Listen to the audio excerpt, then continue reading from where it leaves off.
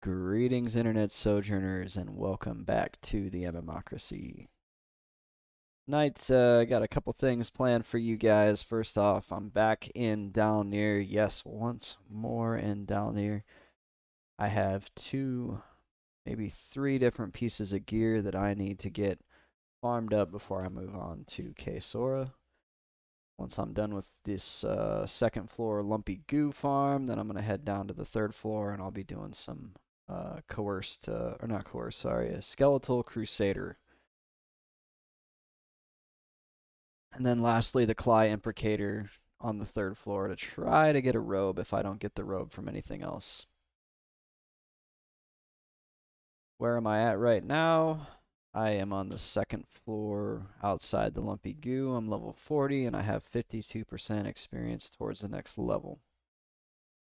Last night I actually got about 10% towards the level. And that's not bad for a hell level. Really, I can't complain. And there's nobody else in here, and that's just how I like it, so. We're going to go ahead and get started here. I'm going to pull the enemy to the left here, which looks like it is a smoldering goo, and then I'll pull the guys to the right. And hopefully the lumpy goo is up. I can probably see from here. No, it's a smoldering goo.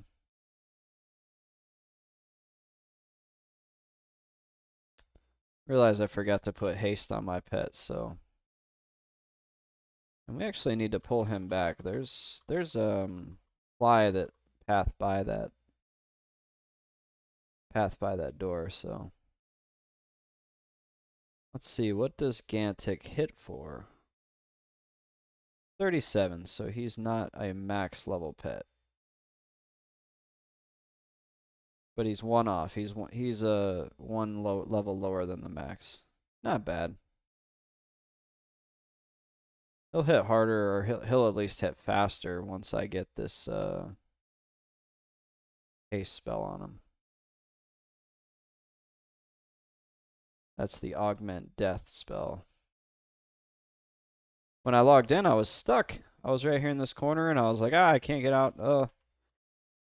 I ended up using the rewind command that got me out. I tried all kinds of different stuff. I tried ducking, I tried jumping, I tried strafing. I dipped, dodged, ducked, dive, and dodged, and could not get it unstuck.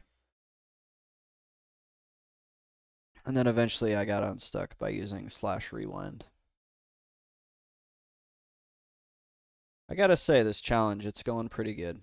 I'm pretty satisfied with it, and I'm excited to finish it. Let's see, we got a Cly follower here. I would definitely say that I'm solidly in the mid game. I'm on kind of a not really I would call it a break from experience, but I'm on a quest for gear. And the intent is that if I get enough gear, it will help carry me through to the actual end game. Because outside of Dalnir and Kesora, the gear looks much harder to obtain. So I'd rather have some gear going in than just try to continue grinding on. I mean, if you look, I'm at 1026 base mana. I think all my int gear is probably giving me about 10% more mana than I would have had if I had to guess. I've probably got about 100 extra mana. That doesn't sound like a lot, and it really isn't. But that's the amount of mana that like saves your ass when you're about to die, basically. That's the mana that you use to feign death when you've got one too many mobs. Oh, the Nibbler's speaking of one too many mobs. The Nibbler is a social off the smoldering goo. I did not know that. That's interesting.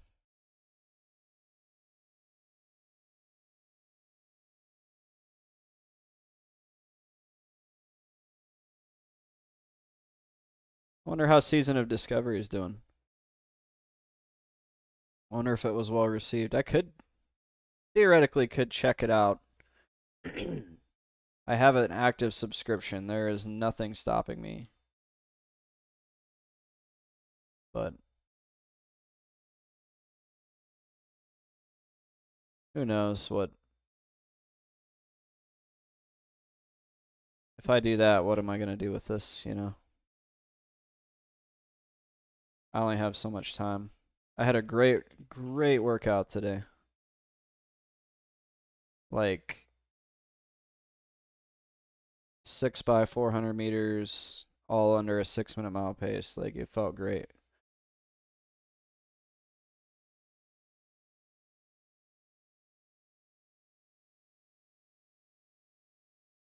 I've pretty much given up on the weights until I don't know if this guy runs. Until after I do my my race, I guess you could call it a race.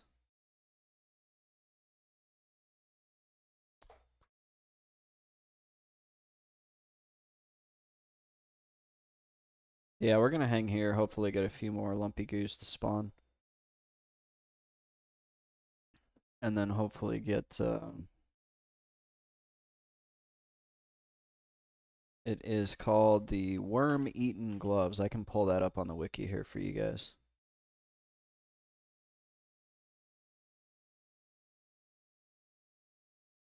Let's head over there. Excuse me, to the wiki, and if you look, it's really nothing special, right? Like charisma -3, int +3, save fire -1. That actually kind of stinks.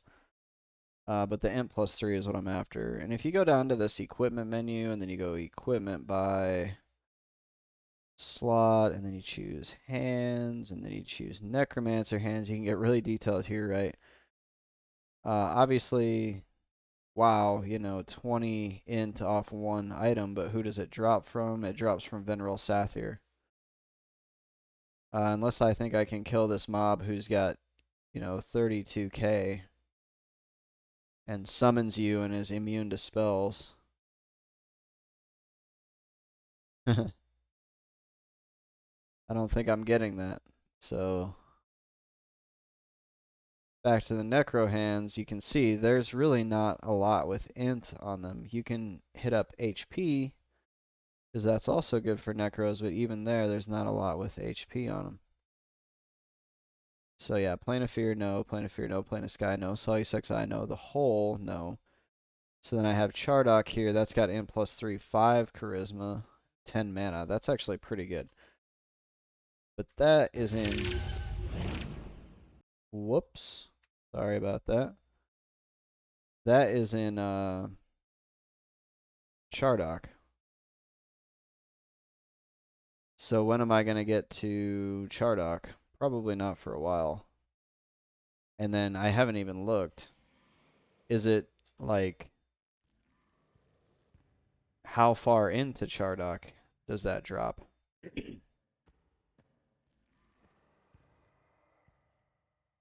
You know? Because you might not even...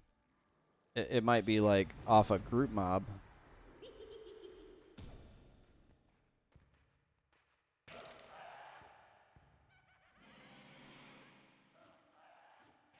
So like that's the stuff you got to consider. So that's why I'm here getting these worm-eaten gloves, which aren't really that hard to get.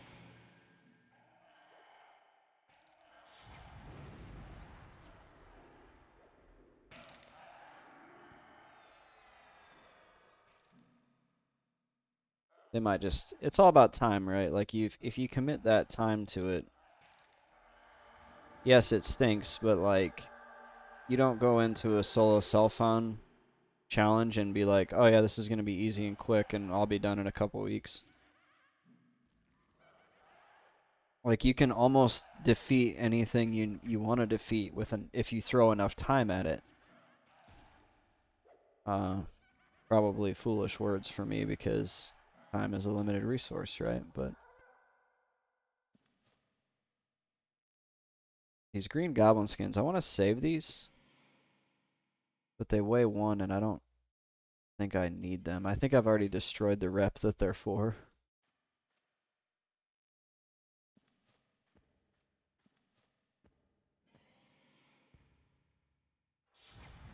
Neutral rockets. I believe I will get the gear as well, sir. Thanks for stopping by. How's the future? Is the future bright? I hope so. It's, the past is cold. It's cold in Arizona. Yes, I said that. You heard me right. It was like blustery, if you're familiar with the term blustery. You know, I kind of want to see what happens if I ST him in the middle of a heal or a spell. I kind of want to see what happens if I ST him, period. Like, does he break out of? He does if he takes damage. Okay. I'm going to give this to my pet.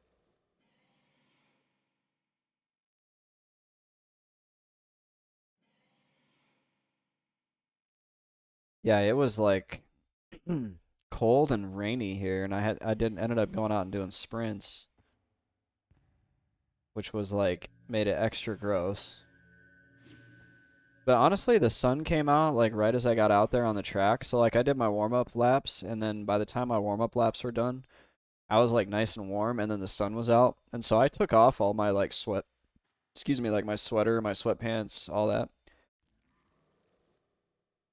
I kept my like beanie hat on because it's so damn like cold on my head because I'm losing my hair because I'm getting old. You can kind of see.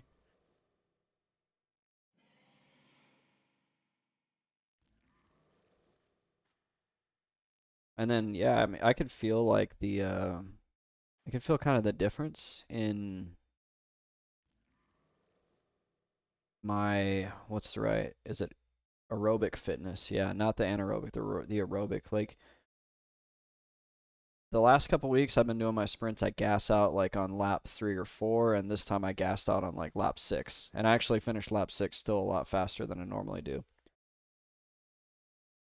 So I probably wasn't gassed out. I was probably telling myself I was gassed out and kind of creating my own mental mountain because I just didn't feel like doing it anymore.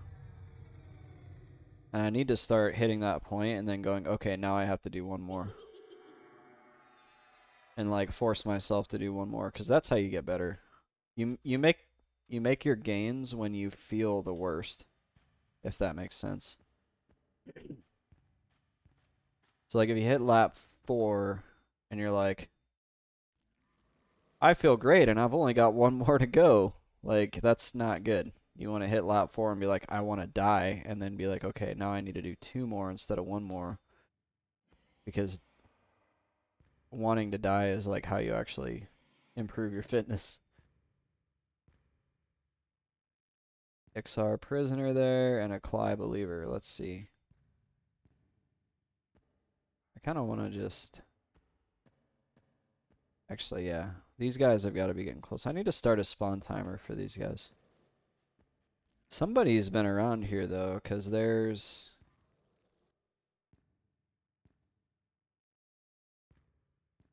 actually, I don't know. Sometimes I can tell like if new things have spawned or if people have been in here killing or not. I can't remember if that was what was here before or not. I feel like there was an Ixar back there. So hopefully I'm remembering it right and I'm not smoking crack. But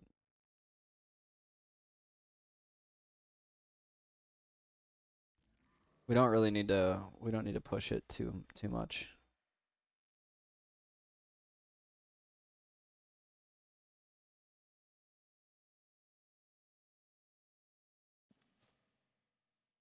The other day when I was camping on Mr. Best Friend off stream, I watched RoboCop. Has anybody here seen RoboCop?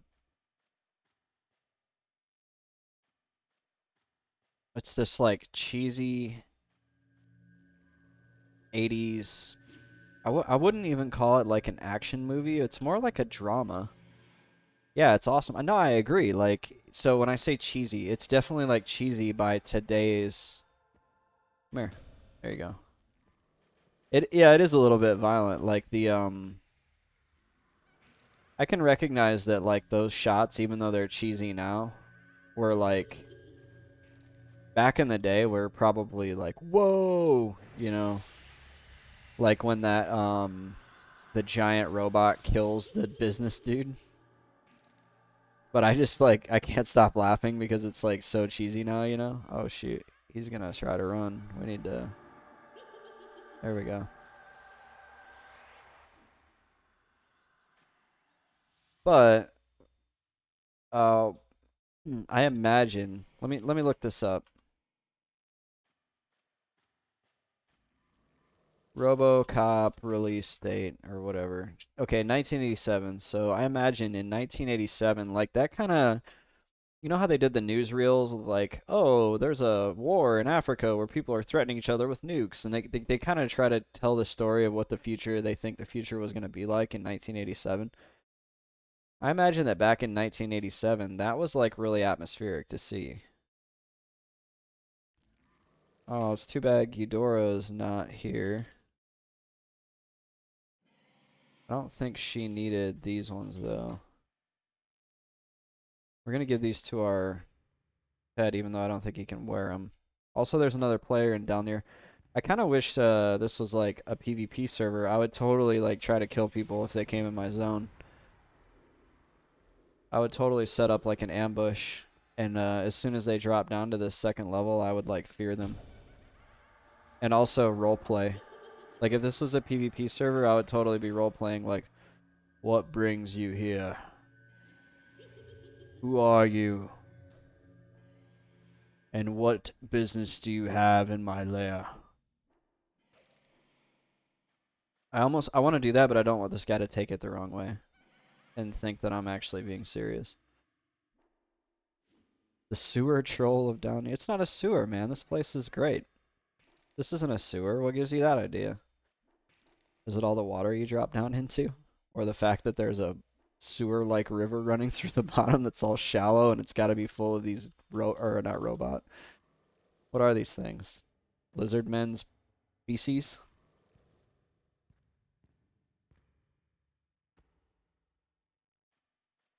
I don't care. There's enough like unless they're coming here and they try to take my lumpy goo, then I'll get mad. I doubt that's the case though. I don't know. People just come here and they do like random things for 30 minutes and then they leave. I rarely ever see anybody stay. Ghidorah is the only one that I've seen stay. Son of a gun. Gyrating goo. And there's a nibbler right there. I wonder if we're going to get him. We did get him. Okay. You there. We're going to root this nibbler. I'm trying to bring the pet back just a hair, but... Oh, wait. No, no, no. You got to fight him, pet. Oh, that's not good. Can we just ST this guy?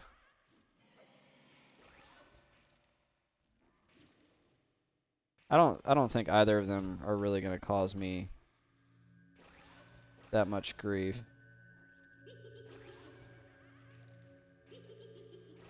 But let's see. We ST this nibbler. What happens? He begins to scream. Yeah, it's kind of like a mez. That's pretty cool. Did it wear off? So, like, I could theoretically just keep doing this, right? Like that. Of course, now my pet breaks it, but... Alright, I think I'm learning now kind of how this works. It's like a mez, but kind of not.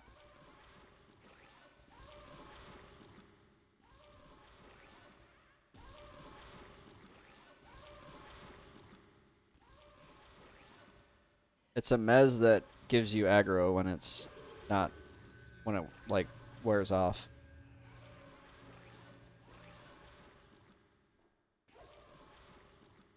Which, wait, mez gives you aggro when it wears off, too. What am I talking about?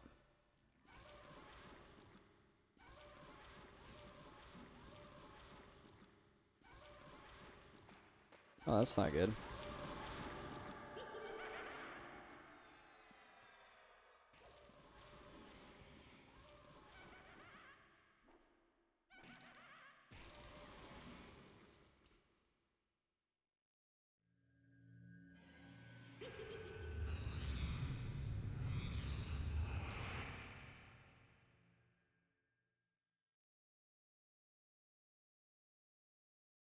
I was hit by 100 for a coerced hit for 100 by a coerced feces. That's a little bit scary.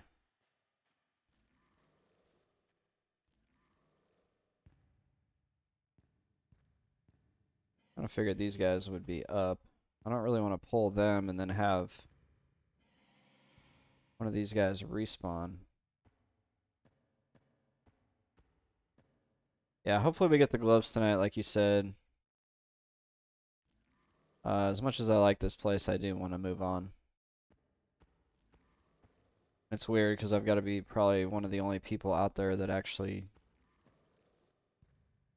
likes this place. And it's probably like a combination of Stockholm Syndrome and like deep-seated self-resentment. What's next? Nurga? I don't know. Nurga's weird. Shearbone Mask is next, yeah. Definitely. I'll make the trip out to Uwamp. It takes forever. But at least it's like almost a guaranteed piece of gear. It just takes who knows how many times I'm gonna have to kill Uwamp to get it. Because I killed him about I actually have an Excel spreadsheet. I think I killed him 56 times and got the gear that I did get. But I left when I got 2 earrings because I thought the Batfang headband and the Shearbone Mask used the same slot, but they don't.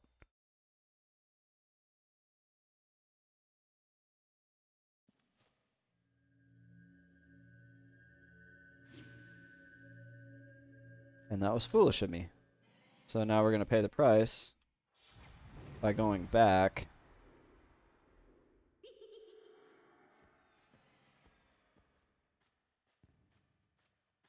Get him, Gantic. Draw his aggro. And that boat trip is really what I'm not looking forward to. I think Uwamp will give a decent experience. He was giving 2% a kill during the double experience. That's not like crazy fast experience by any means. But as long as I'm getting a little bit of experience, I'm usually pretty happy.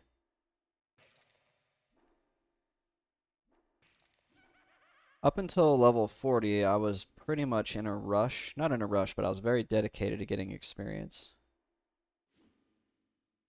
And now I'm more dedicated to just kind of enjoying and exploring.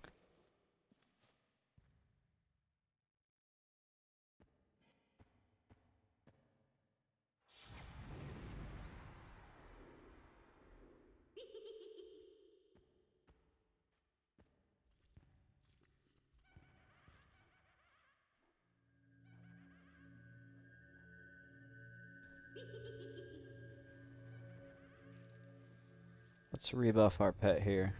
I did the Harvester, the Shadow Mountain Harvester quest. For fashion's sake. Fashion questing is the true end game. Sorry, I'm all like phlegmy. I ran outdoors earlier in the cold. Fun adventure around the world. That's what I like about those Solusek Row class quests. Or Solusek, whatever that, you know, the place. You know the thing.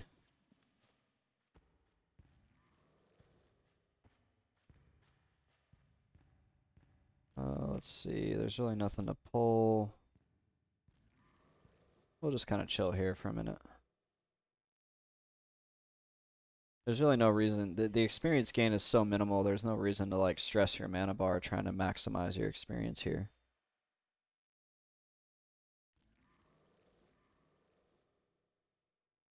Yeah, we'll get the Bone Mask and then we'll do K-Sora.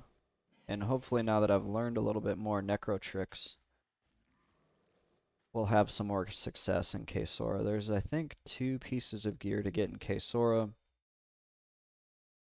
And honestly, the K-Sora is going to be a mixed gear and experience thing. And once I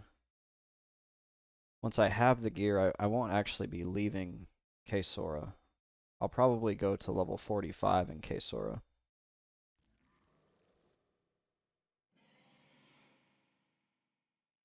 And then at that point, we'll have to decide, like, where do we go from there? Like, what's the move?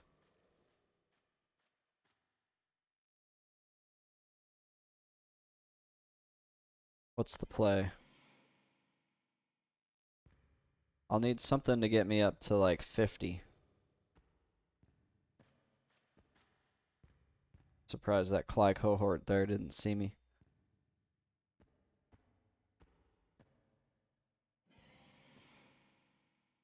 Yeah, I'm glad this believer, you know what, I'm gonna leave that believer there because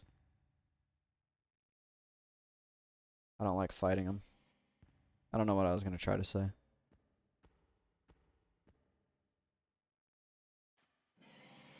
We should be able to see if they spawn right here as soon as they do spawn.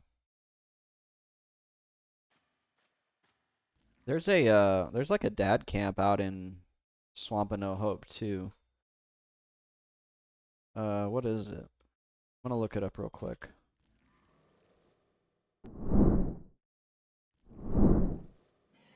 Swamp of No Hope. Level Grick the Exile. He's level 45.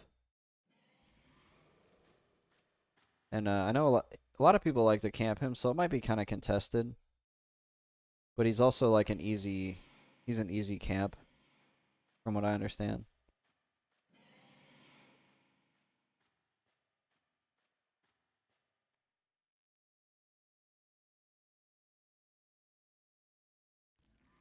But he could be one of those that you just do like. Honestly, I might do a little bit of that off stream because that's like those dad camps are.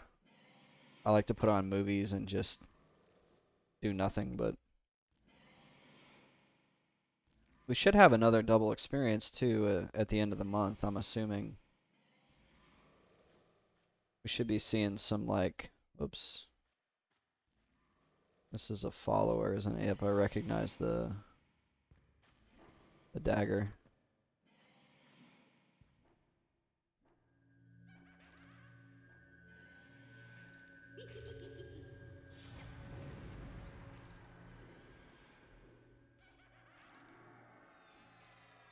Yeah, I did all the Solusec quests on my enchanter, and they were a lot of fun because you're right, they take you all around the world, and you get to do all these different like dungeons. The Rod of Insidious Glamour, that was a fun one. That one wasn't even hard actually. I did it at a higher level than is probably like I kind of waited I think till around 40, and the mob you kill is like level 30 or something, so it wasn't hard.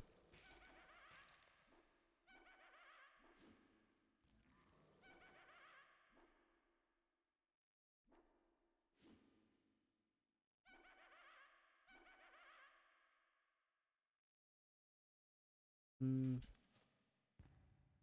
Have a fine steel dagger, Antic. And we learned we need to park kind of close to this corner. Unrest was sketchy. Pet warped through the walls and pulled the entire dungeon. Don't you love that?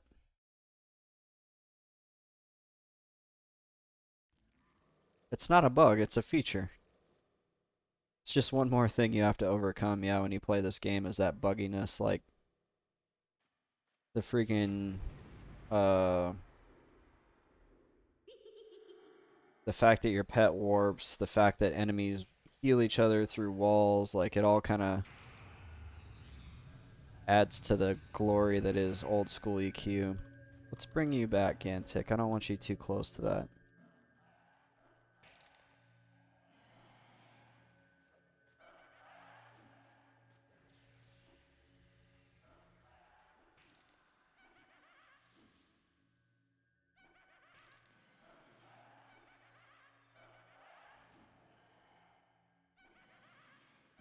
He keeps healing himself.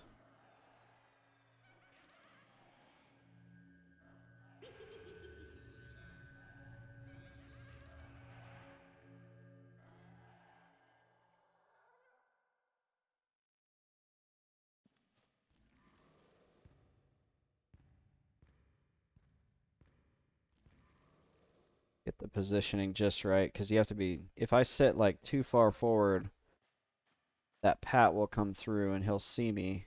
And he pulled like 2 or 3 mobs with him one time. We don't want that. Hopefully we get a Lumpy Goo this time.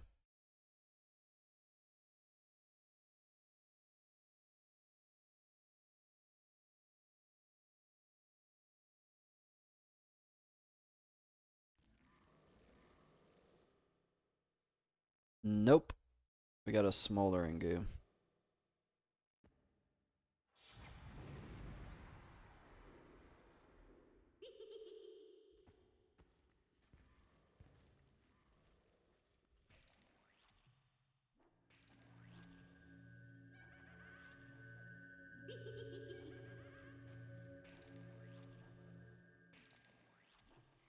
Yeah, ideally we get the Lumpy Goo here soon. We get the gloves. We can head downstairs, get the sleeves.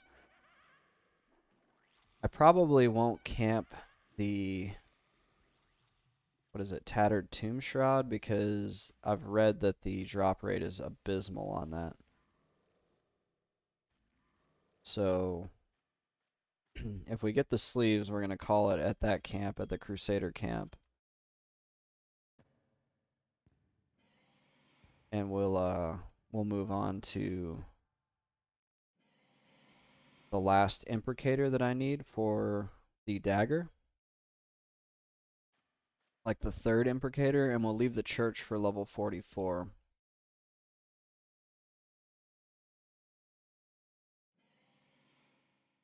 And at level 44, we'll get our better steel skin or whatever shielding spell.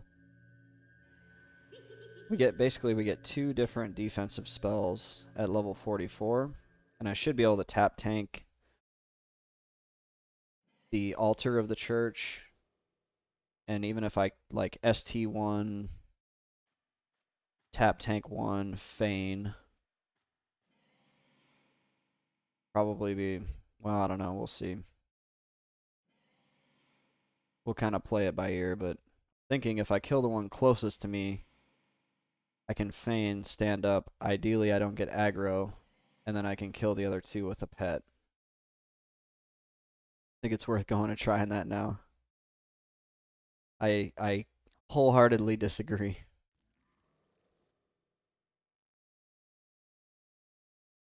I guess one thing to consider is that there were 2 believers up on that altar, and now there may not be 2 believers, but there were also like 2 believers in the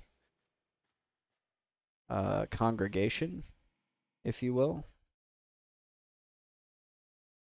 I don't know. If we get the worm-eaten gloves, we can take a look and just see. Because we're going to go down to the 3rd floor anyway. Oh, Ghidorah's back.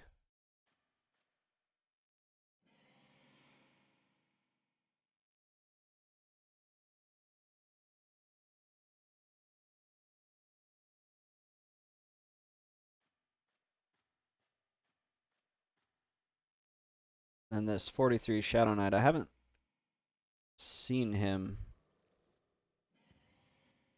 Alright, Ghidorah just needs the pants. So if we see the pants, we'll let her know.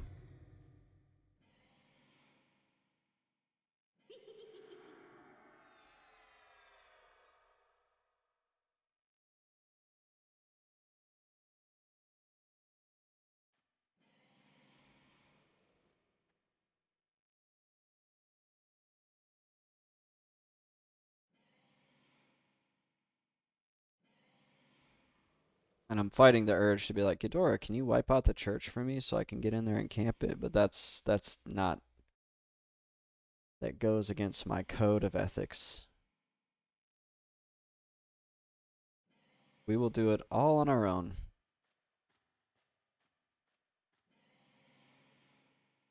Once you start making concessions, you might as well just go join a group.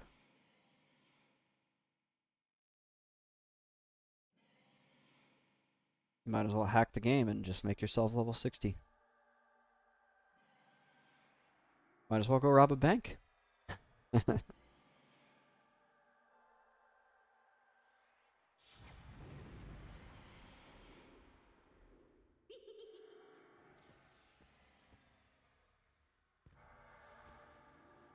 Huh. Apparently you can't line of sight his spells. That's a little strange. Yeah, it's sound logic, right?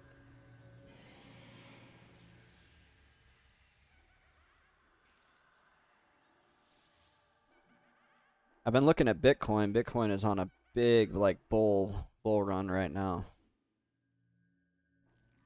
But I think it's too late.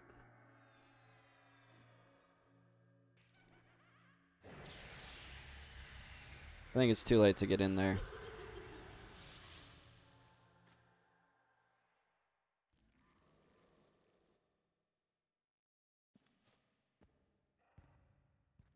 I did not see.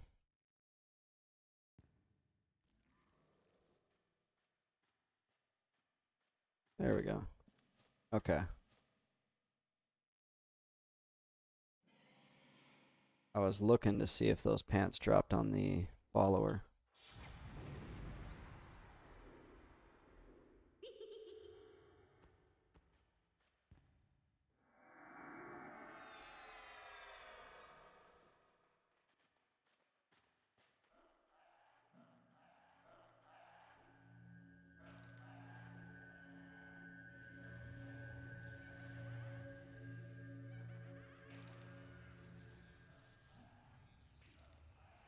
Ooh, I need to put I need to keep seeing Viz on Gantic here. Because these mobs have been dispelling, and I don't want them to dispel his haste.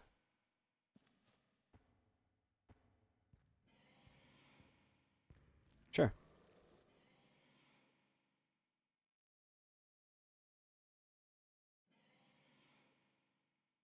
So I've gotten like 2% towards the level in the last 37 minutes. That's good, right?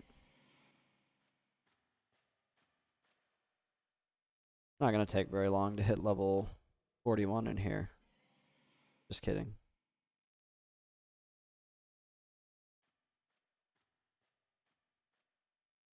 We'll actually have gear. That's the important thing. We kind of waited a long time to get gear. We got the, what was it, Skull of Torture. I think that was when Neutral Rockets first joined the stream. That was probably about a month ago now. And then waited forever to get any more gear.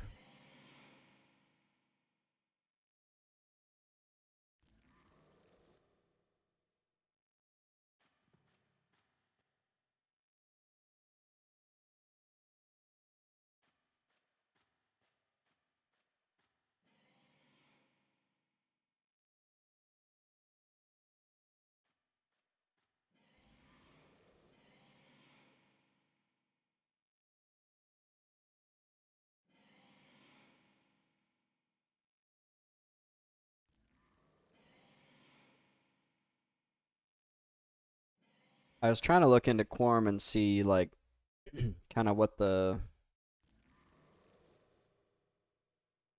user base is talking about on there. And the subreddit is kind of slow. I didn't see a whole lot of complaints though.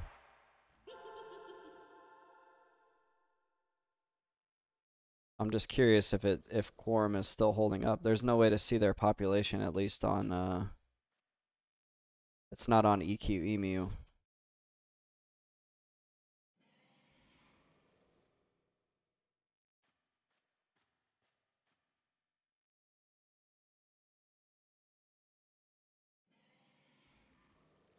I'm kind of curious how it was doing.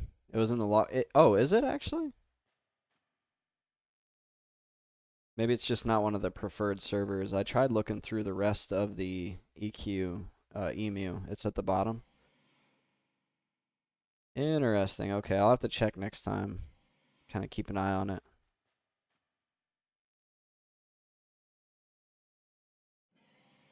I wonder what Project 1999's plans are. Are they gonna just go total retirement home, or are they gonna release a new server at some point?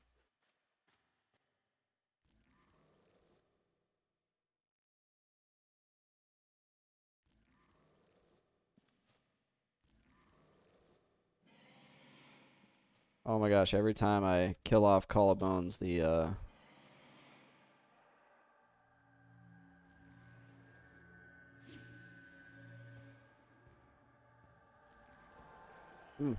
there we go. No, I don't want him hanging out there. Ah, there we go.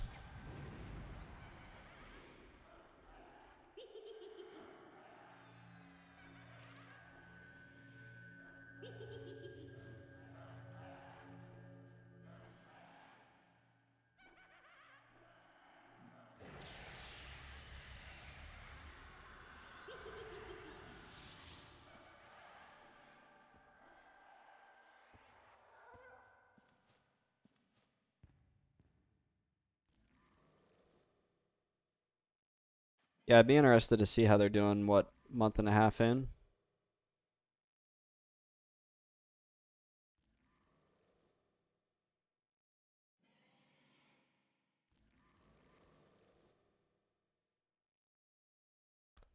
Especially knowing well, I mean, you could make the case Project 1999 released early, but knowing that they kind of released early probably for the development of the server.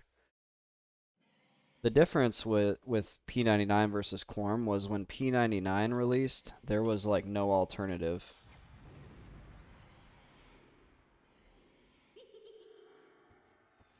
Versus now, if you're on Quorum,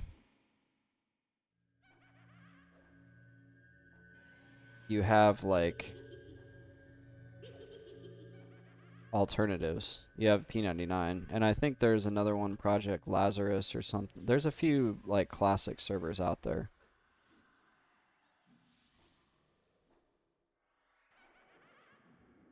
I just prefer P99 because it's like pretty well polished and it's like a known quantity. For one, Daybreak has entered in an agreement with P99. Forms around 1640. That's not bad.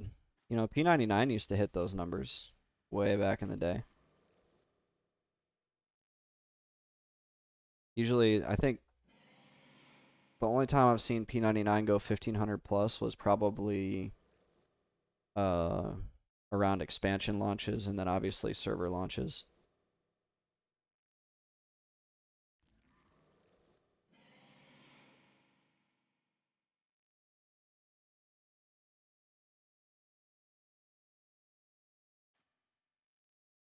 It's a gyrating goo. What a bummer. Green is around 720 average.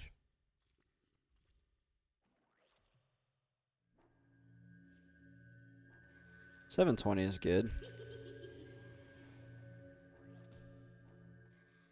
I feel like for a server to be like healthy 500 to 800 is pretty good. You start dipping below 500 average, you're starting to see some problems. You might enter into that death spiral. The MMO death spiral where more people quit, and as more people quit, even more people quit.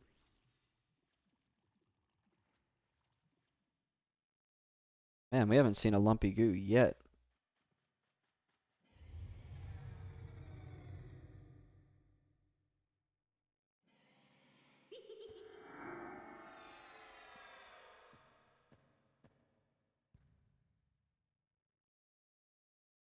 We're getting kind of hosed on the lumpy goos.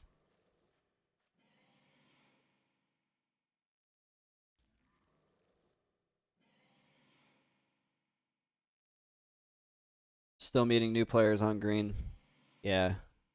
Totally new to EQ, I agree. Like, you do still run into people that are like, hey, first time. What a great, like, experience. Uh, you don't find this kind of experience in MMOs anymore, so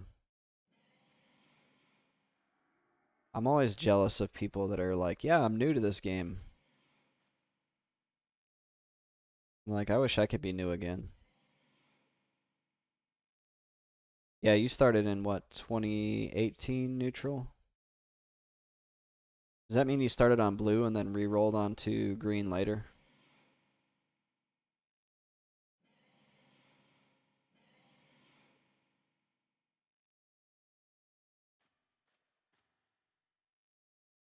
I started on blue in 2009. I can't believe that. I was just a young lad.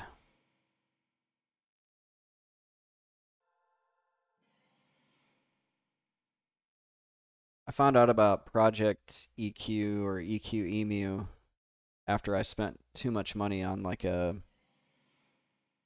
EQ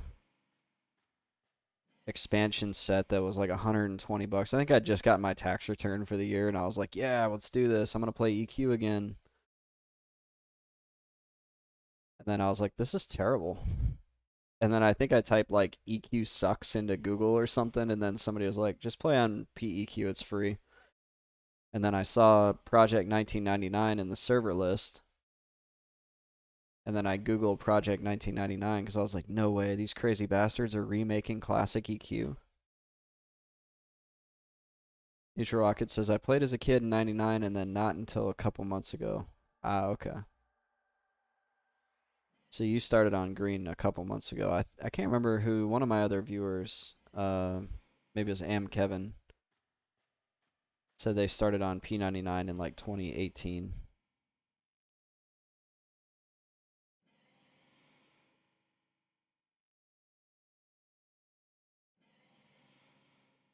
This is one of those games for me that never really goes away. Like, I may take a break for a year, 2 years,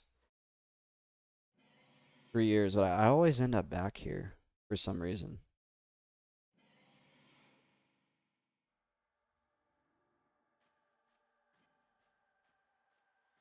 I think you can't find like this type of experience anywhere, and this is probably because this is what I grew up playing. That's just why I play it, but like modern MMOs just don't scratch that itch. Like the levels like leveling up or finding gear just doesn't matter in those games. Like it does, but it doesn't. Like I was playing Final Fantasy 14 earlier this year and I got up like 10, 15 levels on one of my character classes and I was just like, eh, okay.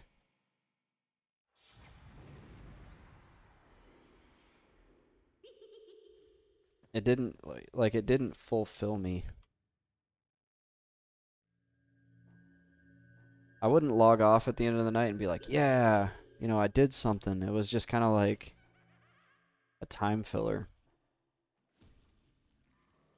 Then I was trying to do old school RuneScape for a little while, and it was okay when I had serious arthritis in my right wrist from playing too much Diablo 2 earlier this year. Like I went hard on Diablo 2 for like 6 months and I developed like really bad wrist pain and I needed something I could play with my left hand only. So I hooked it up on old school RuneScape and I would just use my mouse with my left hand because that game's really not like that intensive, at least not until you do start doing like the higher level stuff. So I would just like fish and watch movies or run the agility course and watch movies. But I kind of fell out of love. Like I never really fell in love with it. I think there was like one weekend where I did some quests on there and I was like, yeah, this is pretty cool. Like I was doing some of the quests you have to do to get like um because everything in old school RuneScape is like you got to do this quest to gain access to this, and then that gives you access to this, and then that gives you access to this. So I was like starting to work my way through that, but it still didn't ever really fully grab me.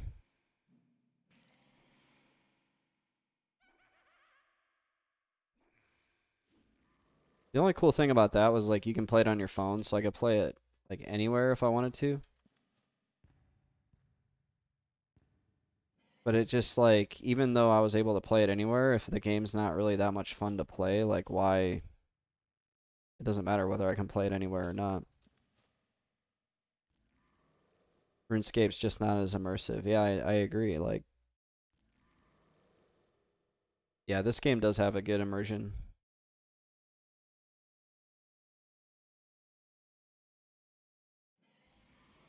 Like, I kind of feel it even still, even after like all these years of playing on P99 and then playing on live. Like when I log in and I run around Cabalus, especially now with doing this Kunark only, like having never left Kunark. When I run around Cab, I'm like kind of feel like I'm at home, which is kind of weird to say, but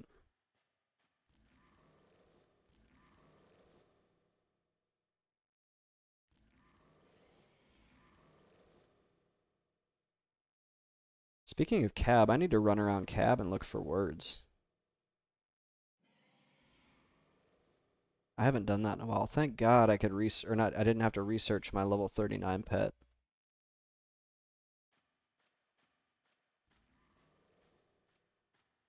And I'm almost through with research, but I'm going to have to do the next two levels have research, next two spell levels. But there's a light at the end of the tunnel.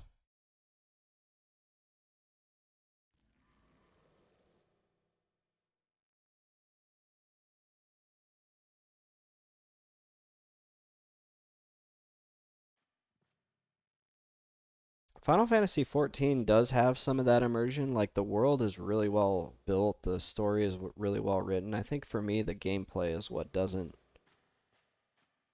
really get me. I don't know if it's because there's like not a lot of consequences for dying or like things aren't as scary. Like some of the places you end up in EQ, like they get kind of scary.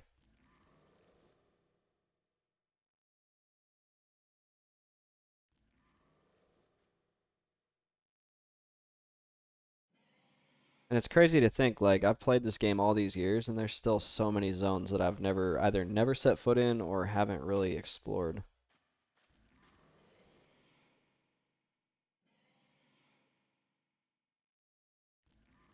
And that's actually one of the reasons why I used to like to play this mud called Durus Mud. There was like very little info out there about this mud, Durus Mud. It wasn't like P99 or any other more modern game, like with wikis and things. Like you could go to an area in one of those muds and there was like quests in the area, but you weren't gonna figure that out through Googling it. So you got almost like this like almost like a Zork type experience where you're oh shoot. There's a cohort. We're gonna wait for him to path by.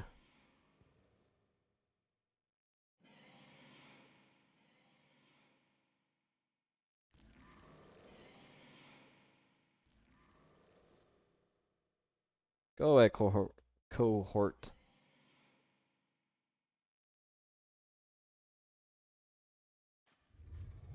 Oh, there he goes.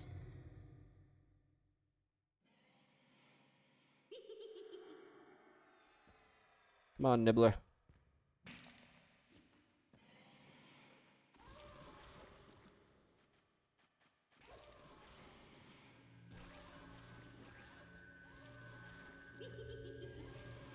But I found myself when I was playing that mud like super fascinated by the fact that I could go to a zone.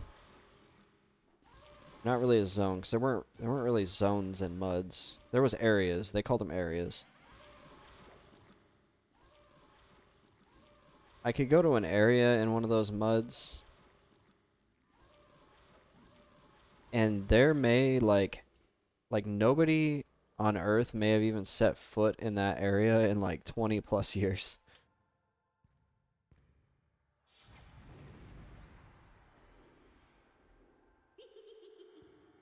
Hope he didn't summon a pet. What's he doing? There we go.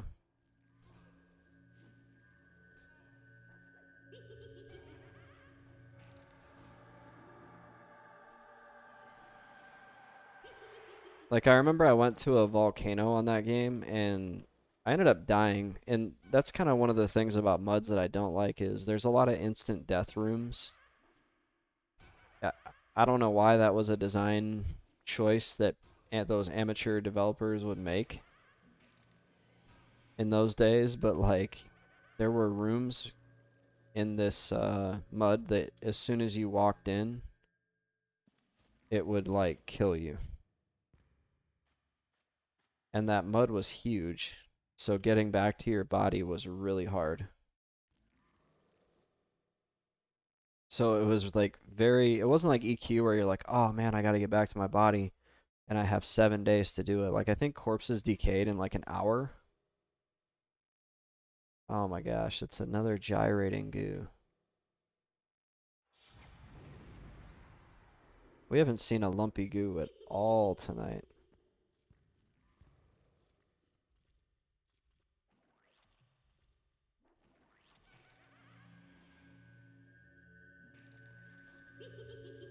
We're having such bad luck. So it was like a very real possibility in those MUDs to just be like, damn, I lost my body. Like it doesn't sting as much because it happens so often.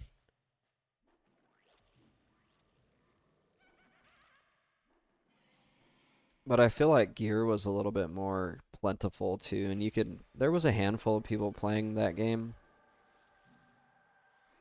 And actually, since we have a lot of med time here and a lot of just downtime, I'm gonna pull up. This is really cool about this MUD. I'm gonna pull it up and show you guys. Hopefully it's still up. Oh yeah.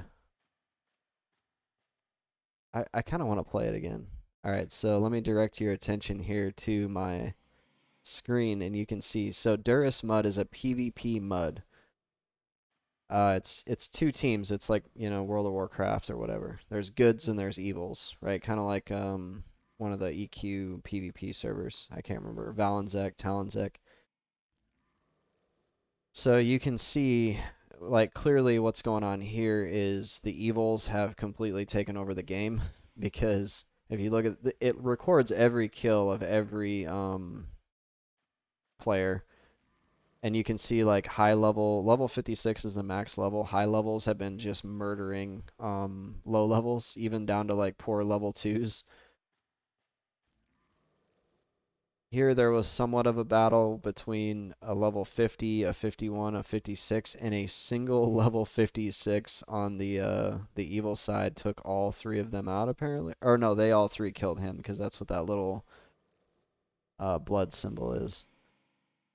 But the cool thing is if you click on the actual battle log, it tells you everything they were wearing.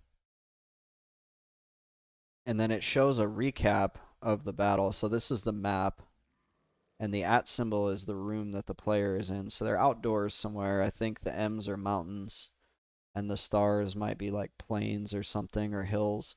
No, the little carrots are hills. I was actually really into programming a MUD client to make this game play better. So I found a way to tell the MUD to take this information here and put it in its own little window inside the MUD client. And that what that did was that reduced the clutter on my screen and also I always had my map up in a little window in the corner. Versus if you leave it here in your main like chat log, it's just gonna get filled up and it's gonna go away. And you're not gonna be able to see it, and then you'll be like, wait a minute, which way do I go? So here, like, they were moving around, I guess, and then they cast some sort of spell. They checked their stats, they checked their buffs. And let's see, they're in a home. Quietus, the famous pirate, is here. They checked their inventory, and then let's scroll down to the good stuff. Usually what you see is another player will, like, break their invis through an attack, is usually how these start. Here's all their spells that they have memorized. It works a lot like EQ. Like, you choose what spells you want to have available, and you only have so many, like, you can only memorize one of the 12th circle. Looks like they can memorize 2 of the 11th, 3 of the 10th. That's kind of how that works. And let's see. Let's keep going down. They must have got killed pretty quick.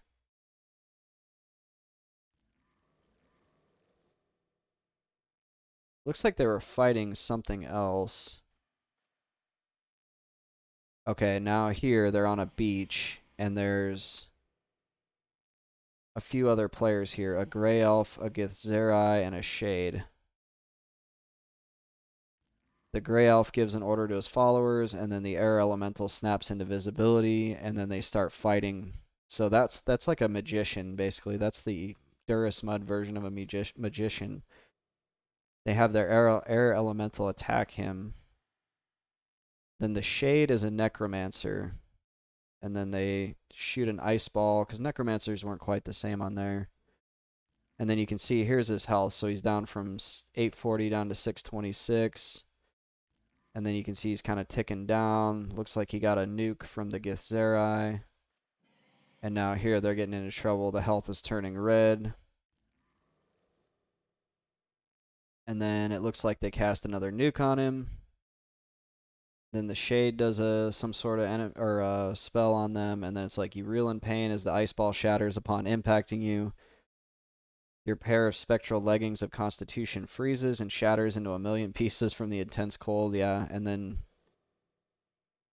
this must be the point where they die, and then that's the end of that engagement. But every time players fought or fight on this mud, like here, holy smokes, they had like a whole raid going, and that's kind of how the game works. It's like a little bit of a Zerg fest.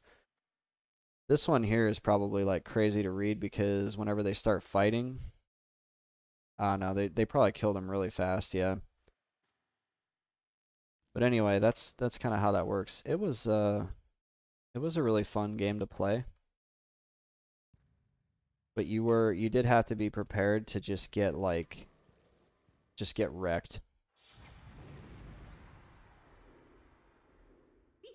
Like I would just be out fighting, leveling, and then just like that, a couple high level players would come in and just destroy me.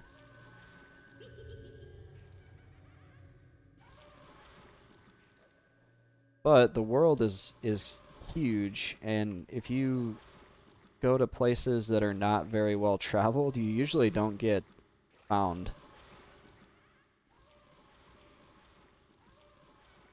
It's just missing a few JPEGs.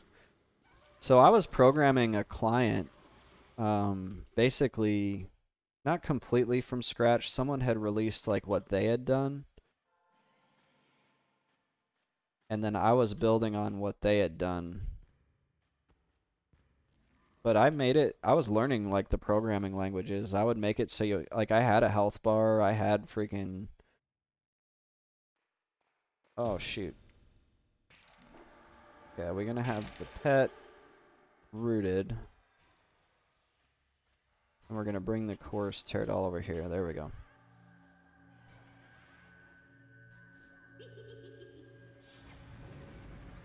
I had it so the health bar would change colors the more health you lose, or lost. I had the map going to one thing. I had combat going to another thing. Like I was starting to get pretty good at programming these clients using, I think it was Xperl and XML. I can't really remember what the language the client used, and it really wasn't hard. I was just like something you just kind of Googled and figured out as you went with a little bit of experimenting. But that's also like, that's kind of the devil in that game as well, is there's a lot of people out there who are way better at it than you, and they program triggers and macros. Because of the way those games work and the fact that you just have that text, like text is very easy for a client to pick up on and read versus like if I was going to program a bot for this, it would have to learn how to recognize like this is a wall, this is a floor, these are enemies, versus on MUDs, all you have to do is tell it, look for this text, and when you see this text, do this thing. So people will very easily just program a bot where they can just push go and it'll like walk through an entire area and kill everything and get all the experience. Once you get it down to a point where everything's predictable, like if your character can kill things in one hit, and you know it's a guaranteed one hit kill, you can just program it to be like, kill this, kill this, kill this, kill this. Move west, kill this, move east, kill this.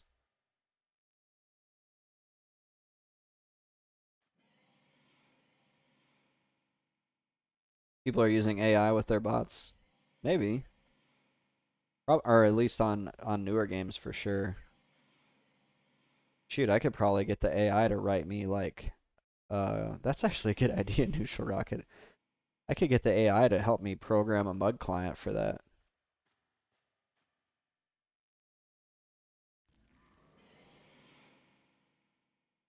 The game was like really tedious though too.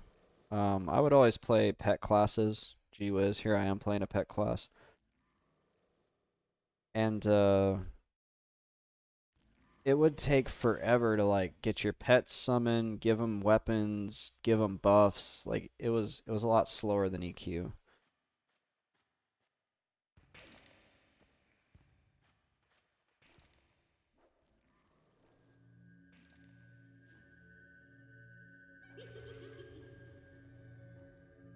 And then I would get like so frustrated when my pet would die, because then I would have to like go back to square one of like memorizing the pet spell, resting, standing up, summoning the pet, memorizing the pet buffs, stand up, cast those, forget them, because it works kind of like EQ. You can only have so many spells like in your queue. Oh shoot! Oh, he's got him.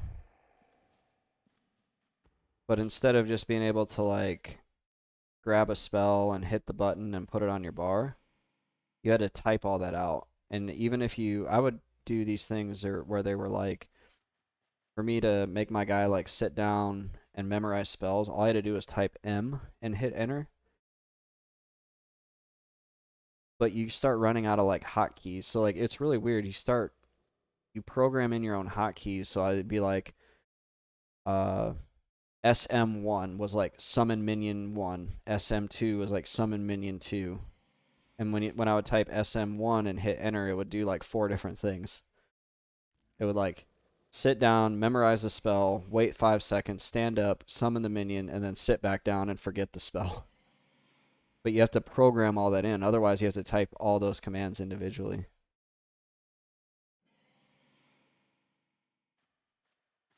But believe it or not, I played those before I even played EQ. Like, I played MUDs first.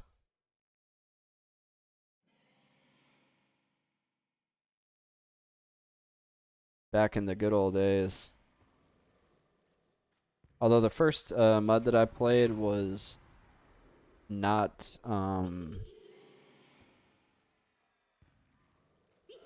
it was not really built for that kind of gameplay, which was really cool. It was a MUD based on ancient Rome, and there was like no magic. There was some magic, but it was like very, very low, like magic. They call it like low fantasy. There wasn't like elves and dwarves and goblins and crap. It was like based on ancient Rome, and anything that could be considered like magic was outlawed. It was considered like evil.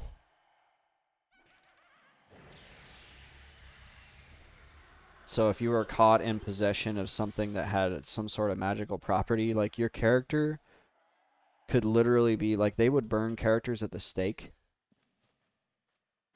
And when I say they got burned at this, like you literally lost your character. Like you got burned at the stake and you had to make a new dude.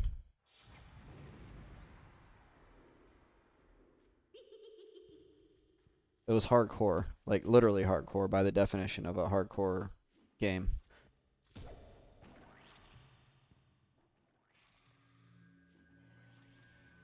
And if you were treasonous to the government or whatever, if you got caught like plotting against the government, you would be burned at the stake or executed. It was kind of cool.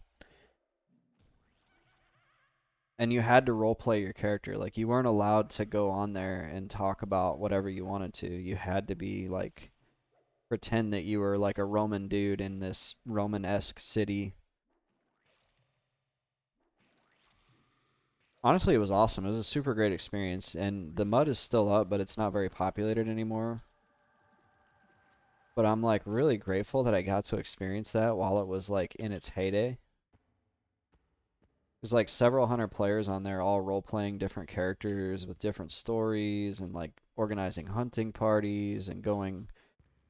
Like sometimes people would like come up with their own little adventures. They would like walk into the inn. You would log in and just kind of wait at the inn for something to do. So you'd log in, you'd walk to the inn, unless you wanted to just go kill stuff on your own.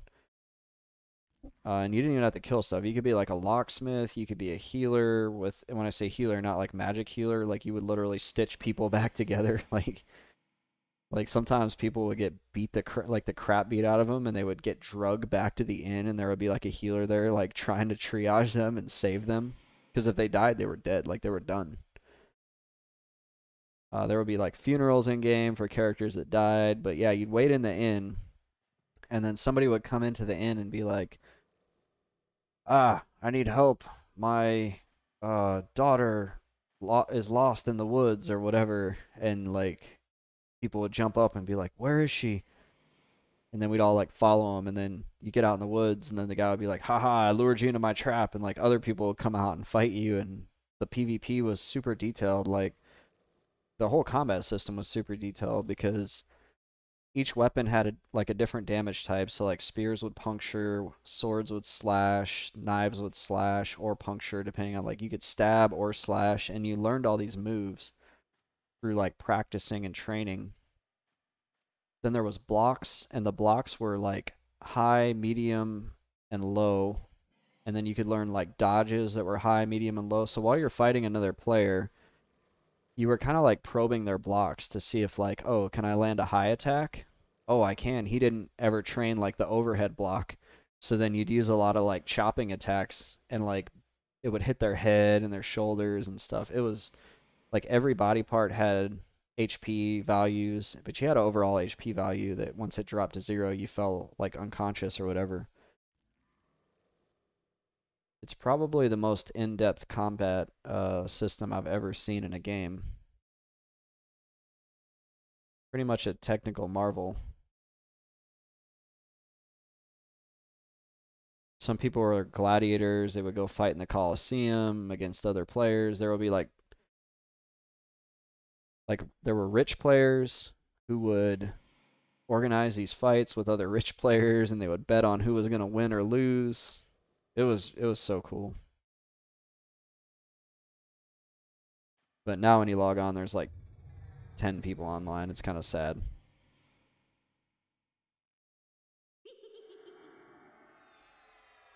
Just doesn't quite hit the same when there's nobody online. Back in the heyday, there was always like 50 people in the inn just hanging out. It was also really cool back in the day because people would like they weren't logging in just to get levels and get powerful. Like everybody just kind of got to like level 20 or so in their regular attacks, and that was enough to kill everything in the game. So people would get to like level 20, and they would just kind of like be like, all right, cool, I'm at level 20 now. I can quit leveling and just do role playing and go on missions with other players or whatever, go on GM events. And then this one guy, I'll never forget it. His name was Talisman. This one dude decided he was going to be a total nut and like level himself to like level 300. So he spent like he just like went he didn't even talk to other people. No one knew who he was, and he spent like weeks, months, whatever leveling himself to like level 300, and he became this like god. And then he would just go around killing other players. But he had this like little crew that would follow him around. It was so cool. He became like a villain in the game. And everybody would like want to fight him or whatever because they would see him and they'd be like, "You killed my brother." but nobody could take him down. And then that caused other players to start like ranking up really fast and trying to like take him out. And then that kind of started the spiral of then everybody just wanted to level up and nobody wanted to role play anymore. And that kind of contributed to the game, I think, falling. It wasn't as much fun anymore after that. But there was a point where it was like total magic. Like you want to talk about immersion? That was like crazy immersion. I would spend hours on that game just playing like, but not actually really truly doing anything. Like just talking to people.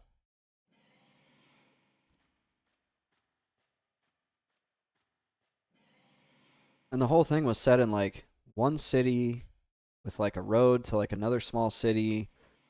And then there was like a little boat you could jump on that would take you to like another city. And that was it. And then there was like some woods and some hills around it and that was it. There was no like giant world to explore or whatever, but that was enough because it was a mud. It didn't need to be massive.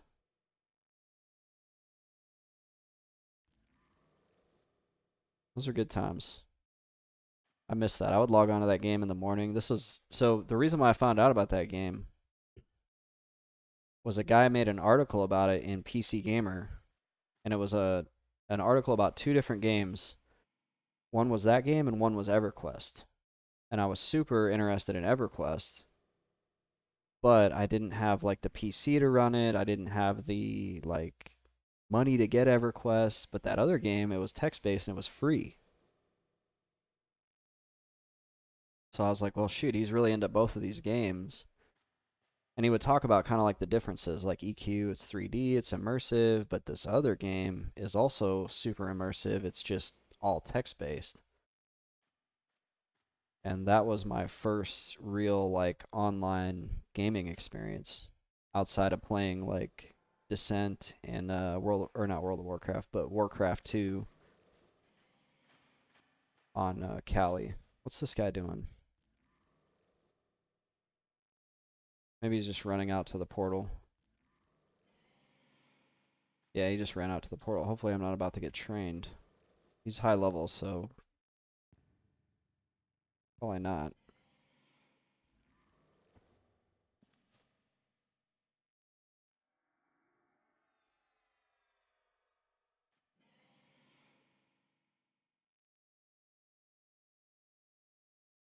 And then that kind of opened up my eyes to like muds.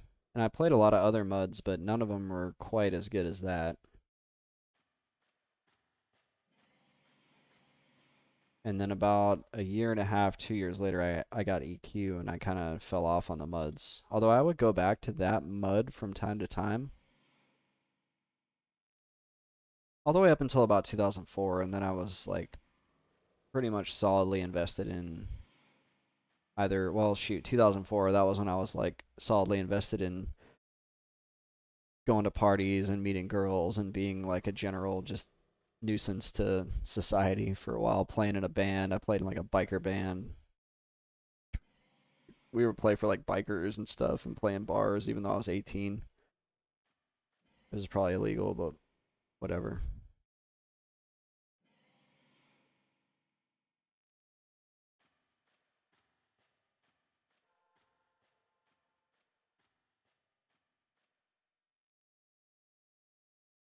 Because there was a point where I think right around Planes of Power where I was like kind of fell out of love with EQ and I played DAOC, Final Fantasy 11, like some of those other classic MMOs, and pretty much dropped EQ until P1999 came out. Played a lot of World of Warcraft from like 2006 till 2010, and then dropped WoW whenever.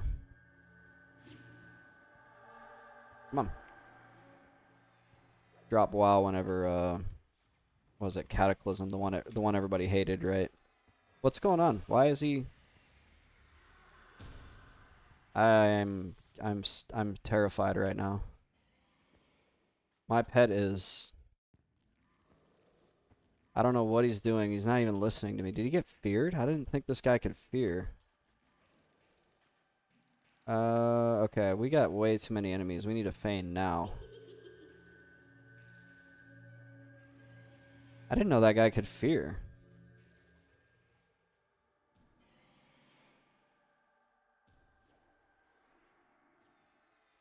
Okay, and I see...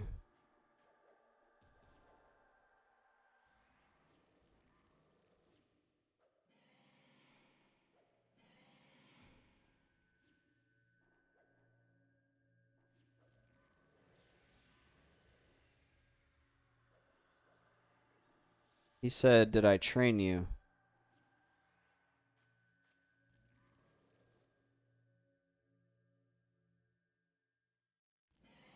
Yeah, I have no idea what just happened there. My pet went from...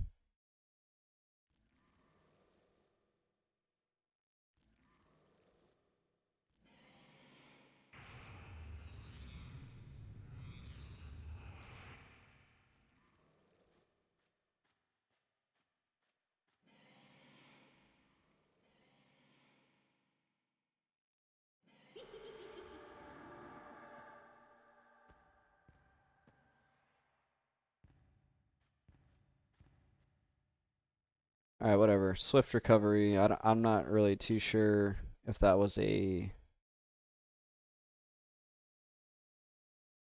fear or if this other guy maybe... I don't know. I think he got feared, but I didn't think those enemies could fear. That's a little bit strange.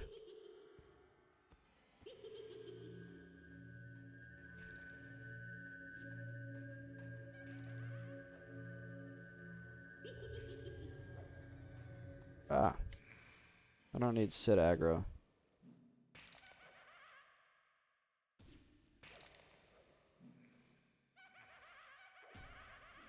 And this pet's lower level, but I don't think it's really going to matter all that much. I don't know, maybe it will. He's taking a lot of damage. We'll have plenty of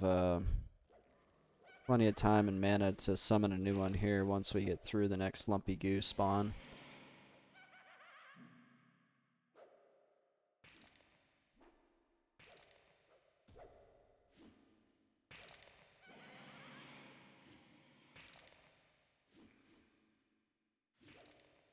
Yeah, this pet's a little bit of a wet noodle. Oh, we have a Lumpy Goo. Oh, we can't see him though, so we need to wait. Oh, come on.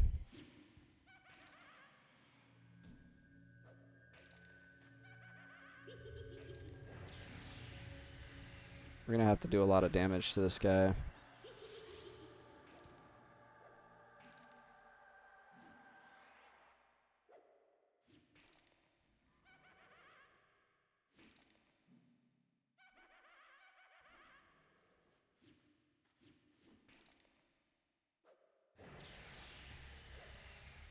I don't have him.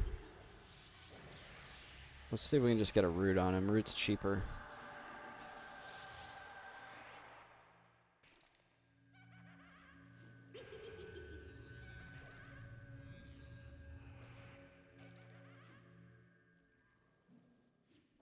That's almost dead, so I can't pull the Lumpy Goo.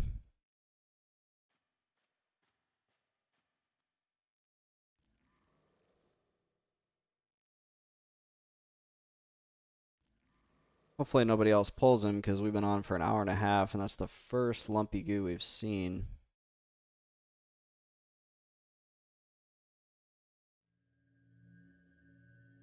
I'll just keep healing this pet up and try to get him healthy real quick.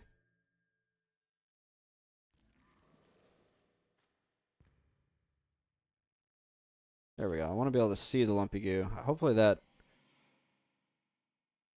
monk doesn't come back and kill it, although if he does, if he just leaves the...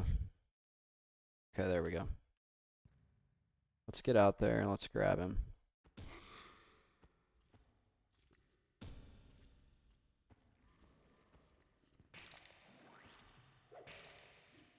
Ow.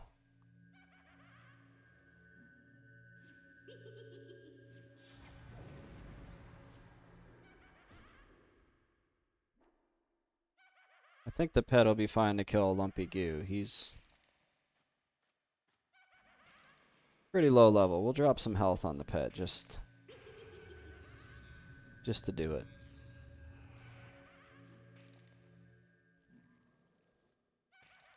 Just to make sure he can get her done.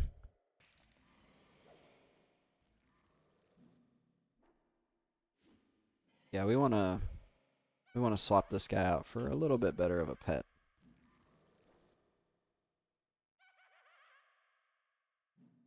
Hopefully we get the worm-eaten gloves and we don't have to worry about staying here any longer. Nope, another two-hand. Oh, it's a fine steel two-hander. I have a torch.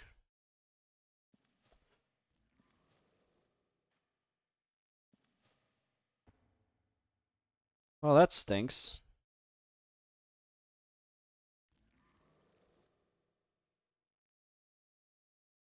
As much as I want to move on, I don't think it's wise because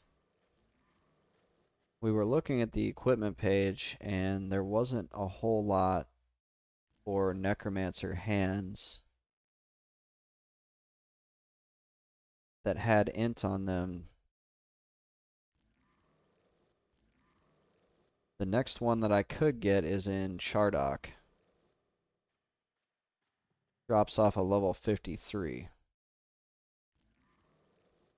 So we kind of need to stay here and get us a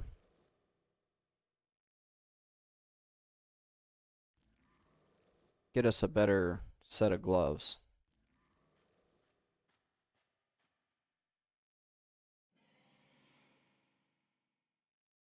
I'm gonna be mana starved here for a little while.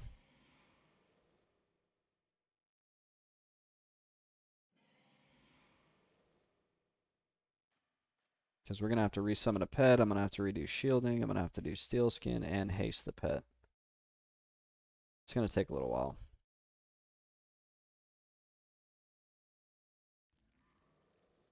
Hopefully everybody's having a good Friday night. I actually have to work tomorrow. But it's for a good reason. We are gonna have Santa come down out of a helicopter. And there's gonna be a bunch of kids there. So I'm glad to go to work and help with that.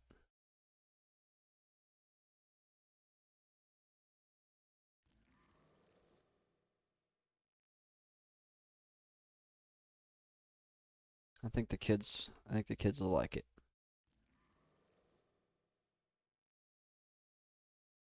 Yeah, I'm like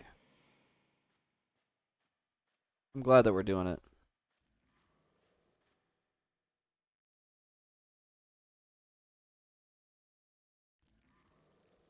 I think it's for a good cause. I wish my kids could be here to see it. They saw it a few years ago when we were at a different location, and it's always fun.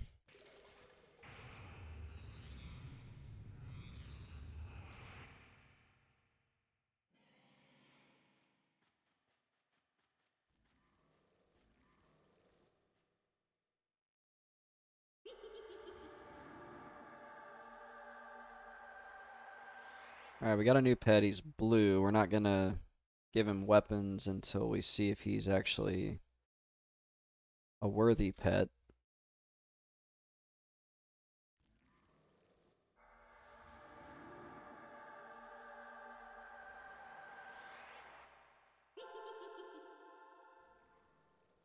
But we'll do shielding, steel skin, and augment death. Ooh, that was a lot of fizzles.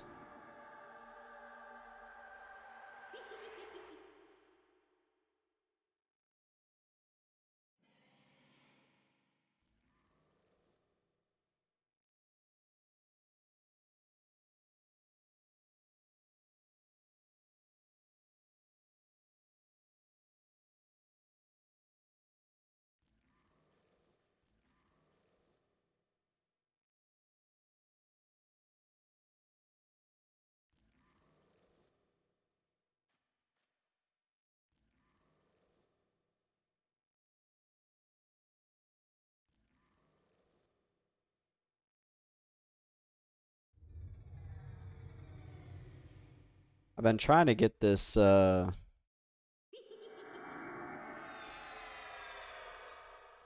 computer of mine to. I have a second laptop that I just want to use.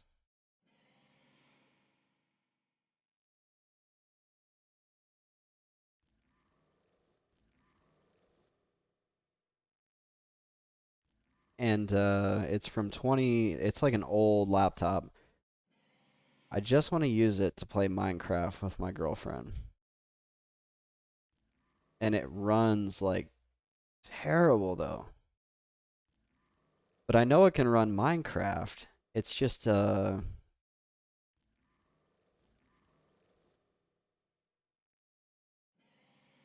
something that is like tanking it. Like there's like something using a ton of the disk. Uh,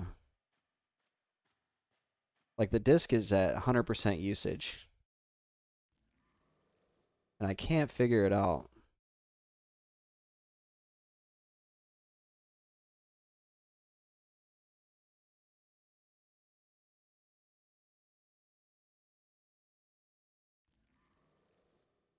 So I've been running all kinds of like check disks and like different things on it to try to get it to like stop doing that because you'll try to open something and it will take forever.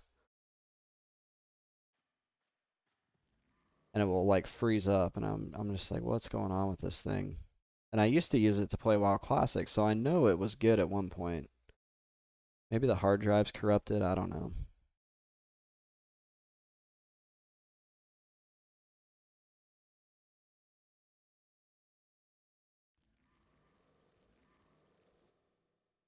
Geez, I'm up to 37 videos in my playlist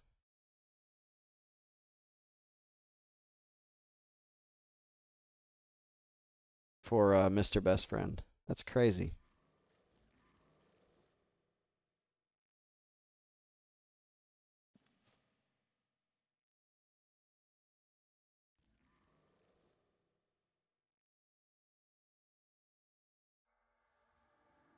Trying to figure out how to sort them. Uh-oh. We have a 1300 viruses. Yeah, that's kind of what it feels like, but I don't think it doesn't have viruses.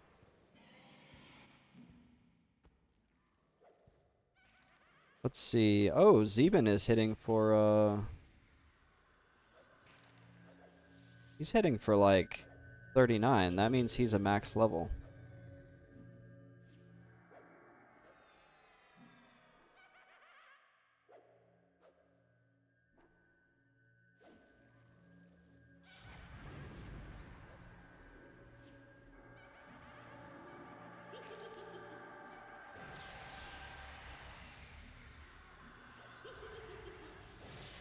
We need to life tap this guy. We need to get some health.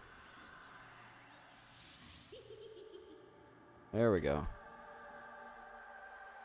Ooh, another words of discernment. Should we have another rave party?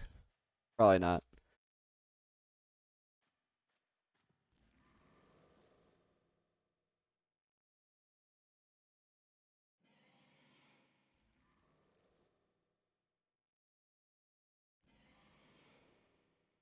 There we go. I figured out how to sort the playlist. Hopefully that sorts things out.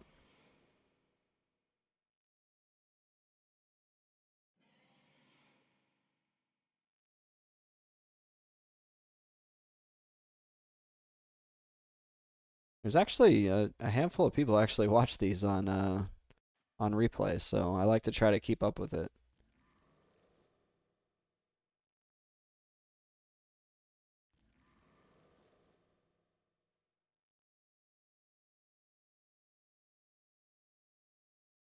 Yeah, I might need to do that, neutral rockets, but I don't have any like Windows disks, so I need to look into like what does that look like?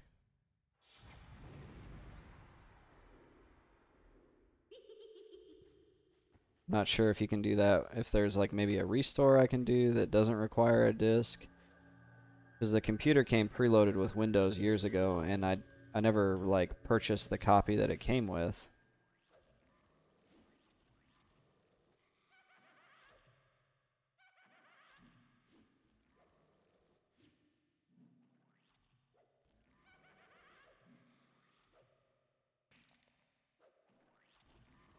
Okay, hopefully we get another Lumpy Goo and our Lumpy Goo luck turns around here.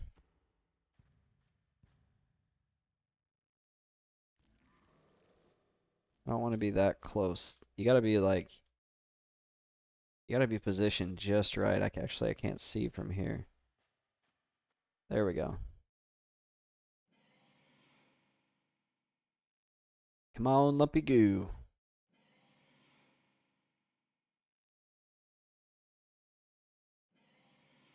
And after that, we'll give this weapon and this torch to our pet. I don't think it's gonna do anything, but he'll look cool. And he'll be nice and luminous.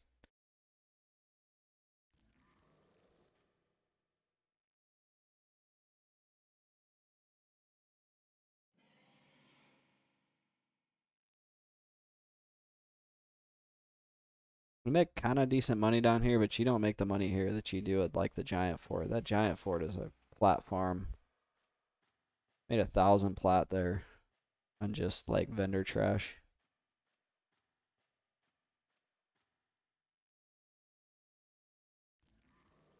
I don't see anything over there. When is it gonna pop? Actually, I remember I had to med a little while before I was able to kill it.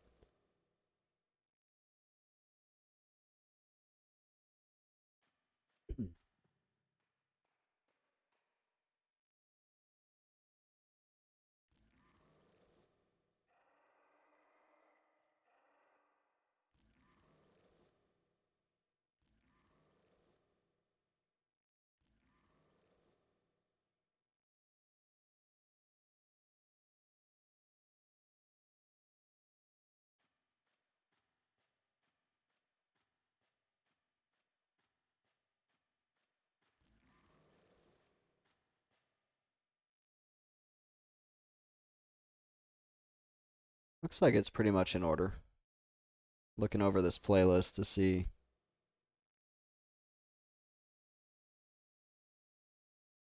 Ooh, I think we have one. We do. Let's go pull him.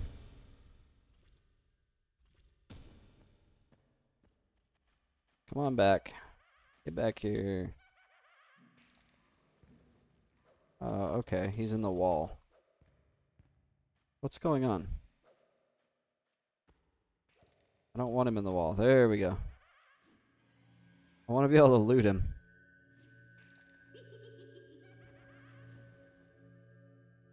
Oh wait, we need to snare him? I think we do.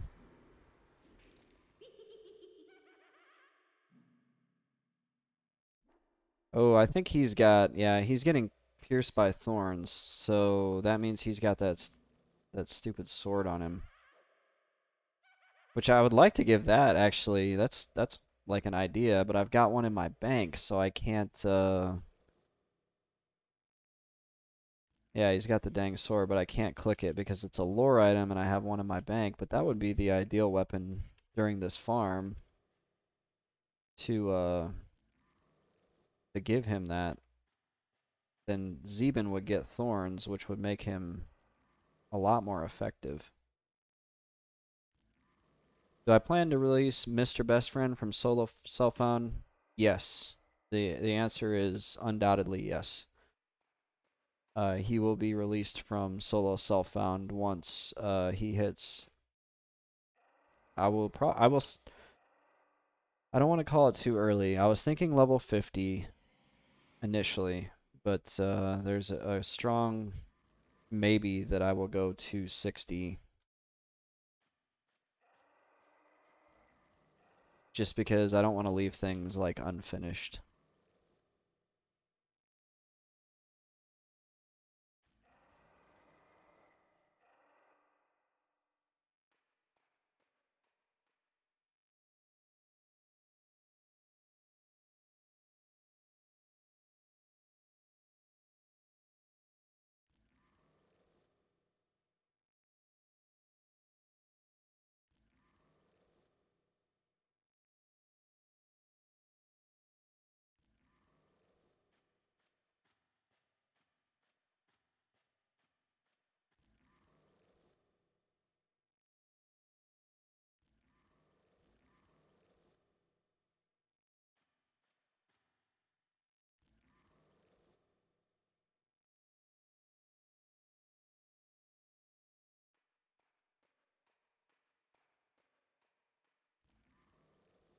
Now, whether or not I do any like rating, I don't know.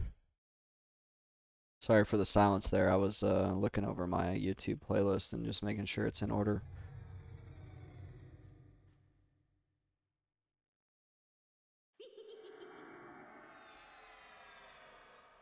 And like honestly, do I need these gloves right now? Probably not, because like is another 3 int really a huge like upgrade if I'm gonna release him from solo Sulfon, where I can actually go get int plus 20 gloves from Veneral Sathir eventually? Probably not, but it makes the challenge a little bit more interesting and fun to go like pick out farm targets and go farm them. And since I've pretty much written off WoW Classic Season of Discovery, like I don't have any plans to change MMOs anytime soon. I have a small viewership, but I have some loyal viewers that enjoy watching EQ, and I think that's like kind of my thing, and it's been my thing since I started streaming, so I don't want to like swap games and swap to a game that's even harder to get viewers and then alienate the viewers that I do have, so kind of married to this game at this point. Isn't it scary that doctors call what they do practice? That's a very good point, Skyless Raven. I never considered that. They practice on you.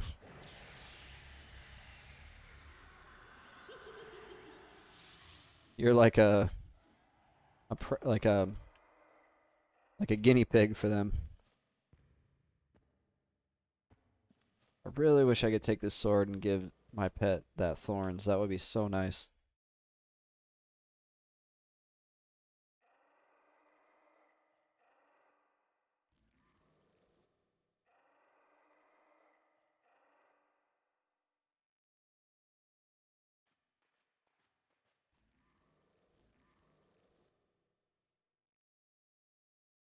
That's okay. We're gonna get the next Lumpy Goo is gonna drop the gloves. I know it.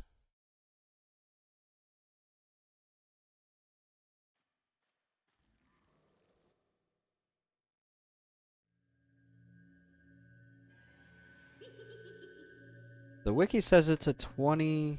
Well, I don't understand that. It says 20%. I feel like it's not a 20%. We haven't seen a fighting baton either.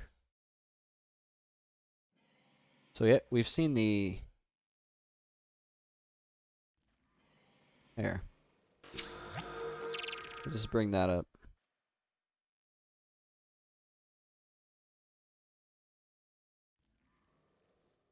Oh, am I doing something wrong here?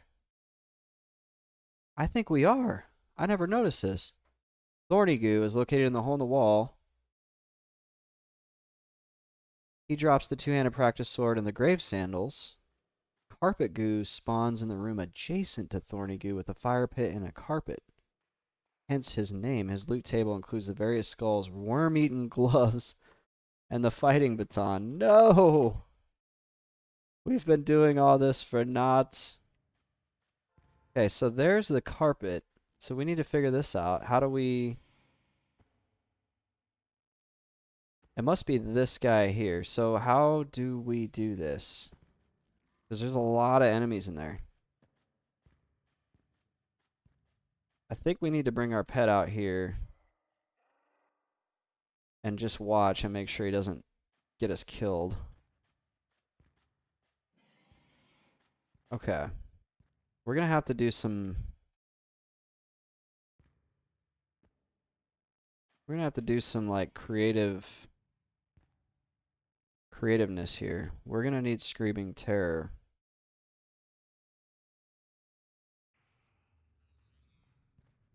Okay, there's a goblin over there. And there's a Cly there. How do we break into that room? This might take some finesse here, but we're on the path now. Let's pull this nibbler. And hopefully we don't get a whole pack.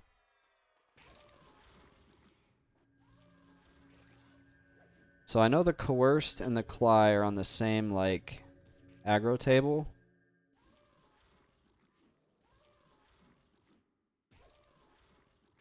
So we're going to need to kind of fight our way into that room.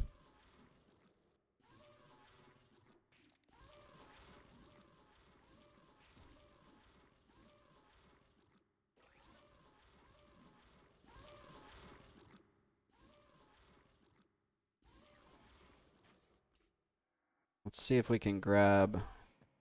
That goblin's over there. I'm wondering if when we go to grab that guy, if he's not going to pull, like, everything with him.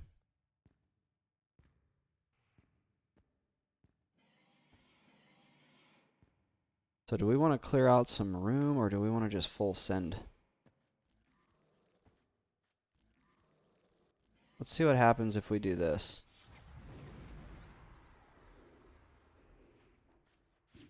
Oh, shoot. Okay, we got some dudes.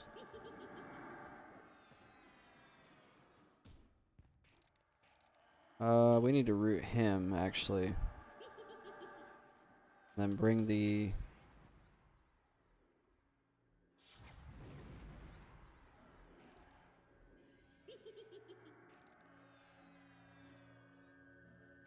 Okay, this is kind of messy, but we're just gonna go for it. I think we can just ST this guy.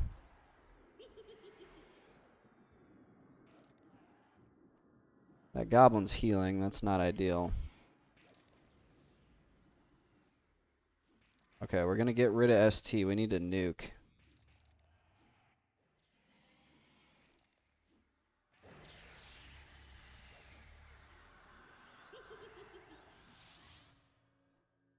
Get him down so we can finish this fight.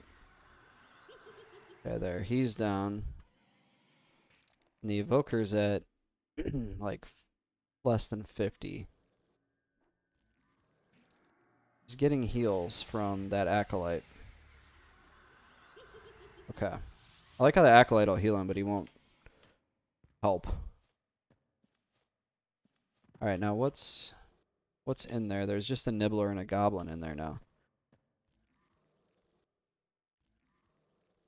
We got 12 minutes, so we're still in good shape.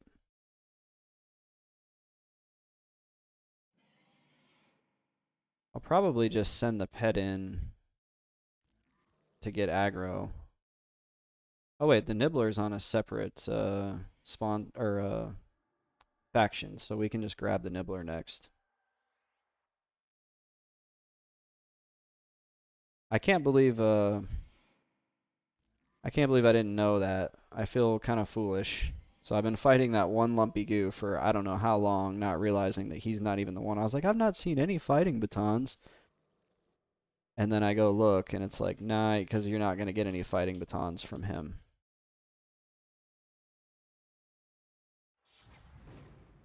Make sure I'm not going to pull like a whole pack here. Hopefully we don't get a whole pack here. First drop incoming, exactly. It's going to take like probably less than an hour now because we figured it out. Meanwhile, we spent hours grinding this spot that doesn't really give that much experience. Whatever. I mean, hey, this is part of the fun, right? This is part of becoming a Dalnir expert, as you like to say, neutral rockets.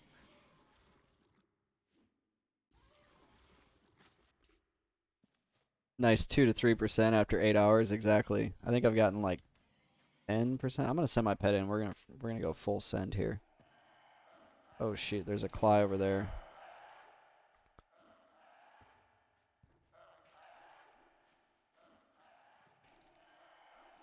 Now I can advise others on which goo. Exactly.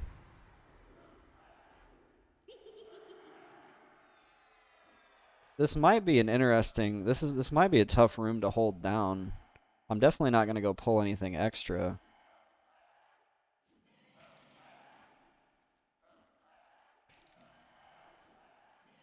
And I might have wanted to space these spawns out a little bit. Well, I'm going to start a... Oh, shoot. I'm going to start a timer.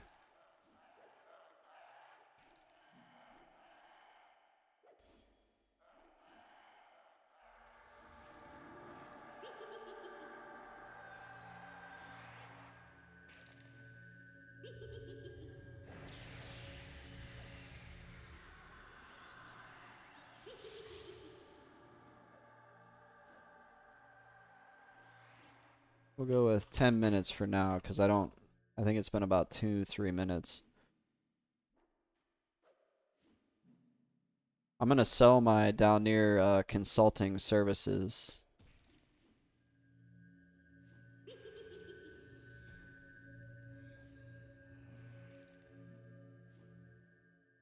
I'll make me a fake website and everything. Wow, he had... What is this? Brass Goblin Flamberge. That's an interesting one. Yeah, so now we're just going to hide in here. This is the carpet room. We now know where we're supposed to be. I feel like the aggro situation in here is going to be a little bit more tenable. Tenuous. Tenuous is the word. Like, we're probably going to be ending up fighting multiple enemies. And there's really not a lot of room to mess around in here. So, like, rooting and pulling them away is going to be probably kind of tough. At least it'll keep me it'll keep you entertained. The only other thing I could think is, do we just hang out here and watch for them to spawn and just kind of kill these guys? That might be the better move. We just watch for the spawns.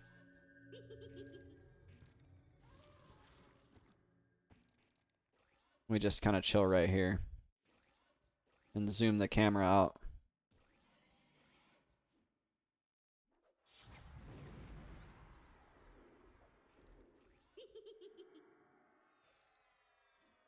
Then we'll get the timer going. The timer will tell us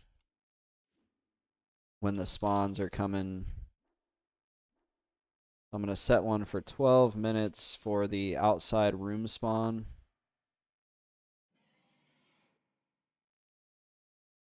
Then we can kind of just follow the pattern.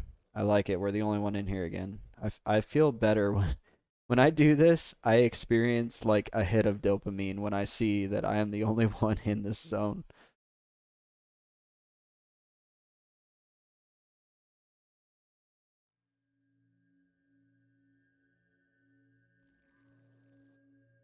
I feel like this is less risky. Like, we can manage out here the one spawn that comes in.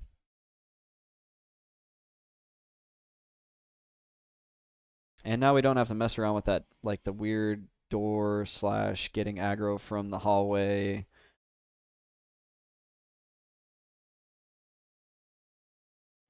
So the Brass Goblin Flamberge is a two-handed with 15 delay, 40 dex plus 5. Probably not that good. I don't think anybody's probably chomping at the bit to get that.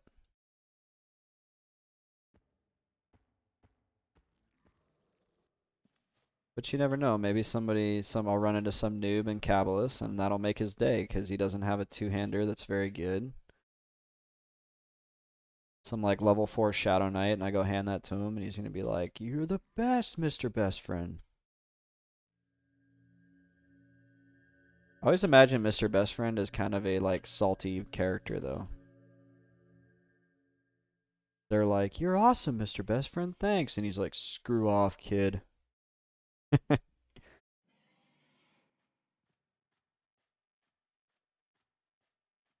You'll be dead in a week anyway. Damn.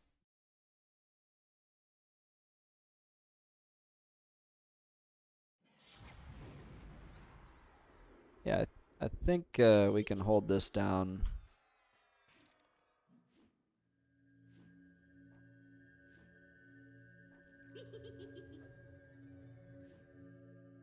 Always giving my shit away and never getting anything in return. Always gotta deal with you punks coming into my spawns. Kill him before he heals. Yes.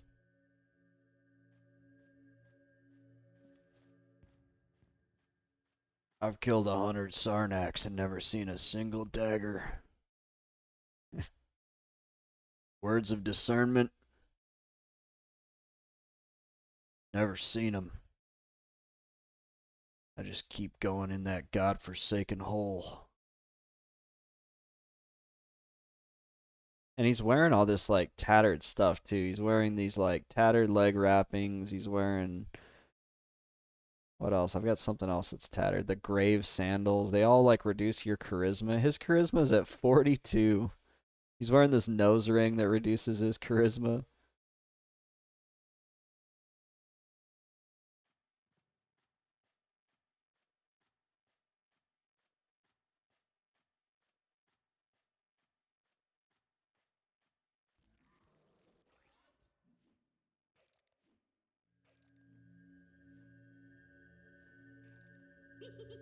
I'm so lazy. I'll like go pull with the pet and then make him come back. Gotta go. Good luck with the drop. Thanks for being here, Neutral Rockets. Have a good weekend if I don't see you.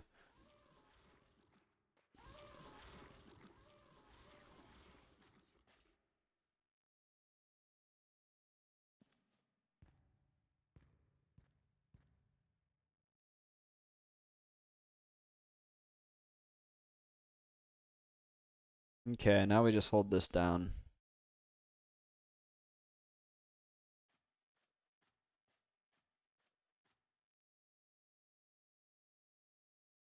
And we kill everything that spawns as it spawns to try to not to get behind the spawn cycle.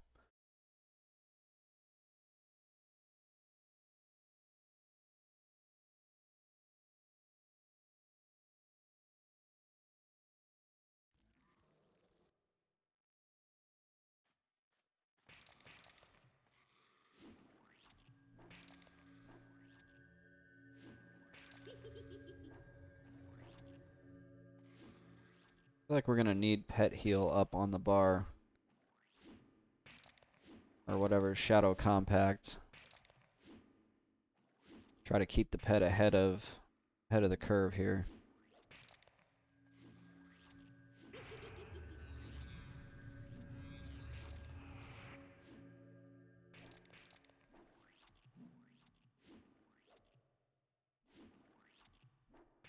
Cause stuff's spawning now.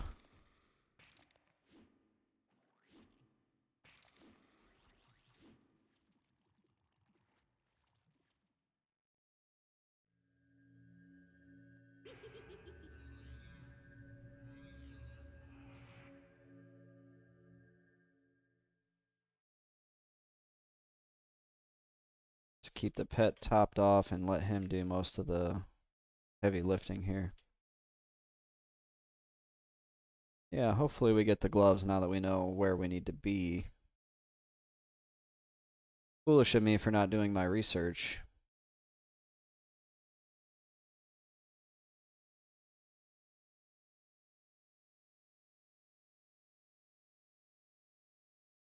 But he'll spawn red in there, so it's not going to be hard to pull him out here. And just the only thing is I just have to stay on top of the spawns.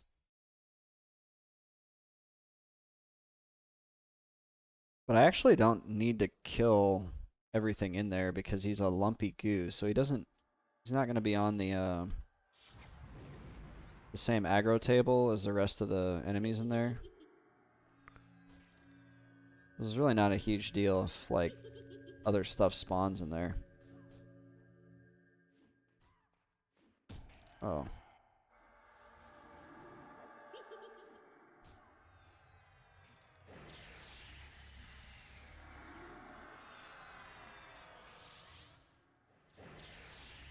Oh, that guy's healing. That's not good.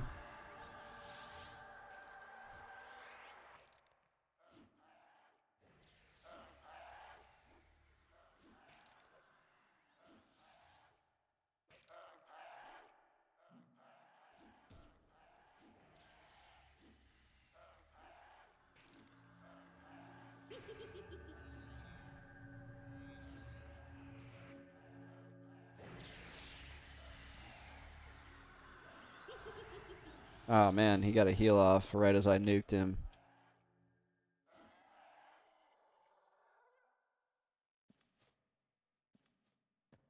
How's the weather here? I was actually just talking about that. It's like, it was really cold. Or at least cold for here.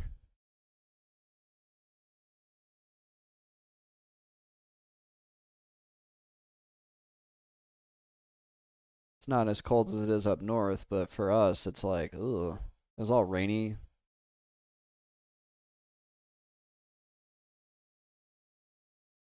How about up there?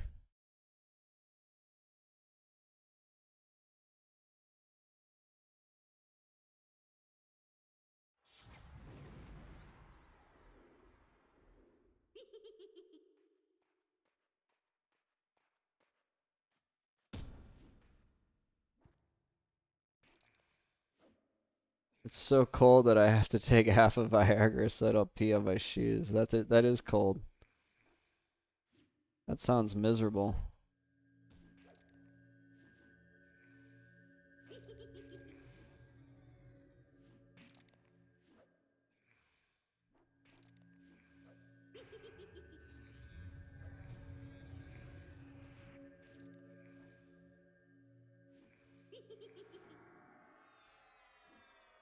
Kind of running low on mana here, 50%. Outside my comfort zone. And I need to get a new steel skin up on me. I think we're going to have one more spawn.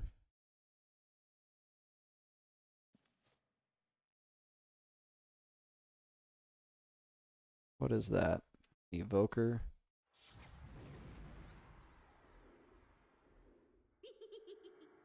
Actually, probably don't need to kill him.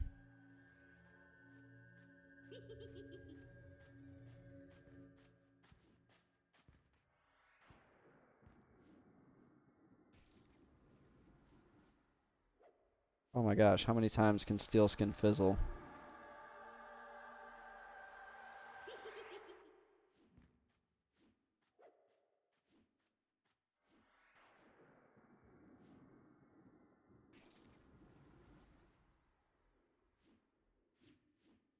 We're definitely pushing it to the max here with the mana bar. It's miserable. My girlfriend's complaining about how cold it is there and it's 60 degrees. Yeah, we're we're not much lower than that, but it was raining, so and I spent a good portion of the day outside.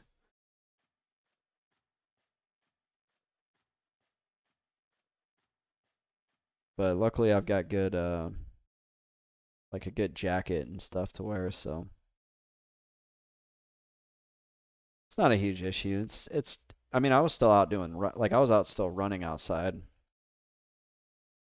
32 there. Yeah, when it gets that cold, I've ran outside at because I grew up in I'll say in the Midwest. I don't want to share too much detail, but or I think I've shared it on stream before. I grew up in South Dakota, and it was like super cold up there, and we would go running outside, and it was like it would hurt your lungs to be out there running because of the extra strain you're putting on your lungs, and then just how cold it is.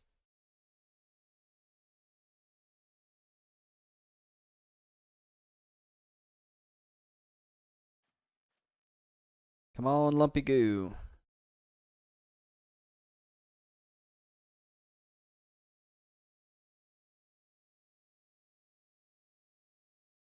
Like, I want to look around the room, but I need the mana, so I don't even want to stand up at all.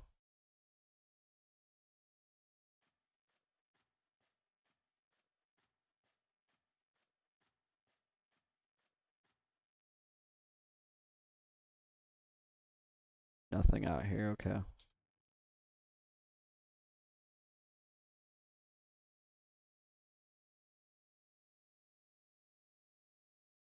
That's funny, I was killing the wrong thing for like 2 hours.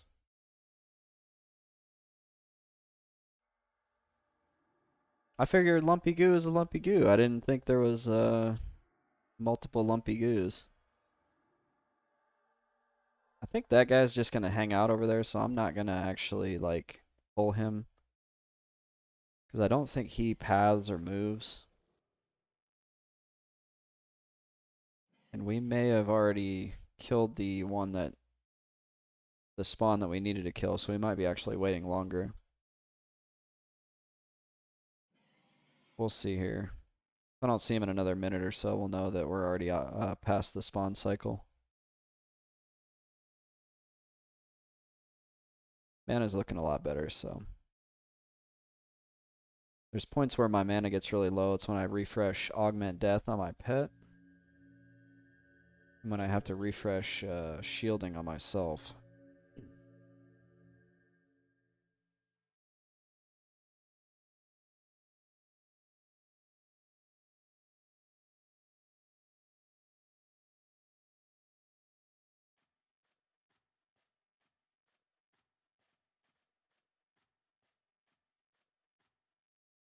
Can play around with the camera and scroll around the room, but it's such a pain to get back to the right camera that this room looks really cool.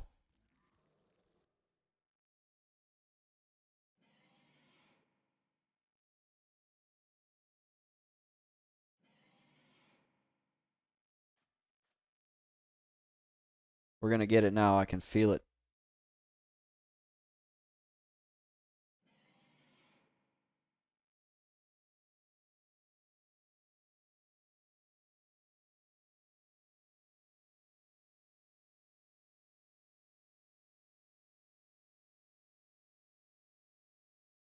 I feel like compelled when I hit full mana to refresh buffs. That way I'm still getting mana back.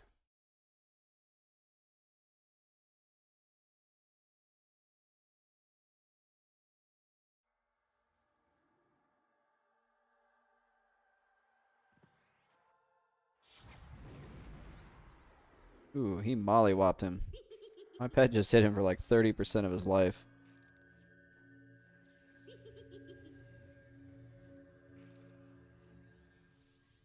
They're both trading blows, though. He just hit my pet for 20% of his life.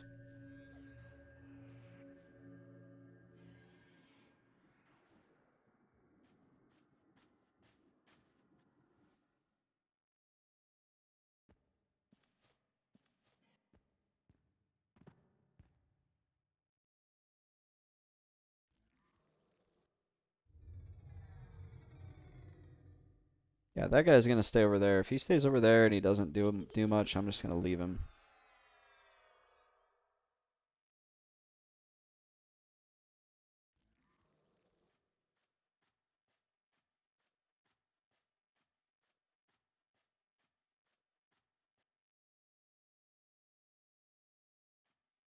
I think we're already past the spawn cycle, so whatever spawned in there and I killed, obviously it wasn't the lumpy goo.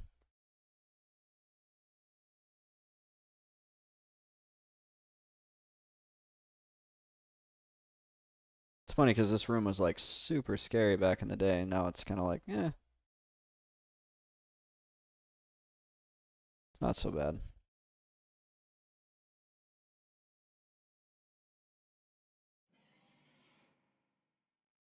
There'll be a spawn out here in the room here in a minute that I'll have to deal with, but yeah, there's a coerced goblin. But he's going to stay back there as well, so I'm going to leave him alone as well.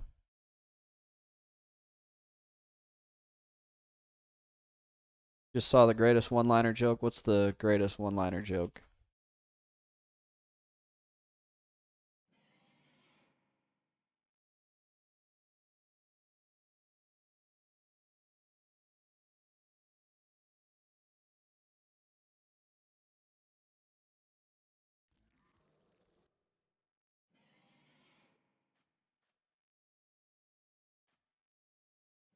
Discord it to me. Oh, is it? Yeah. I'll take a look at it here in a little bit.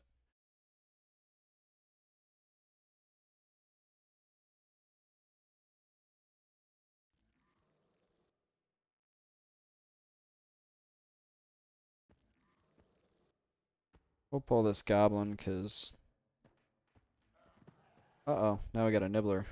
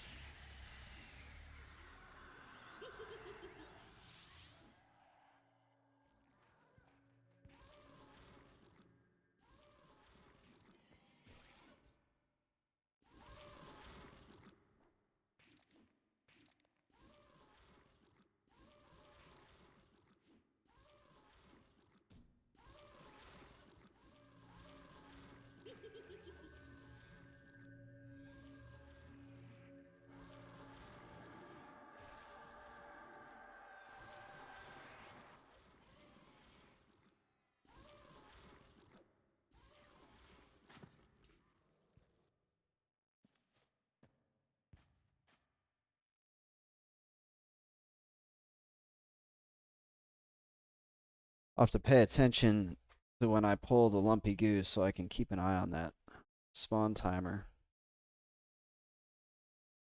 I've actually learned OBS has a timer that shows like how long the stream's been active, and I just use that as a rough spawn timer if I'm not trying to really track like too many.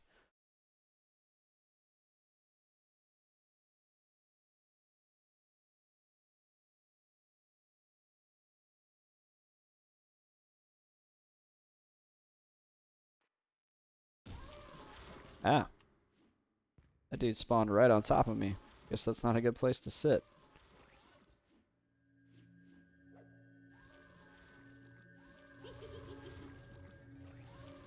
Oh, you stinker.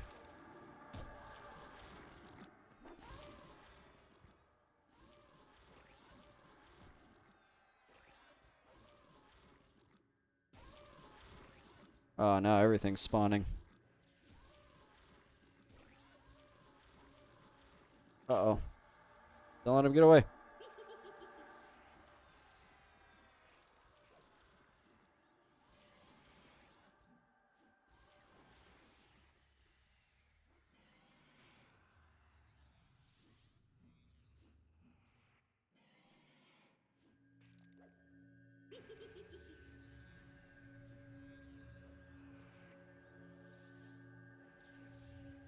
Alright, we'll get this worked out. We'll figure out where the right place to sit is.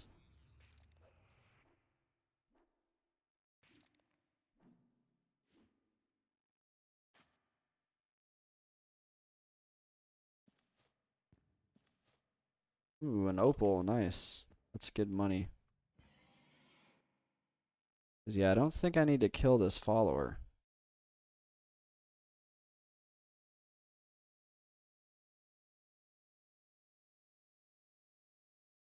I think we can just watch for the goo to spawn and try to pull him.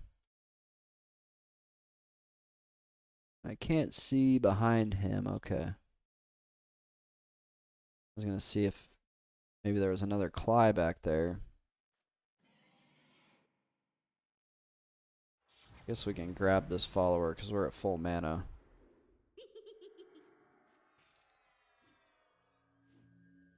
Okay, Cly just spawned in there.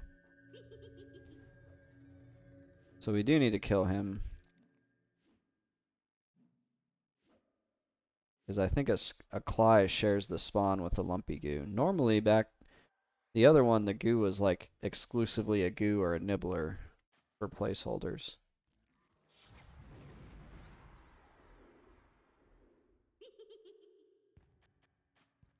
Uh-oh.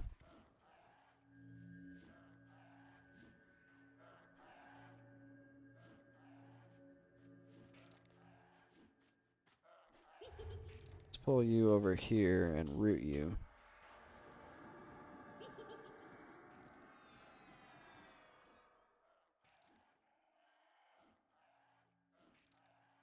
He's probably going to sit there and cast spells on me, but I'm not as worried about it. We do need to get this goblin down. He keeps healing.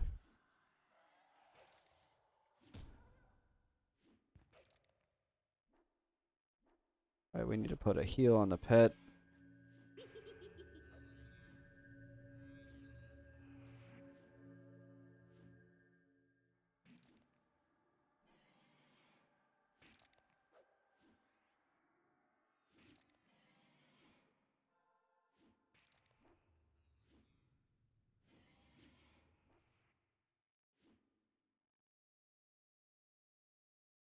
And let's see, another Cly Evoker just spawned in that spot.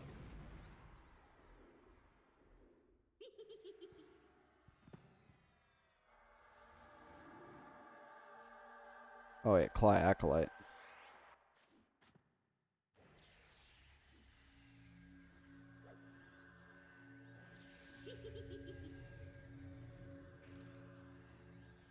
And I'm thinking the guy over there is going to spawn here soon.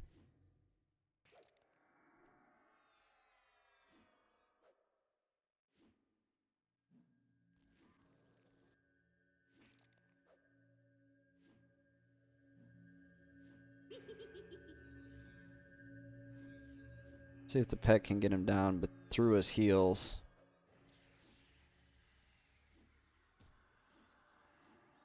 Good job, pet.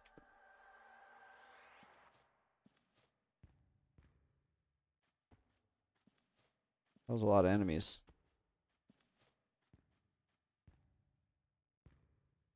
And that's right. We didn't want to sit right there. We will sit a little bit further back here. And we need to do some buffs, but we're going to wait a little bit longer on mana.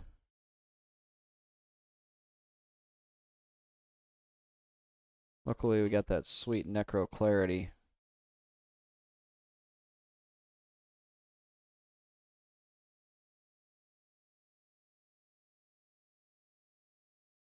This is definitely more of a dynamic camp. It's not as formulaic as the last one.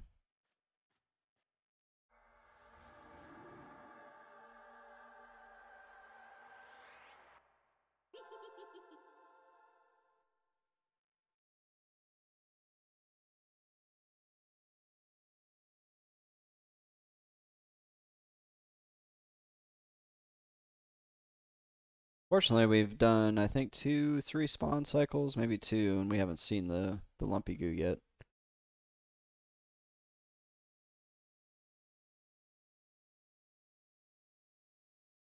I think this is the right strategy, though. Keep the pet healed, keep him topped up, nuke the healers where you need to, and just keep that pet buffed, and things kind of work themselves out. Root enemies if you end up with more than one.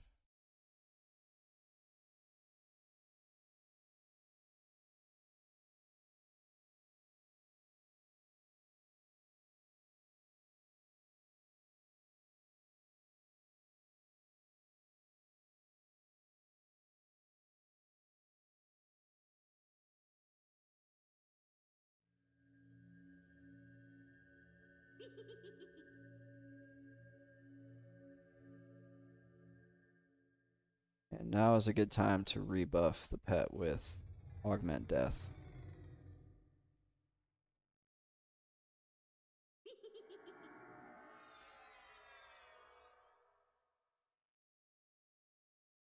And we don't have Steel Skin again.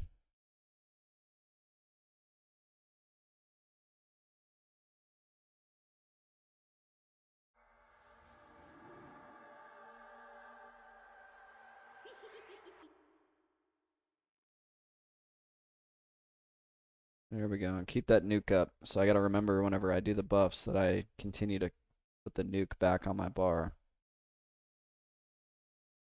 Because that nuke comes in clutch whenever you got a healing enemy and the pet just can't seem to get him down. But now we're sitting good with buffs and the pet's buffed, so we're good.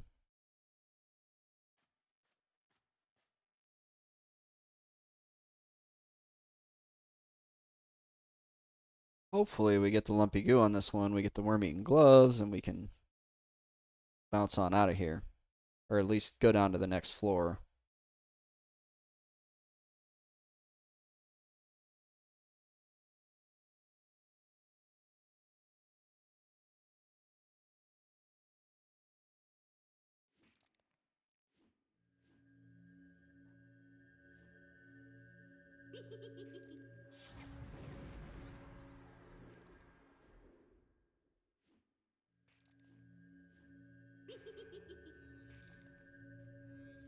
That's a little monster.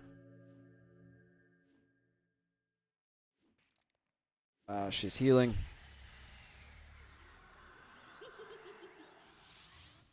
There we go.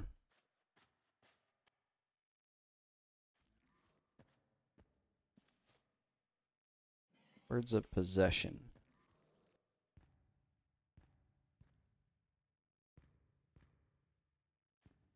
There we go. We'll park right here. Something's going to spawn right here soon.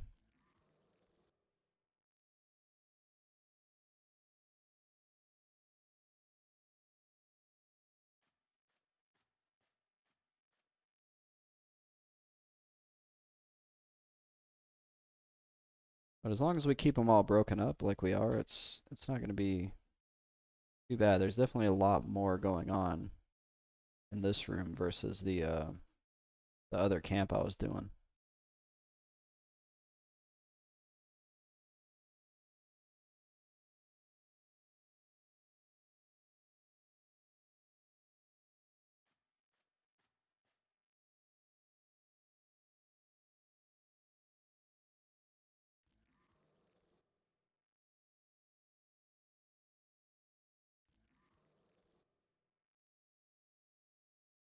Just waiting for this guy. It's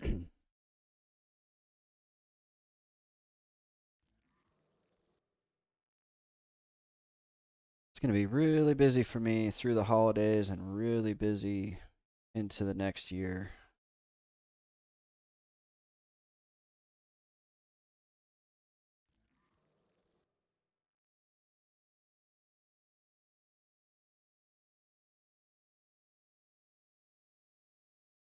Things have been quite busy at work.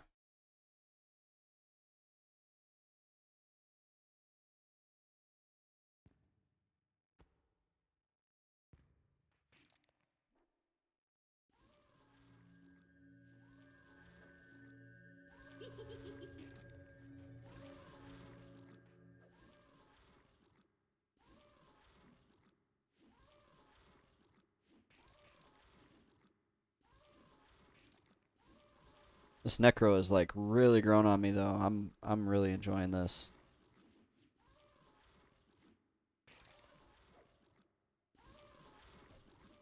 I feel like it's almost like a super class.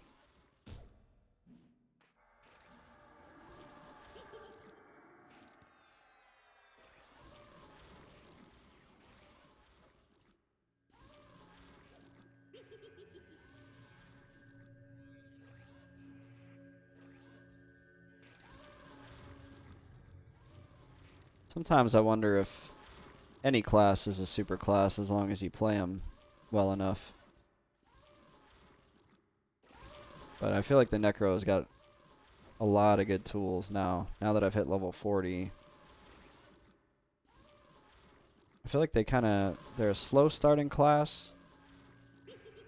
But once you get up, there's a lot of good that they can do.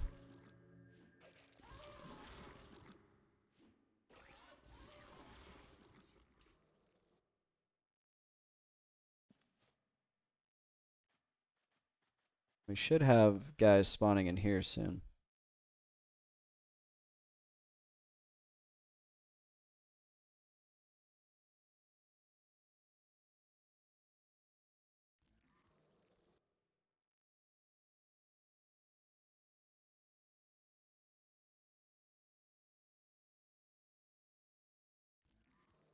Uh-oh. Not really uh-oh, but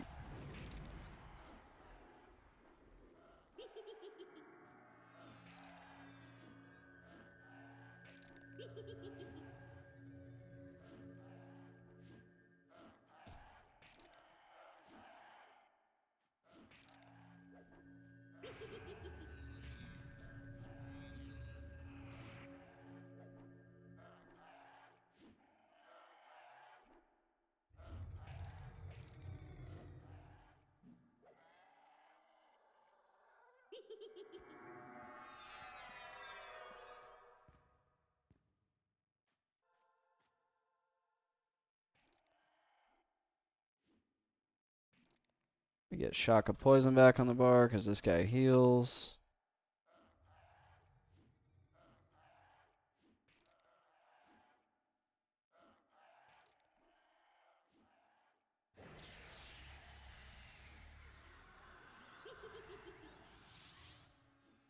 Looks like he just did a little heal on himself. Well, that's not good. He's running.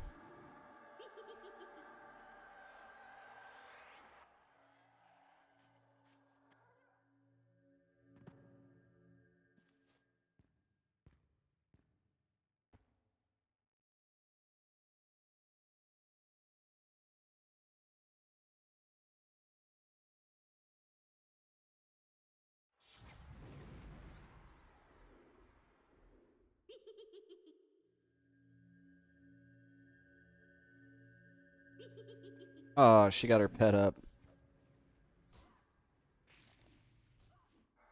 And she's a harm touch. Let's get the pet away from the other pet.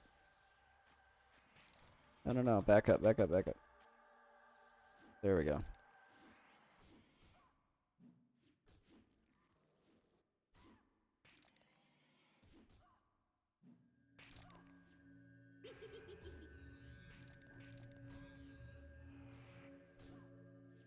There we go, pet. Get her down. Root wore off.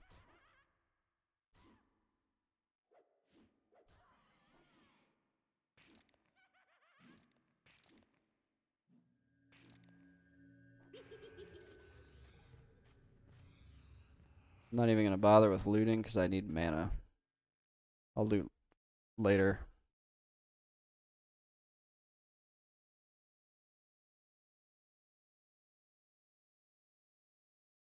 And we got a nibbler. Boo, nibblers.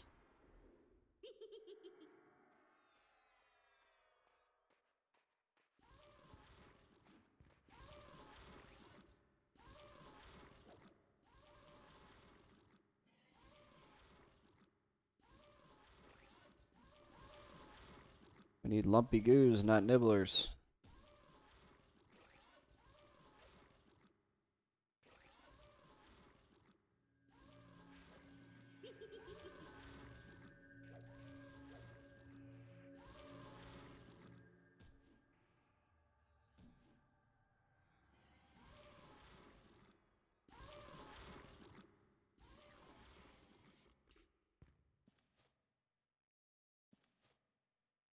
Nice, I'll take that vendor loot though.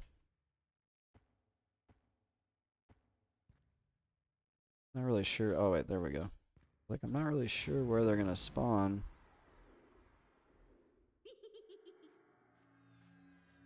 Oh, it's a believer.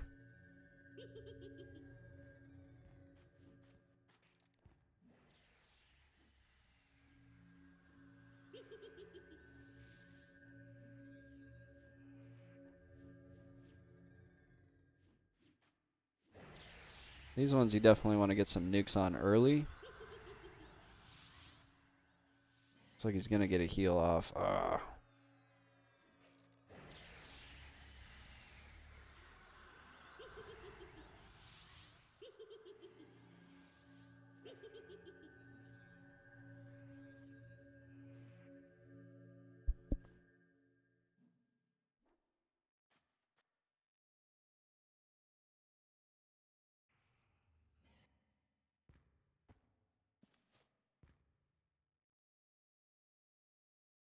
We need mana.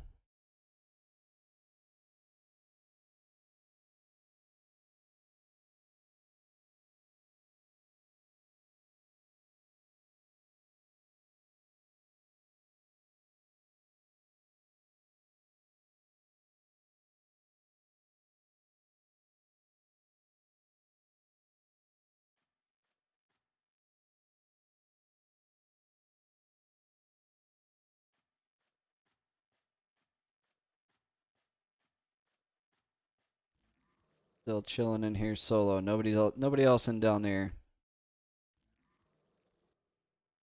Nice and quiet. This wouldn't be a bad spot to bring a group at like level 32 or so. Because you can warp out from level 2. So you could bring a group down here, fight all this stuff in this room, and then just fight your way out that way. And it's really not bad. There's only like a couple spots where you get to fight more than one mob at a time.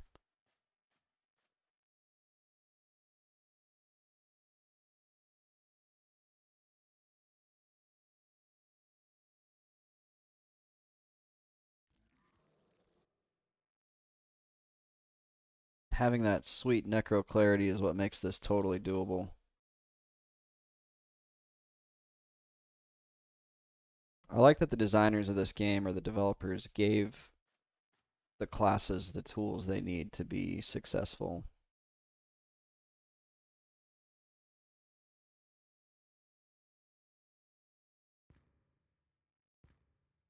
I would grab that evoker, but I don't want to risk it with the mana because I'm going to have more stuff spawning in here soon.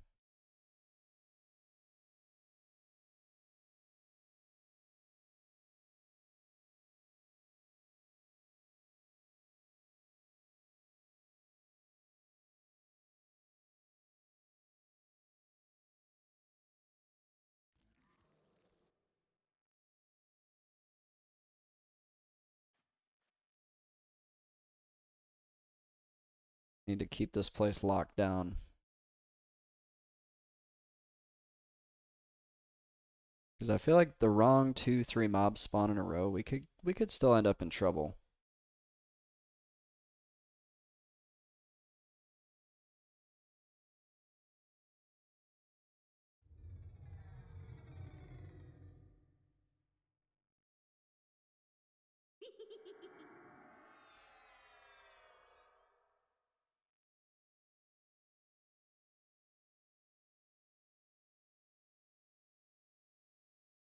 And we got like 8 minutes on the next goose spawn, but we're gonna have something's gonna spawn. There we go. I kind of needed that guy. I need the health off him. My health was starting to get kind of down there.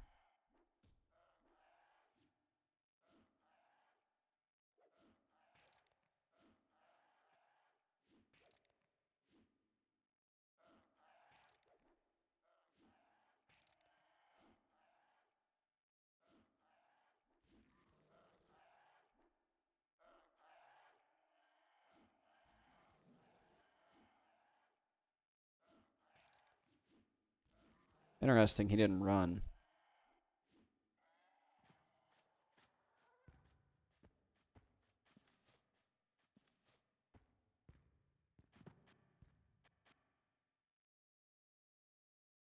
Actually, we don't want to sit right there. Something's gonna probably spawn right there.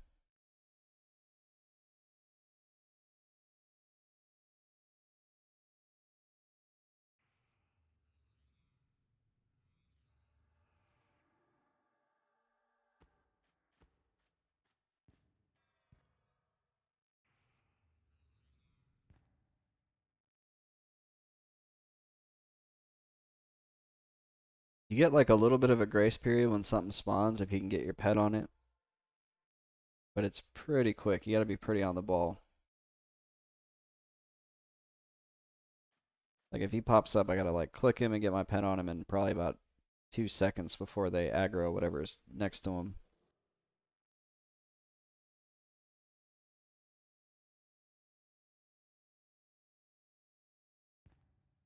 But I'm honestly surprised I haven't seen anything else spawn out here. We'll kill off Call of Bones. Just have it queued up.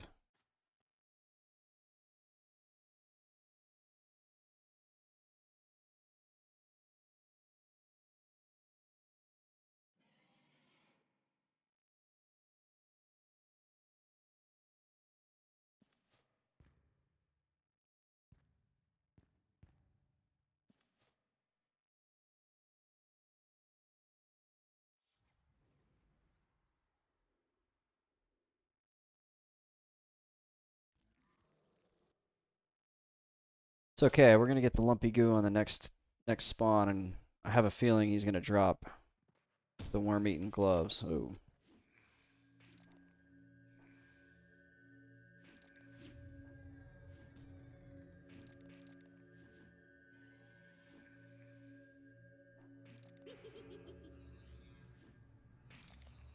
We need steel skin.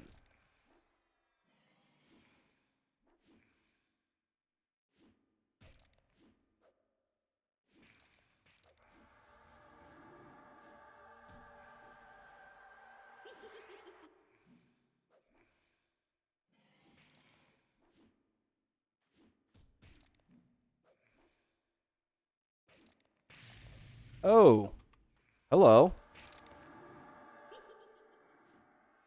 goodness. We just ate a huge harm touch.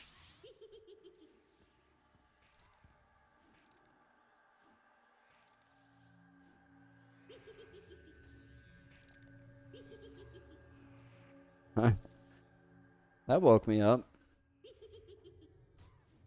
She's kind of hitting pretty hard.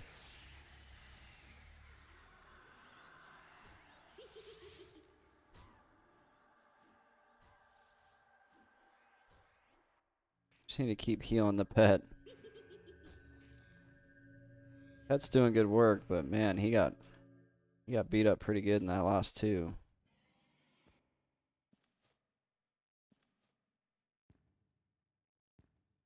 Okay, we'll park like right here.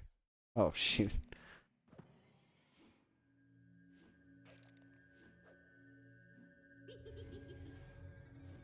We're going through some mana right now. Hopefully we can get some regen going. We're managing a lot of resources. I like that about this game though.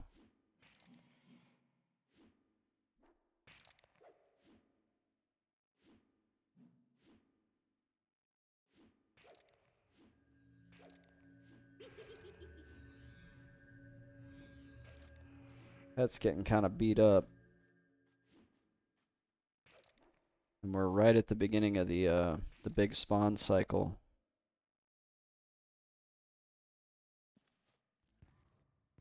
We just need to watch this room and try to do the best we can. Luckily, this pet, he's got really good regen.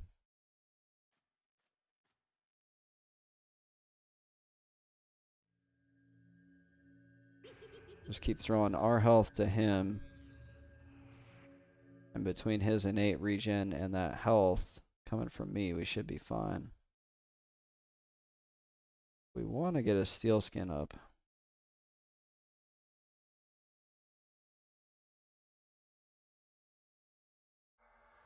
Ooh, no fizzles. Nice.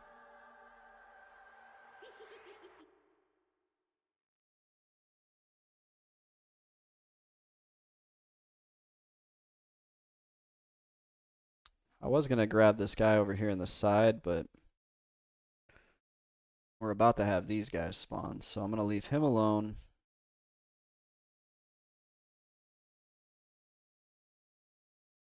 And just try to get mana back. Gyrating goo.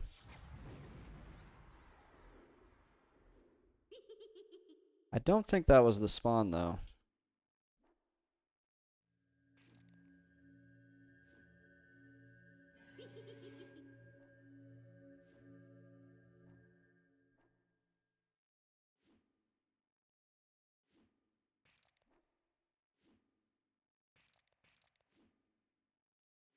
I think the guy that spawns, the goo that spawns in there is on the carpet.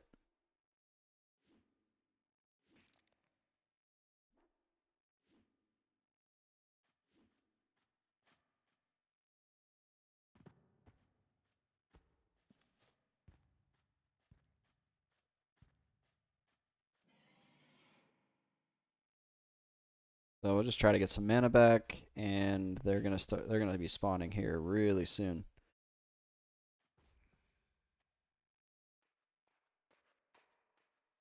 Crazy Shadow Knight in here, running through with no invis. Got kind of lucky. There's nothing in here because I killed it all. Ah, it's a nibbler.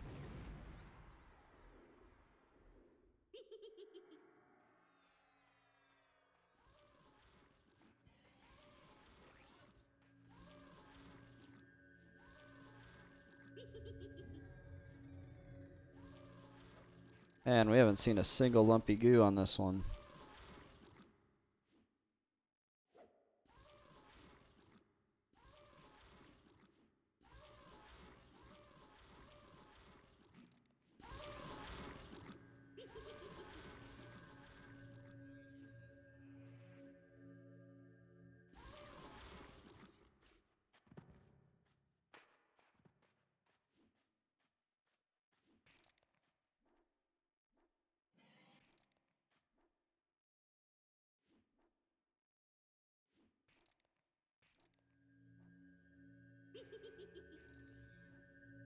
That pet hits like a truck, though, on these things. It's nice.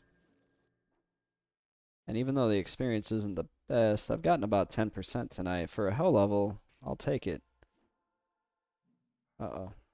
Got a spawn in there. Let's see, can he bring him down? Do I need to root? No. Okay.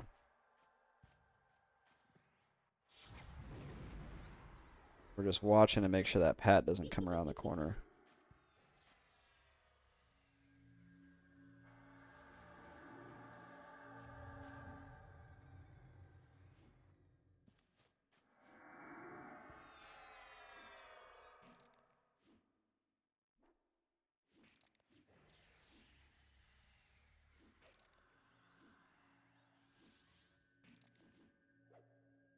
Oh, he's healing, but I'm going to let the pet go and just fight.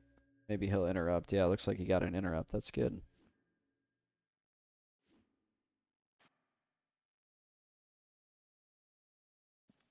Time to loot some stuff, and nothing spawned over there.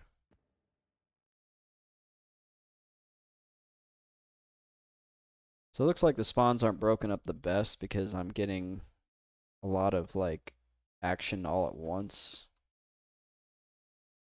It's kind of what it seems like. I need to get an augment death up on the pet.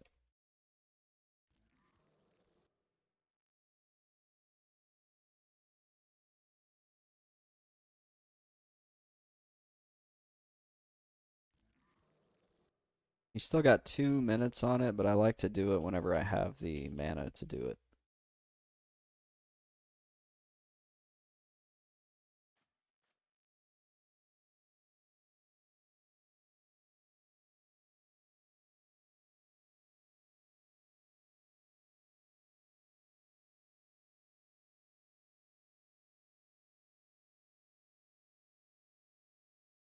And we'll do that here once I hit 80 mana.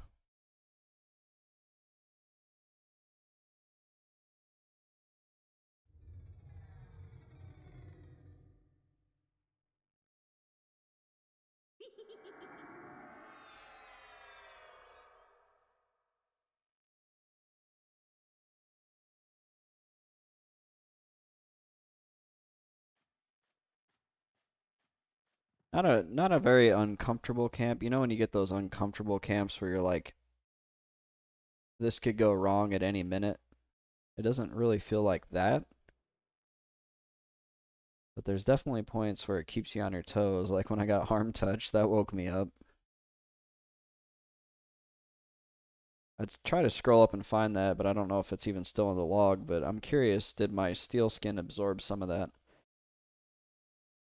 And if it hadn't, would I have been in really bad shape?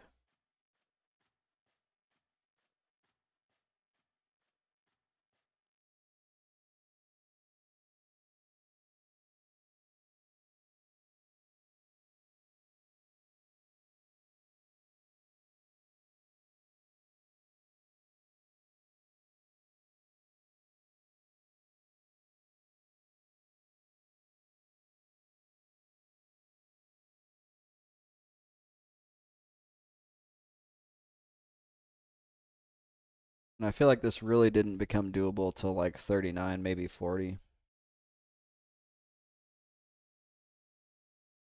For that, without the 39 pet, this would have been a really hard camp.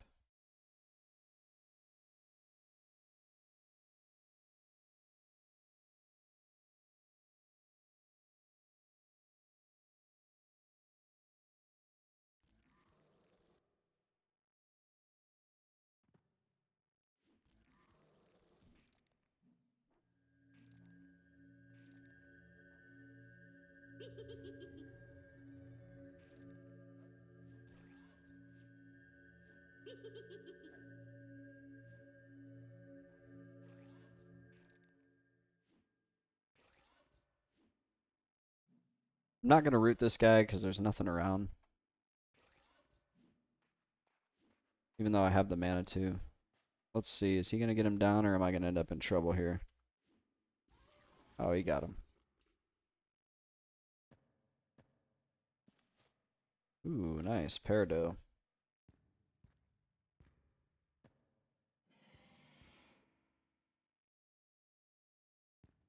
Wonder if I can hide like in this corner if that's not.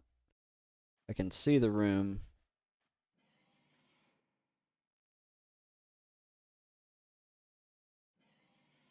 There's one spawn behind this sarcophagus.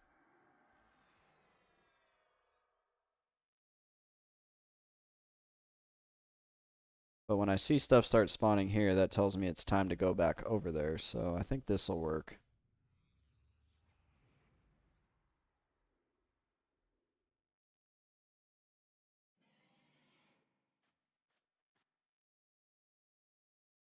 We're just going to watch for this guy here.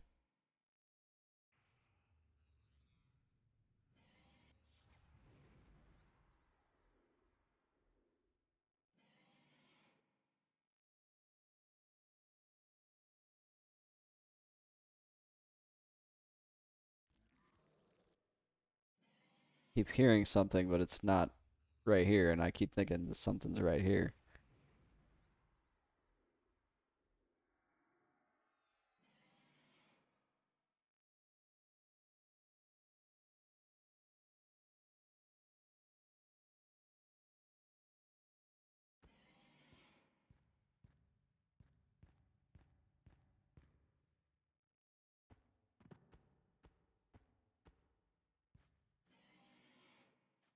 Neutral rockets? No, so I haven't even seen a Lumpy Goo spawn yet. Still trying to get him to spawn. I think I'm on my third or fourth spawn cycle here.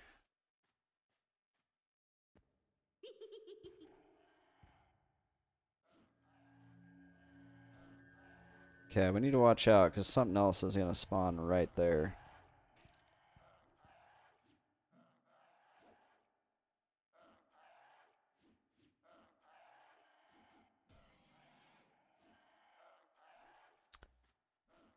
So I've seen a couple nibblers and I think at least one other goo.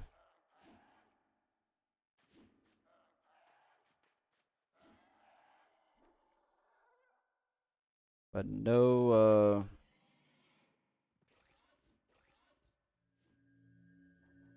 Lumpy Goo yet. But given that the Lumpy Goo seems to always drop, excuse me, always drop a unique item or whatever, I feel like I'm not going to have to see too many of them spawn in order to get the gloves.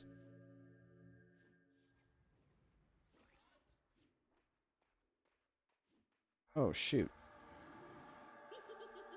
I don't want him going down there. I don't want my pet to fall off that pit.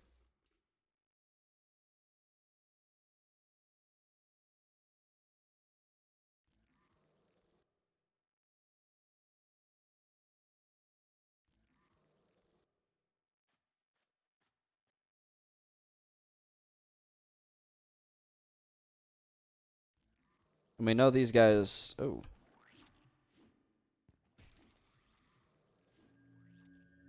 We know it's this guy here. Whenever he spawns, the Lumpy Goo placeholder will spawn very soon after.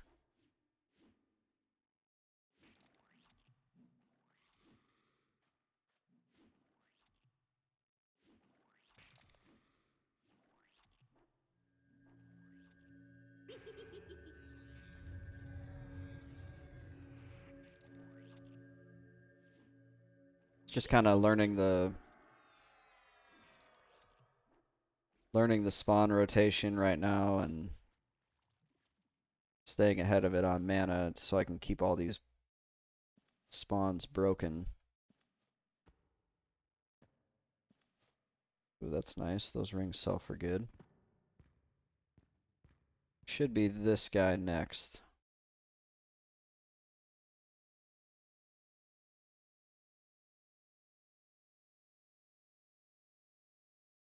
So it's not an extremely like risky camp from what I'm seeing. It's just a lot of resource management.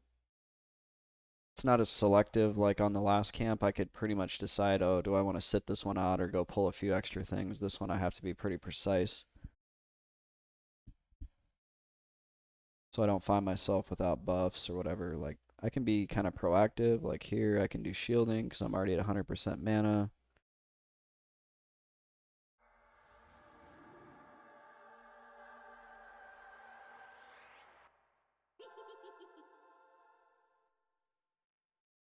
There's a coerced goblin that just spawned.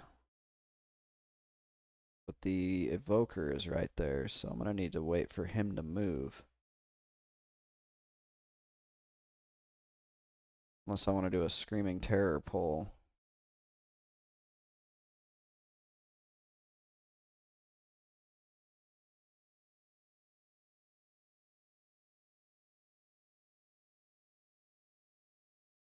I feel like that's kind of risky though. Yeah, there, now he's moved. So I don't want to do that because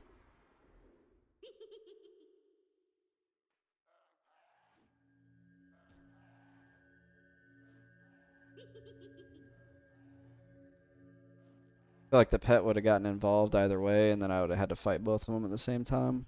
And it wouldn't have been terrible, but still not ideal. Anytime you gotta fight more than one mob at once, it starts eating away too much mana, and then you lose that like mana harmony that you have going on.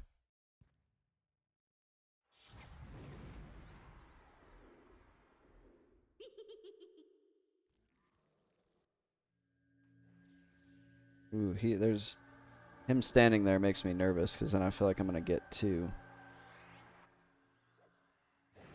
Actually, I don't want to do that.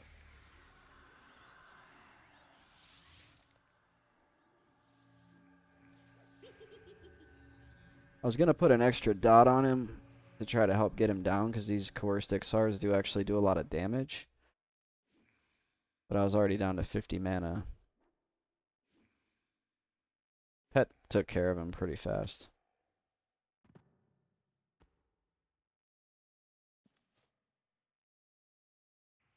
So hopefully we get a Lumpy Goo here.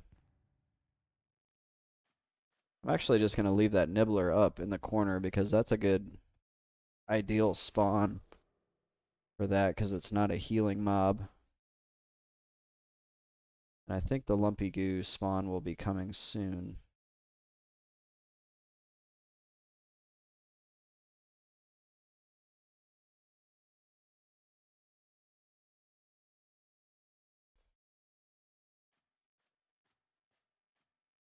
We got a Clive follower in there.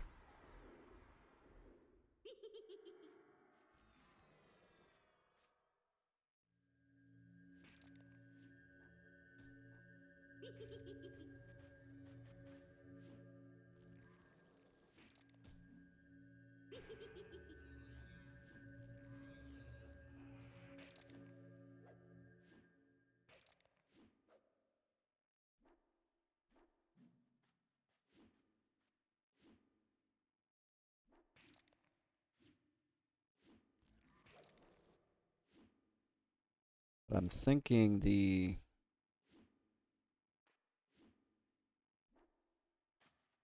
I've already killed the placeholder in there.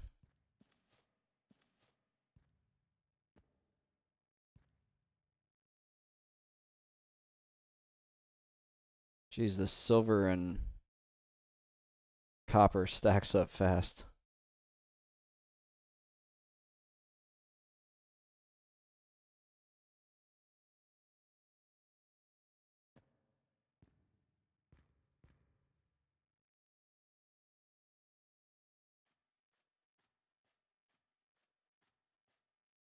We'll see what happens over the next probably 20 or 30 minutes, and then I'm going to have to call it, but at least we know now, like, which camp we need to be in to get this.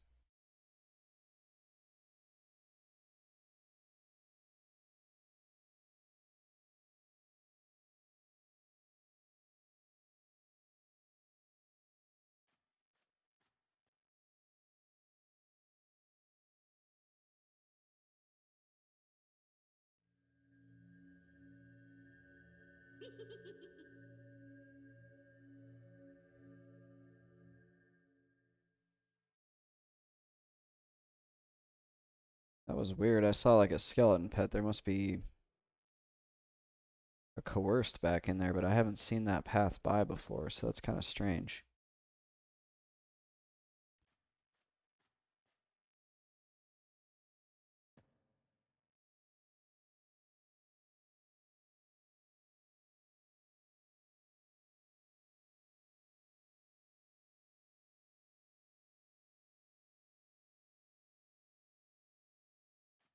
We'll go ahead and rebuff our steel skin just because I have the mana to.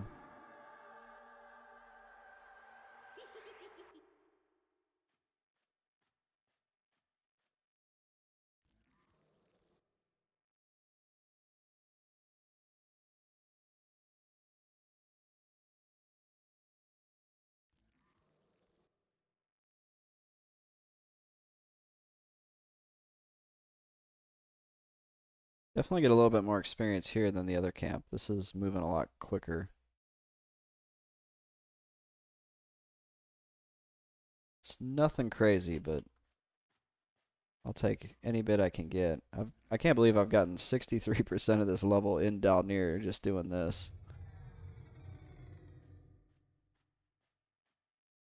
Between this and the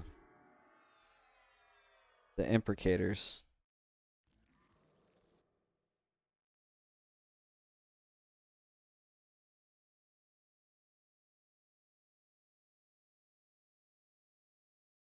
I feel like we're going to have something spawn right there, so I'm going to move over here.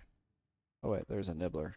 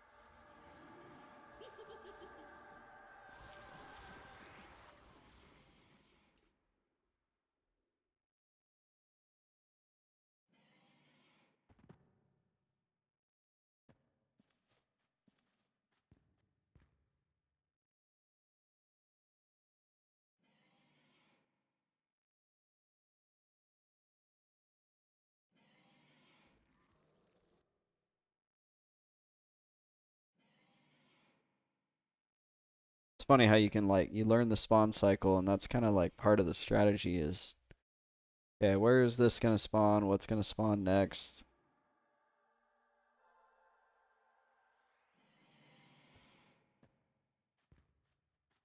Like I think the middle of the room is going to spawn next.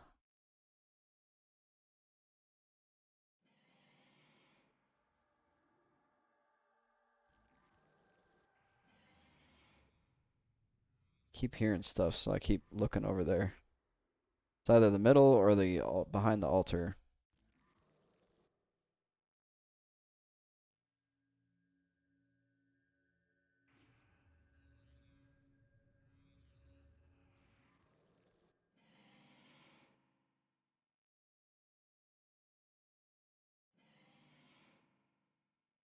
I have to wonder what the designers were thinking with these camera angles, though. Like, some of them are so weird. Like, this one, you can scroll in and look at yourself from down, but then you can also do this. Like, maybe they were thinking you need this if you're feigned death. Then this one, I don't even know what the deal is with that. Like, really, really close. The direct overhead. This one, like, you can raise and lower to look up over ledges, which seems almost like cheating. That one is weird. Actually, this one's probably the best one for just looking around.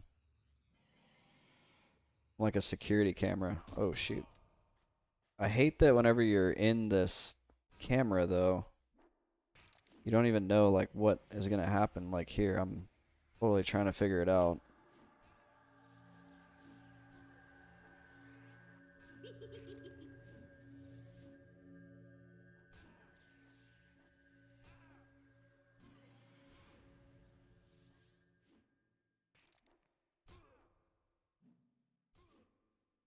So I guess it was the altar, and then it'll be the middle of the room next.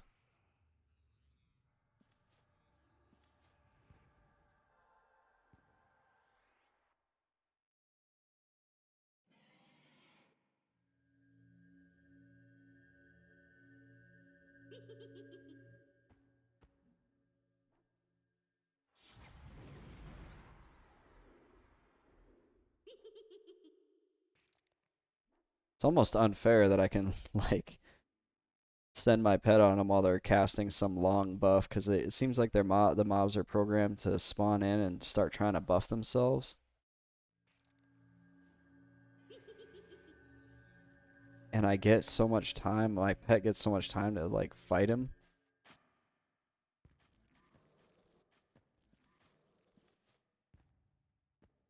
Okay, I think we're coming up on the next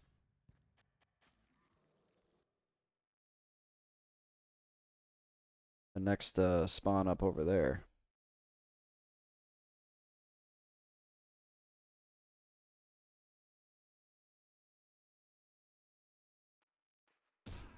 Yeah, maybe not.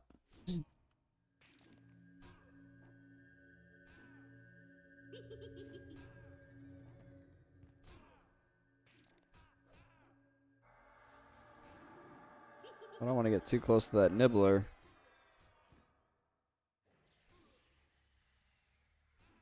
I feel like that's just a reality of this room, is you're just going to get punched while you're medding.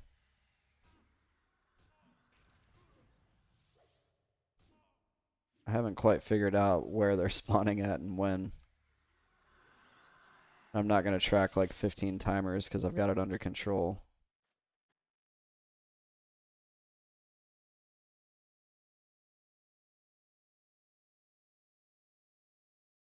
Some of these other camps require like laser precision to get in and keep your mana and keep it broken. But this one here is not, I think because of my level, it's just not that hard.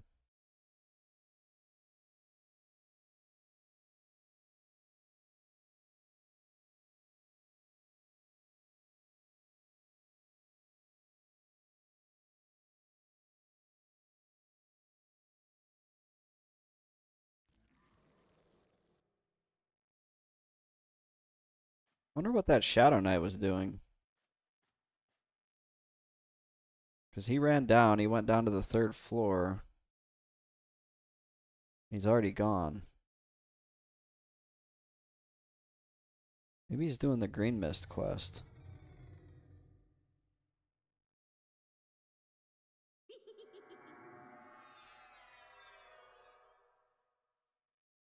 We should have another chance at the Lumpy Goo here in about 2 minutes.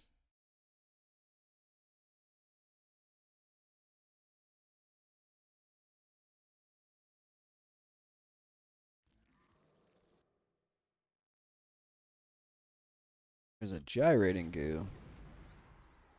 But I think the Lumpy Goo spawns inside. I could be wrong, though.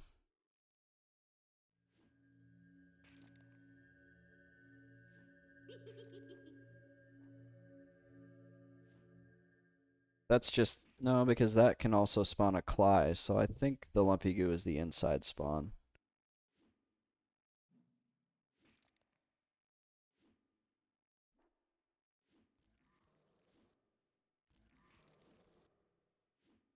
At least I'm hopeful. I would love to be done with this camp before I go to bed tonight.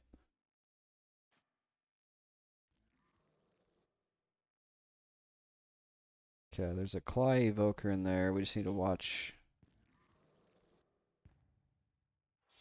I don't want to get too Cly.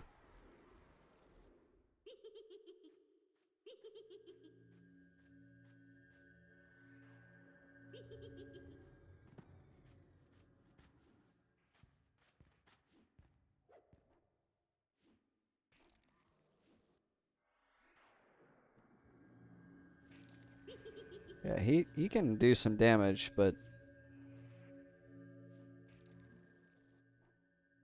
gotta remember to keep C and Viz up on my pet so he doesn't get dispelled.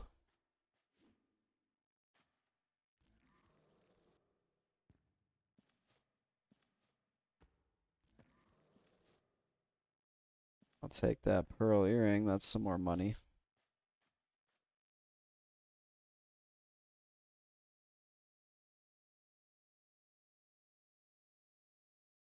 I think we have one more spawn in there. I hope.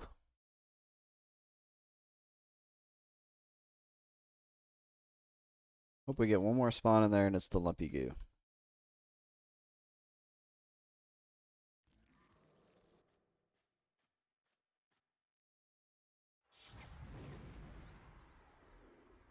I think we got unlucky.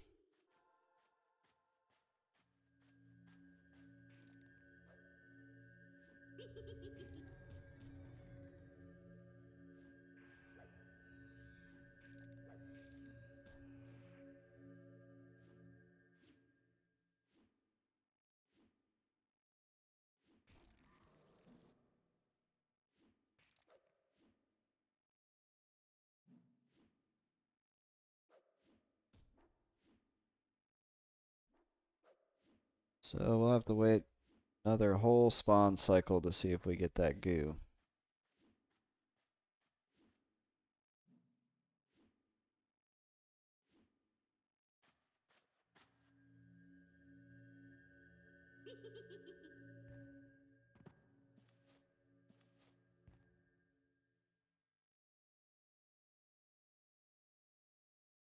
We had a decent little chunk of change in here though. Sitting on a decent amount of things to sell, and then this I can give to a newbie. Selfishly, I want to get the lumpy goo or the worm-eaten gloves off the lumpy goo first. But if I end up with some fighting batons, I can either throw them in the bank and hang on to them for like a twink monk, or I can give them away. They're not like an ultimate twink weapon. I think there's some better stuff out there. But you know, twink on a budget. I need to look. How much are fighting batons worth? Yeah, like 75 plat. I remember somebody in my guild gave me 2 of them back in the day, and I thought that was just like so cool.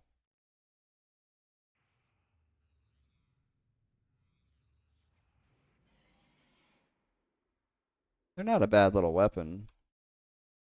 820, no stats, but they're decent until your fists get better. Yeah, I don't see anything else in there, so we're kind of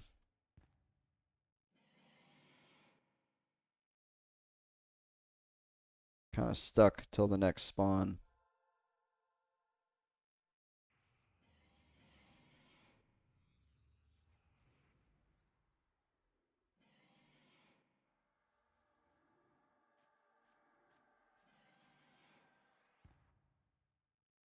Trying to see if I can get a camera angle that'll let me see all this stuff. There we go.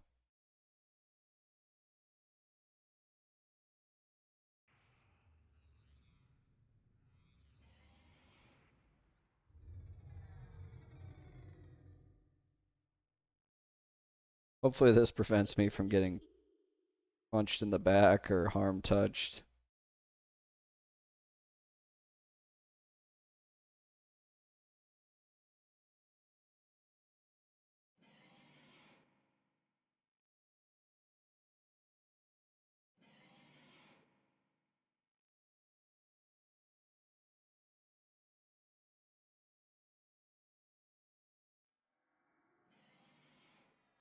Yeah, I think she harm touches.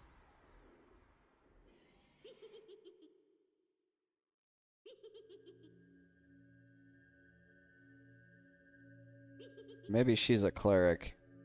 She might. Wait, can clerics use sabers like that? I don't think so. She's doing something.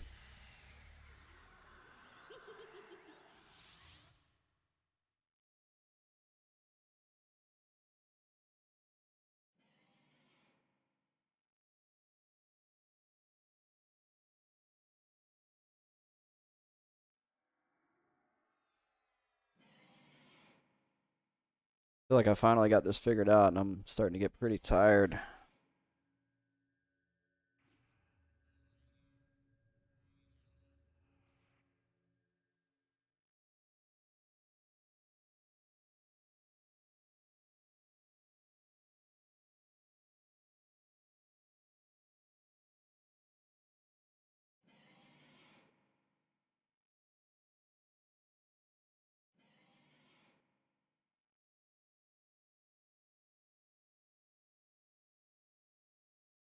We have the Monsters and Memories playtest next weekend. I'm pretty excited for that. That's going to run for 34 hours starting on December 9th. So make sure if you guys are interested, you get your launchers updated. I need to do that myself. And talk to the developers, and they said expect some graphical optimizations that we're going to help kind of test. So that's exciting. I know a lot of people are having frame rate issues even on decent computers. So that'll help. Hopefully they'll help alleviate some of that. Ooh, my girlfriend came in and she scared me. Yeah.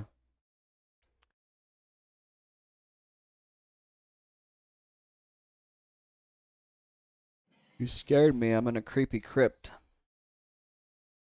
No, you're fine. You didn't actually scare me. I think it feels good.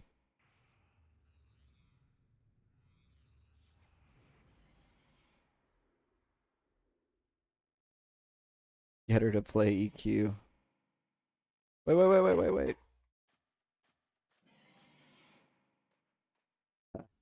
I set my pet on the nibbler. What's cool?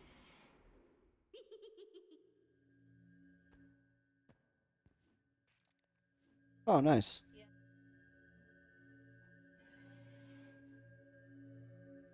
Yeah.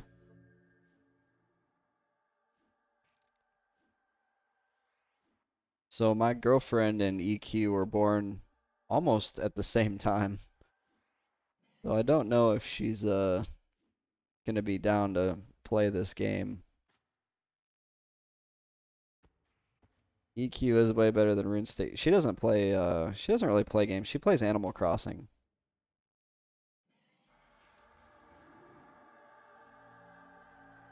Show her the way. Yeah. She's uh she's more into like Animal Crossing or she played Harvest Moon a lot like last year. She did play a little bit of WoW Classic with me, but she played like twice and was like, it wasn't really for her. Ooh, a Peridot and a rune. Nice.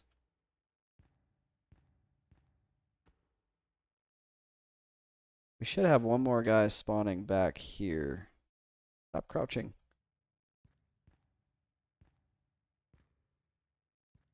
We need to be able to see back there. There we go. Oh, wait. Okay, we got this guy that spawns here.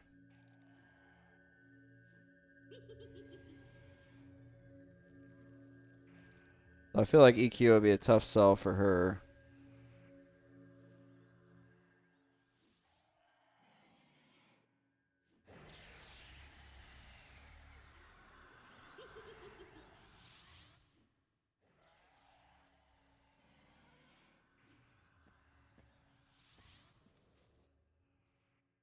We have gotten 3 words of discernment in here. This was apparently the place to go to get words of discernment.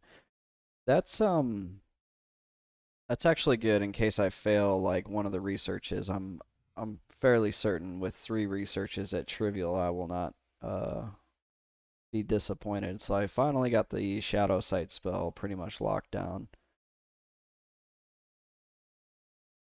And I love that because otherwise I had to use Call of Bones, which you guys know drains your health.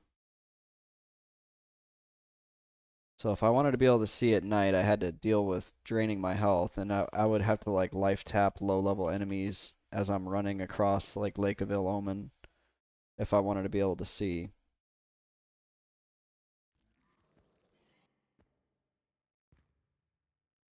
We should be getting this guy soon, but I feel like we're going to get this guy next. But I don't want to lose track of that room.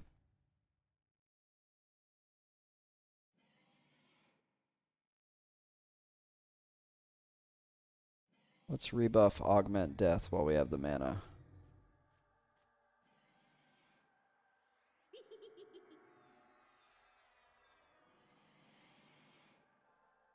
Ask her if she's completed her museum. I feel like she has. She showed it to me one time and was like walking around and she's like, "Look, I got this fossil and I've got this thing and that thing," but she may have a few things left, but she seems like she's pretty much through the whole game. She actually streams if you want to drop her a follow. She doesn't do it very often. I'll drop the link in here.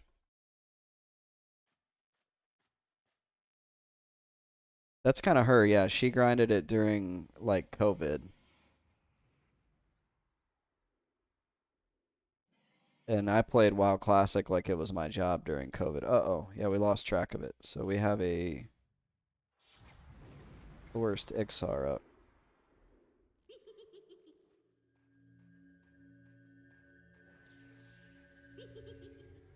Get him, pet. Oh no, he put heat blood on me. And then he dispelled it. What a loser. Dispelled his own debuff. His own dot.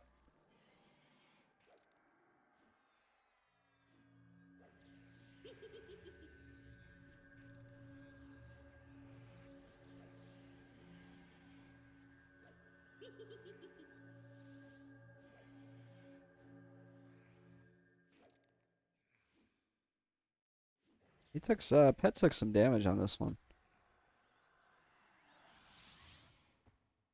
Yeah, during the lockdown, I got oh man, we got that guy and he's got a freaking pet. Oh no, I dotted myself.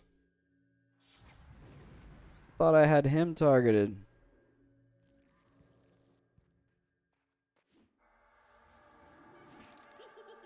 Okay, we're gonna back the pet off. Pet back off. There we go. Okay, good thing I got steel skin.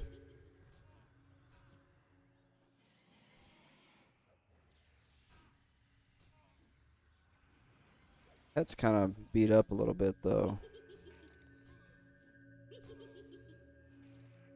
Probably got harm touched.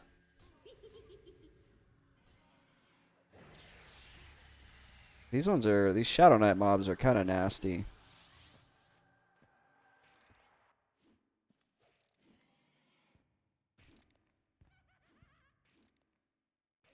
And then there's a coerced Ixar in there, which we're gonna need to let our pet get some health. This might actually mess up our spawn cycle a little bit. I don't think it'll be that big of a deal. Yeah, I got sent home for 2 months during the lockdown and just like kept calling work and they were like, "Nope, just stay home. Nope, just stay home." And I was like, okay."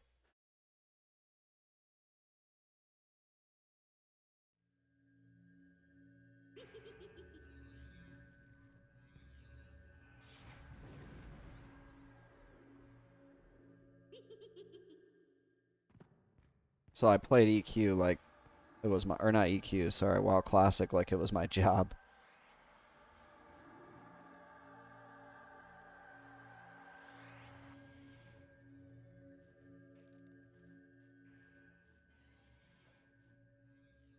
Okay, we really need the pet to just like wipe this dude out because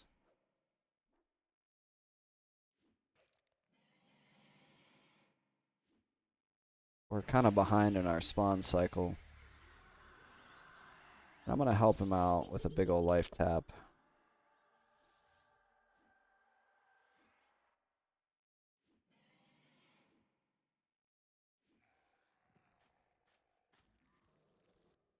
So I don't think we got a Lumpy Goo.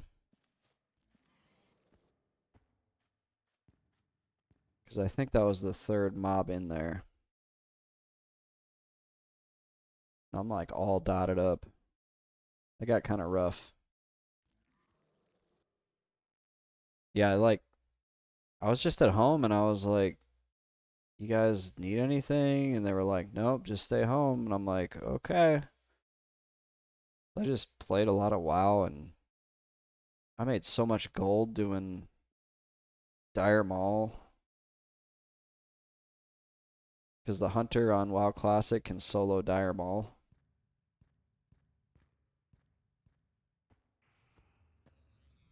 And I would just spend like 8 hours a day in Dire Maul making gold and then go raid.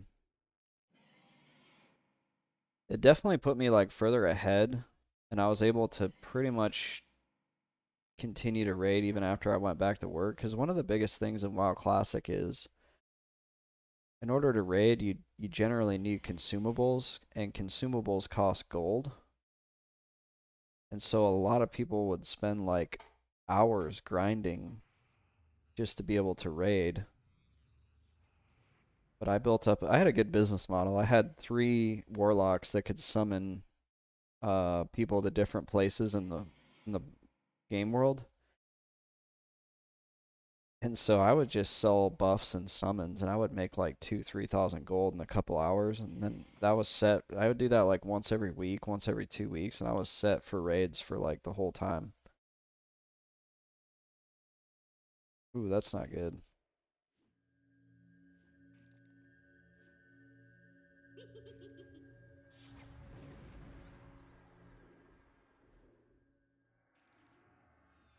We're actually gonna get a drain up. I don't like these believers.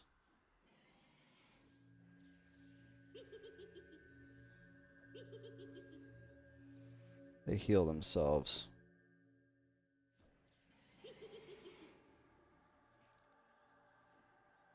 Looks like I got lucky. He did not get a heal off. It's kind of expensive on the mana side, but just keep checking to make sure that Lumpy goo doesn't spawn. But we've killed him. We've killed the placeholder. So we've been out here about an hour. That's 5 spawn cycles and not a single Lumpy goo. This could be a grind. The other camp, it seemed to spawn the Lumpy goos a lot more often.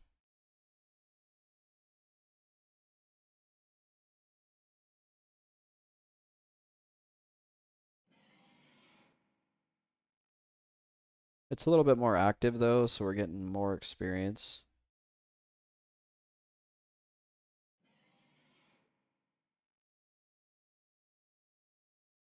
She also likes Minecraft. She plays Minecraft. So those types of games are more her speed. I don't think she understands the MMO. Very few of us do, it seems. We're a dying breed, MMO players.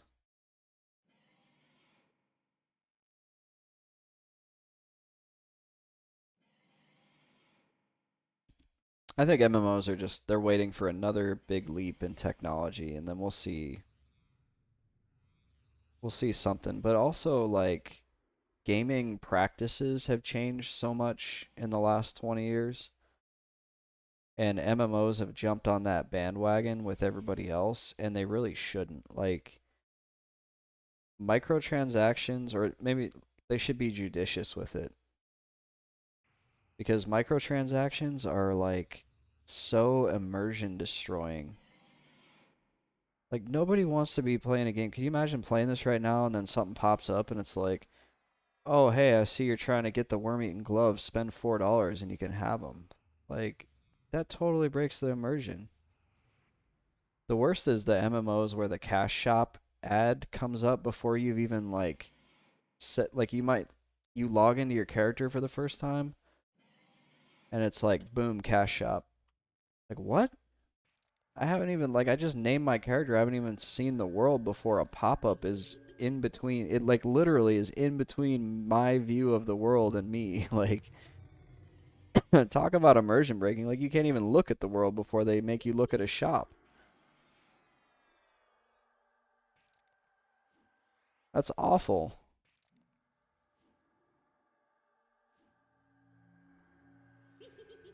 Oh no, we got another believer.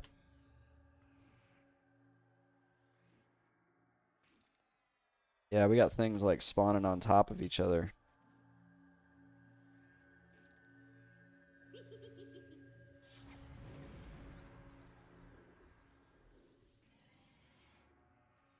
Two believers in one spawn cycle is not good.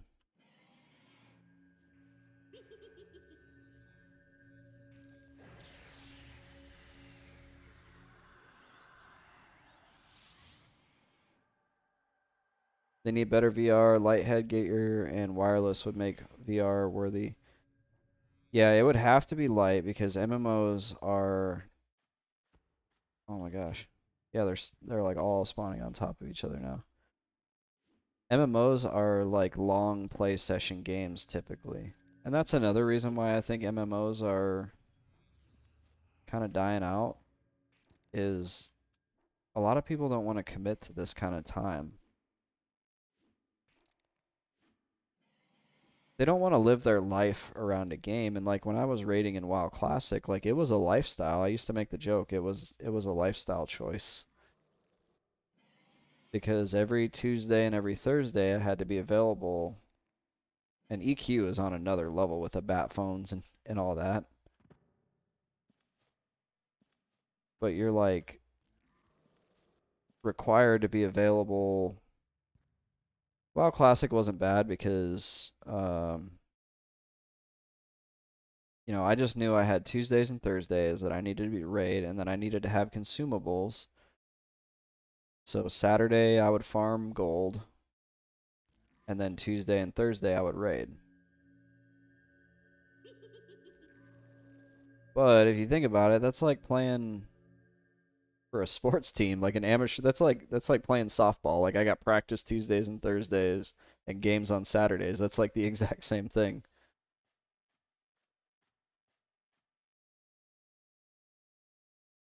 So it is like a lifestyle choice. Where I think they would probably want to go is change the model. Like if you're gonna make a VR MMO, don't make it a grind fest. Do something more like Dark and Darker, where it's like limited play sessions with other groups of people. That way, it's not like, oh, we need 4 hours to set up and do this raid. Make it like 30 minutes to an hour as your target time. Like you should be able to accomplish something meaningful with other players in 30 minutes to an hour. Because yeah, the strain on your neck is not good.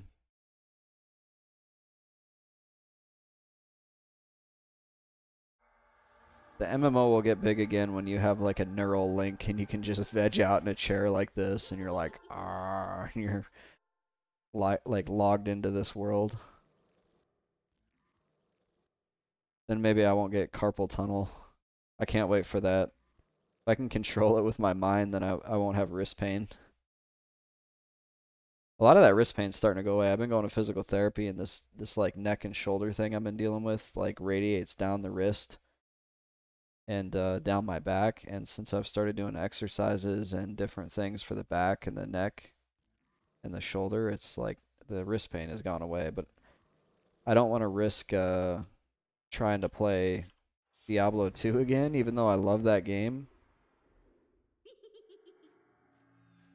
because I think the issue with Diablo 2 was there was too many button presses. Because you don't have to, but to get around the world faster, you use the teleport spell. And so you're just constantly like teleport, teleport, teleport, teleport till you get to a boss, then you kill the boss. That's like the most efficient way to do it. And the whole point of Diablo 2 is the bosses are like loot pinatas. And I've done like 1,500 runs on a single boss just to get a single item that I wanted. And if you did it with teleport, it takes like a minute and a half. If you do it with just running there, each boss run is going to take you like 5 or 6 minutes. So just the efficiency alone makes you say, I need to be able to teleport. But then the amount of teleporting you do is like painful on your wrists.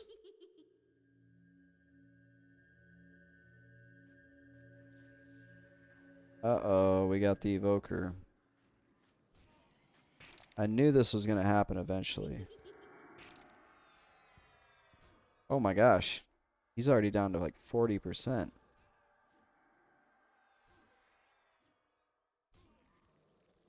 I think my pet just got rooted. He's trying to root a nuke. He's trying to farm my pet for experience.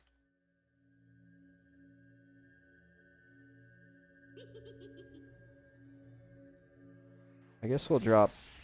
No, okay. I was going to say, if my pet's going to be rooted, I'm going to drop dots on him, but...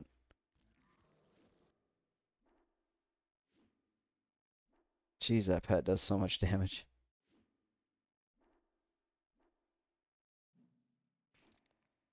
I figured we would get this guy eventually because he paths by there.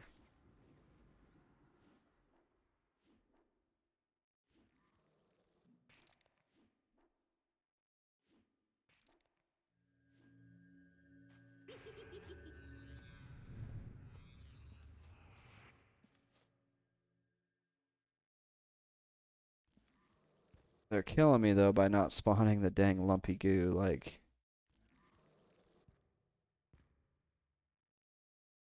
Yeah, there's the... I think that's the spawn right there.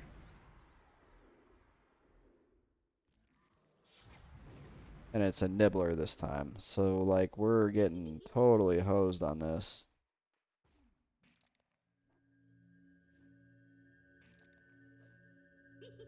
I like how they set this up, though. Oh my gosh. It's an ogre. Go on now. We're here.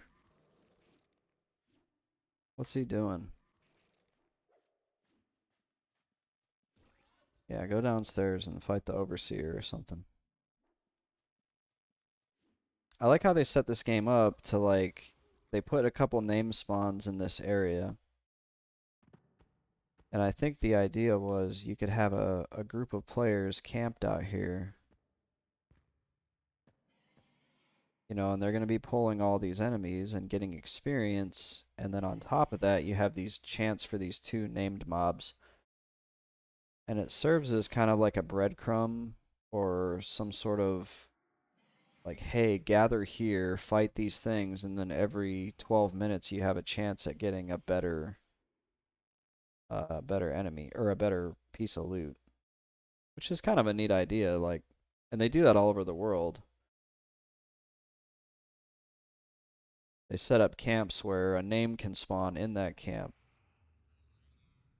And then the players get together and they fight, they get experience, and then once every so often somebody gets something new.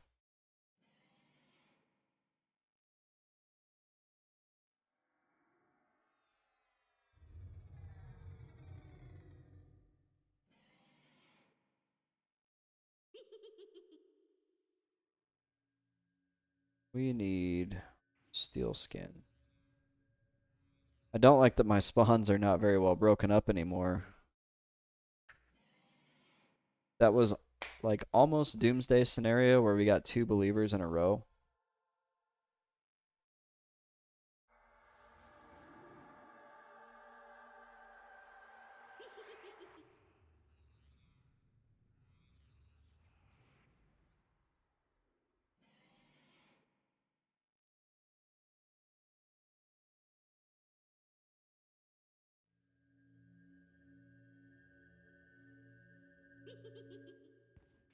And these coerced XR, they're kind of nasty too. Like, they do a lot of damage. The good news for them, the good thing about them is they die really fast.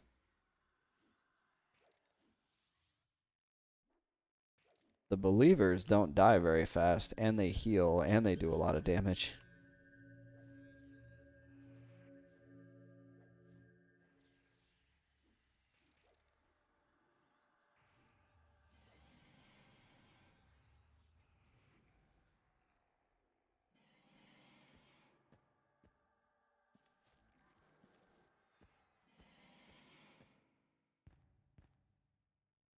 So they consume a lot of mana to get down because their heals can do like 25, 30, maybe 35%.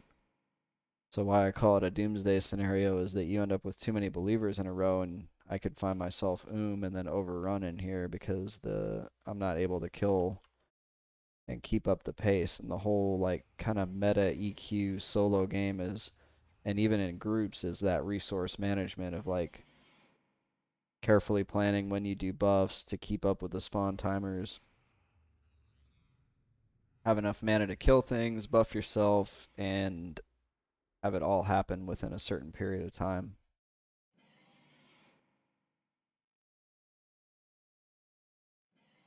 But I've said it before, I'll say it again. There's no other game that does that. Like, and until Monsters and Memories comes out, because WoW, they killed it off. Like, it's kind of like the resource management happens kind of during a fight, where you gotta like, oh, I need to chug a mana pot, or oh, I need to use a health pot. But the moment the fight's over, you plop down, you drink for 10 seconds, and your character's back to full health, full mana. And there's no other game that makes you like very carefully manage all of these like aspects of your character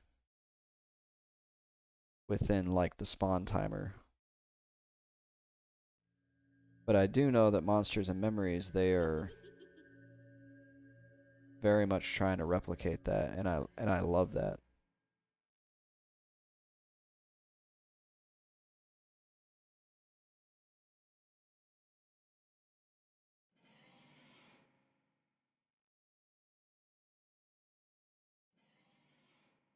I wonder what these guys are doing in here.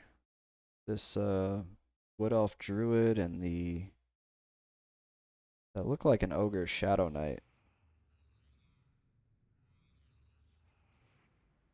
It was weird because he dropped down here and then he went over and dropped down the next level, like kind of like he didn't know where he was going.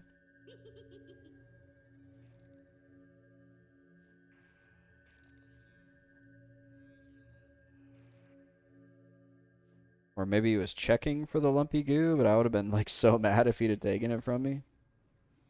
I would have killed the stream. Would have been like, I'm gonna curse this guy out stream. Nah, I wouldn't have cursed him out, but I would have been like, hey, if Worm Eating Gloves drop, can I have him, bro?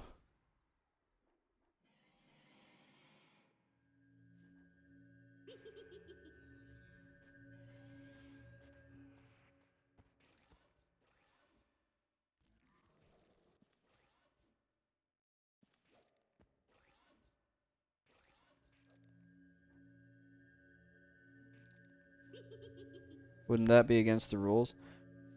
As long as he didn't pick them up. So if I saw him fighting them, and I was like, hey, just a heads up, this is my camp. If you kill that thing, don't grab that. Uh-oh.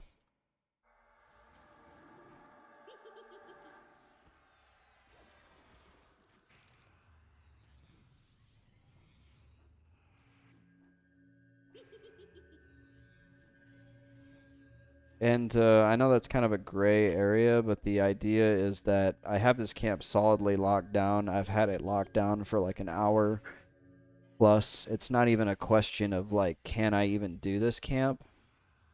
For me to be like, okay, that's not ethical for me to ask for that.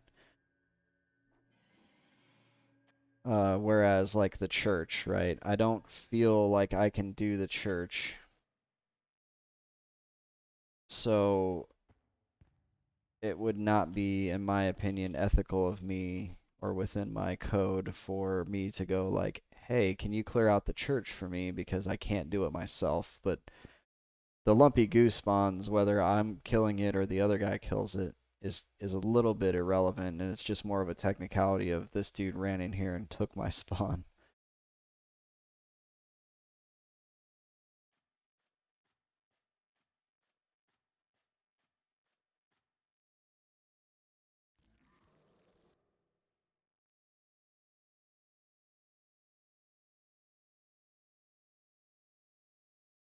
But if he grabbed him, I would just like if he grabbed him and was like, "Oh, here, let me trade him." At that point, I feel like that's where I kind of am like,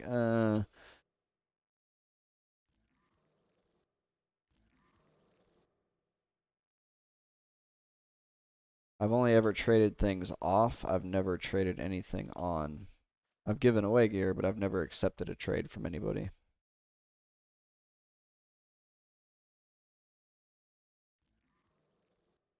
It's like getting late, but I don't want to get off. I like want to stay here till I get this. Who knows how long that's going to take though. Man, I've been getting really into this court case. I don't know if you guys have heard me talk about it.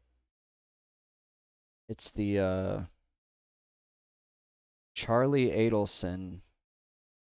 He's like a dentist or a periodontist in South Florida.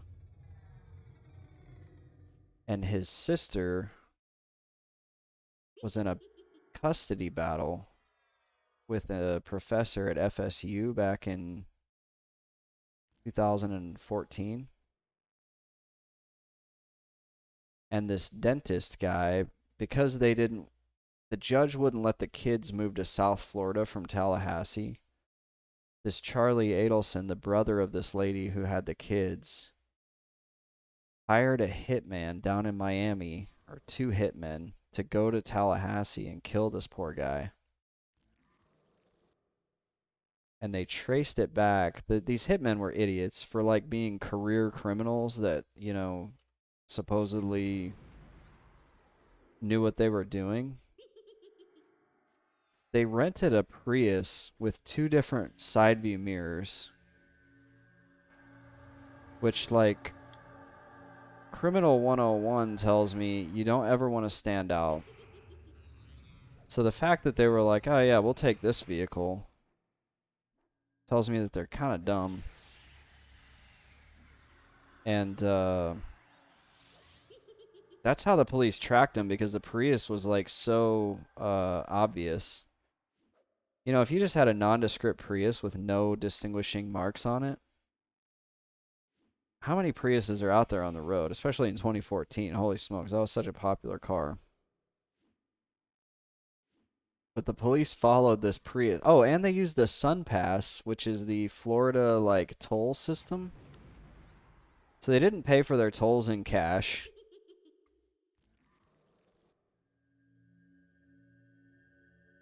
Is she summoning a pet?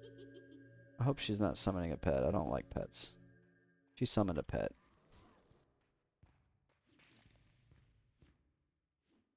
Okay, we're gonna root the pet. We're gonna pull him away from the pet.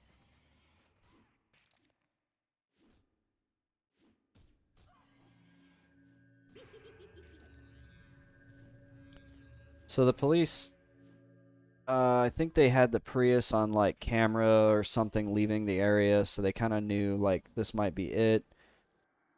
They used the Sun Pass system and like all the tolls, and it was very obvious like, oh, that's the Prius with the two different side view mirrors.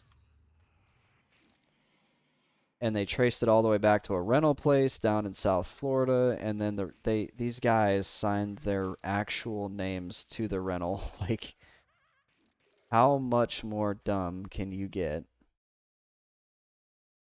Then they started following their phone records. They noticed they were calling this lady who just so happened to work at this dentist office, and they were calling this lady like all the time, right? So then they got her. So they got the two murderers, and they took them to jail. And then one of them like started talking because he didn't want to probably get the death penalty because it's Florida. Ah, another nibbler. My heart was fluttering with excitement. There's only so many stories I can tell on stream. So they they got her. She ended up going up on first-degree murder charges. And then after that, they kind of followed her trail and figured out she was talking to this dentist Because, like, what's the connection? Why would these two random guys go kill this dude up in North Florida who's in a custody case with this dentist's sister? Like, so very quickly put two and two together. Well, then they did what's called a bump. And what a bump is they bump into you undercover and try to shake something loose. So they put an undercover officer in, and he walked up to the dude's mom, and he was like, I just want to make sure you know that you're like you need to make this right. You need to pay some money for my boy who's in prison. He's my brother." And the mom like gets on the phone right away with the son, and she's like, "Yeah, there's something we need to talk about. It's about the TV." Well, turns out they've been using the word TV as code for the hitmen. All because this Charlie Adelson, this dentist, told his sister at one point, "Yeah, I was going to get you a hitman as a divorce present, but I got you a TV because it was cheaper." And he just so happened to say that in front of other people. So whenever other people started getting involved in this, they were like, "Yeah, he made that joke, and we thought that was a joke in poor taste." And then come to find out, as the dude's talking to his mom, because it was like the mom and the dude arranged the hit, and they would talk about it like, "Oh, yeah, this has to do with the TV. Oh no, this is TV related." So they were speaking in code, and now the cops have the mom. So the son got freaking first degree murder charges. He got convicted. She tried to flee to Vietnam. They arrested her like at the airport or something, and now she's up next. But the thing I'm watching for is the wife, right? Like the sister. The one who would benefit the most from this guy getting killed is the wife. She had a boyfriend after she got divorced. And when they pulled her in and they told her that, like, way back in 2014, they were like, they pulled her in after her husband got murdered, her ex husband, and they were like, "Hey, we need to tell you, you know, your husband was murdered." And she was like, trying to point them towards this boyfriend of hers. She was like, "Oh yeah, yeah, he'd be a good suspect." Like, just blatantly saying like, "Yeah, yeah, I think it was him." Which is so messed up because this dude, his only like involvement was being her boyfriend.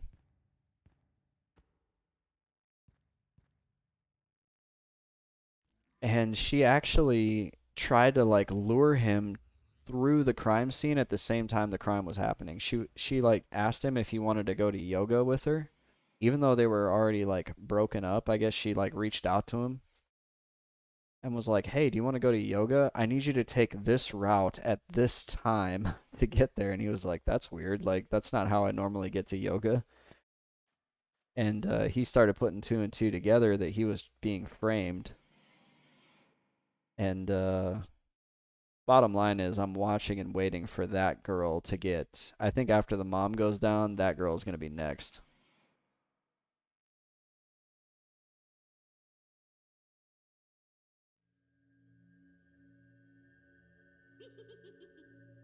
But I've got one more spawn cycle in me, and then I am going to have to go to bed.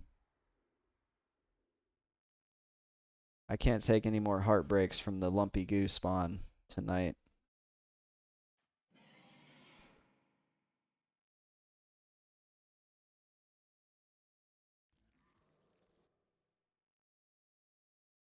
The good news is, sorry, my neck is hurting, is that these spawns are a little bit better broken up now.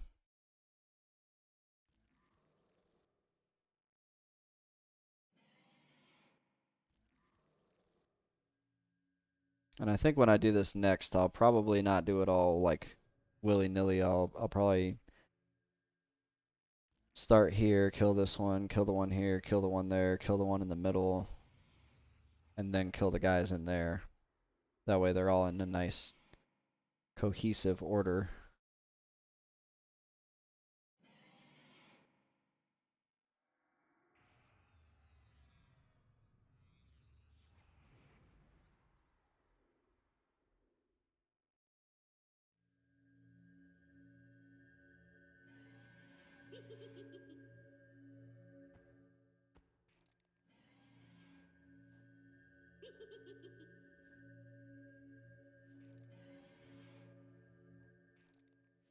It's actually not bad experience though. Since I've been out here, I've gotten like 10%.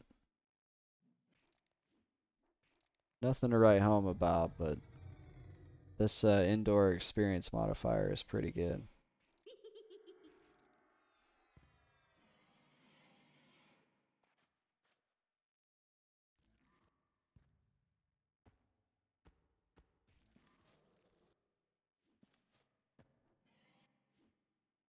Now the real question is, should I gate out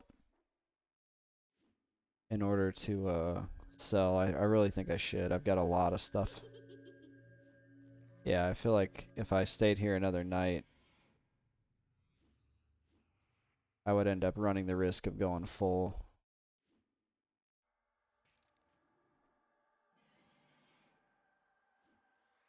Uh-oh. Don't go down there. No. They fell. That might be the end of it. Yeah, we need to feign over here.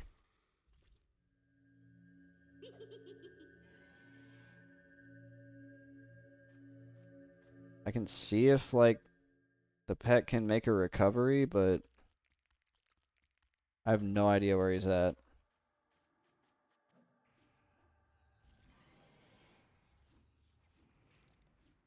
I have no idea what's on him either. Does he just have a believer? If all he's got is a believer, I can handle that.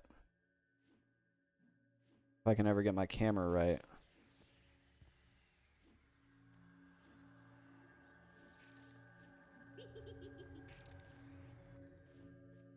There we go.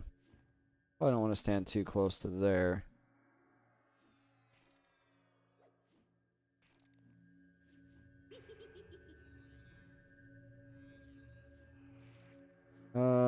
I don't have a nuke up on my bar. That's what's killing me here. Believers suck.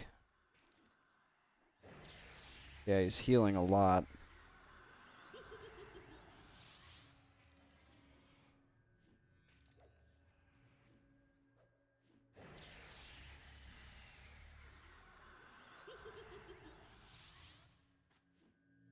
Uh-oh. Oof. No, no, no, no. Get back. That was going nuts. We just need to pull the guys inside. We don't... We got good haste up still. Actually, we can... pet pull him and bring him back. Hopefully he doesn't get that. Oh, I got the nibbler. Shoot. Okay, we need to get a heal up on him. We need to get a root up on the nibbler. So that way the pet's not taking too much damage. Oh my gosh. Pet's getting worn out.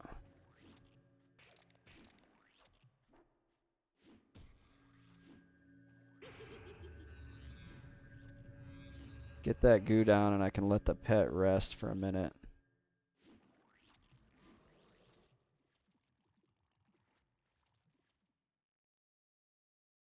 Oof. Getting complacent, not keeping stuff rooted or snared whenever it goes to run away.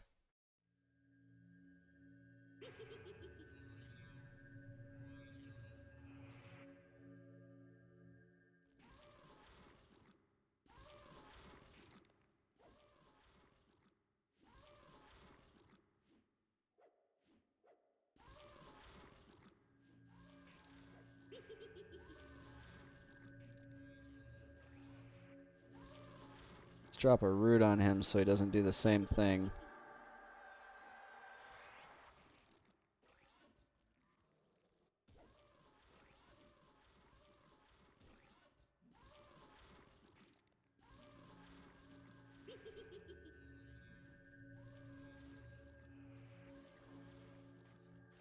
We got an evoker. Those can be kind of nasty.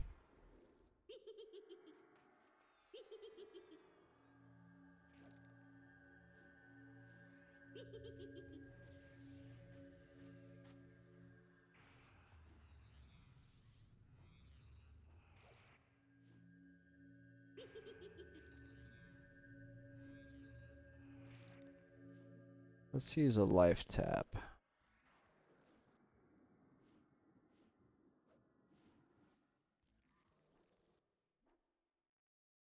We might have recovered.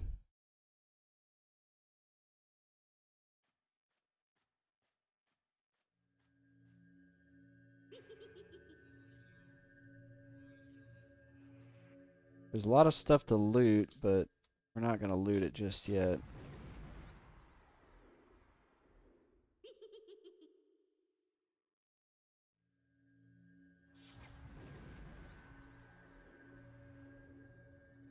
I don't want you fighting over there, pet.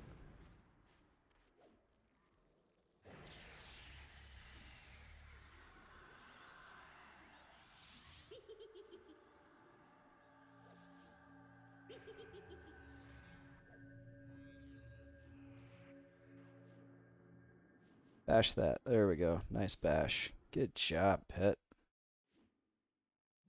Good job, pet. I don't need that. It's worth nothing.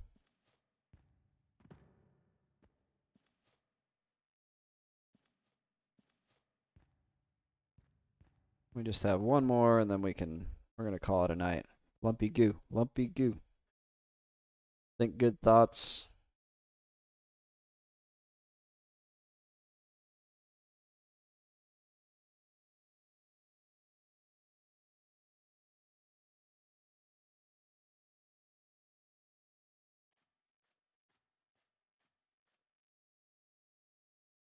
Two-thirds of the way to 41. Don't think that's the mob we were after.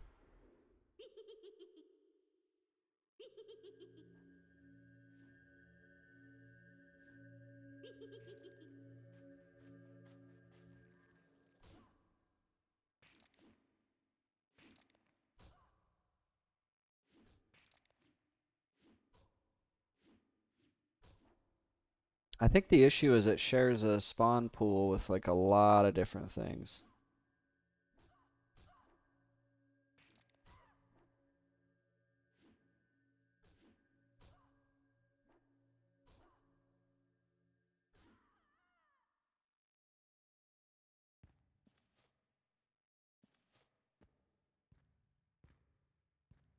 We'll hang out for just a minute in case I'm mistaking the spawns in there.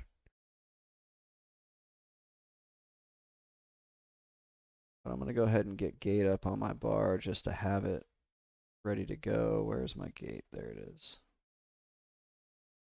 But I think that's it.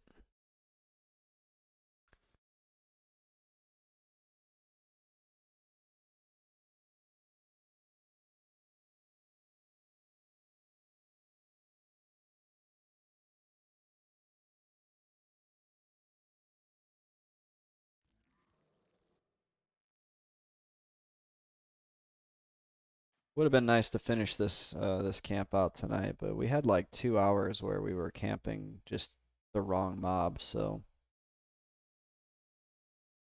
tell you what I'm gonna do is I'm gonna get rid of that sword with the thorns on it, and then I'll probably try to get that sword on my head because that would be kind of nice. But yeah, nothing else is spawning in there, so I think that was it. I think that last one was the spawn. So I want to thank you all for watching. For my YouTube viewers, thanks for watching later. Be sure to drop a comment or throw a thumbs up on the video if you enjoyed it. And this is the MMocracy, and I encourage you all to stay classic.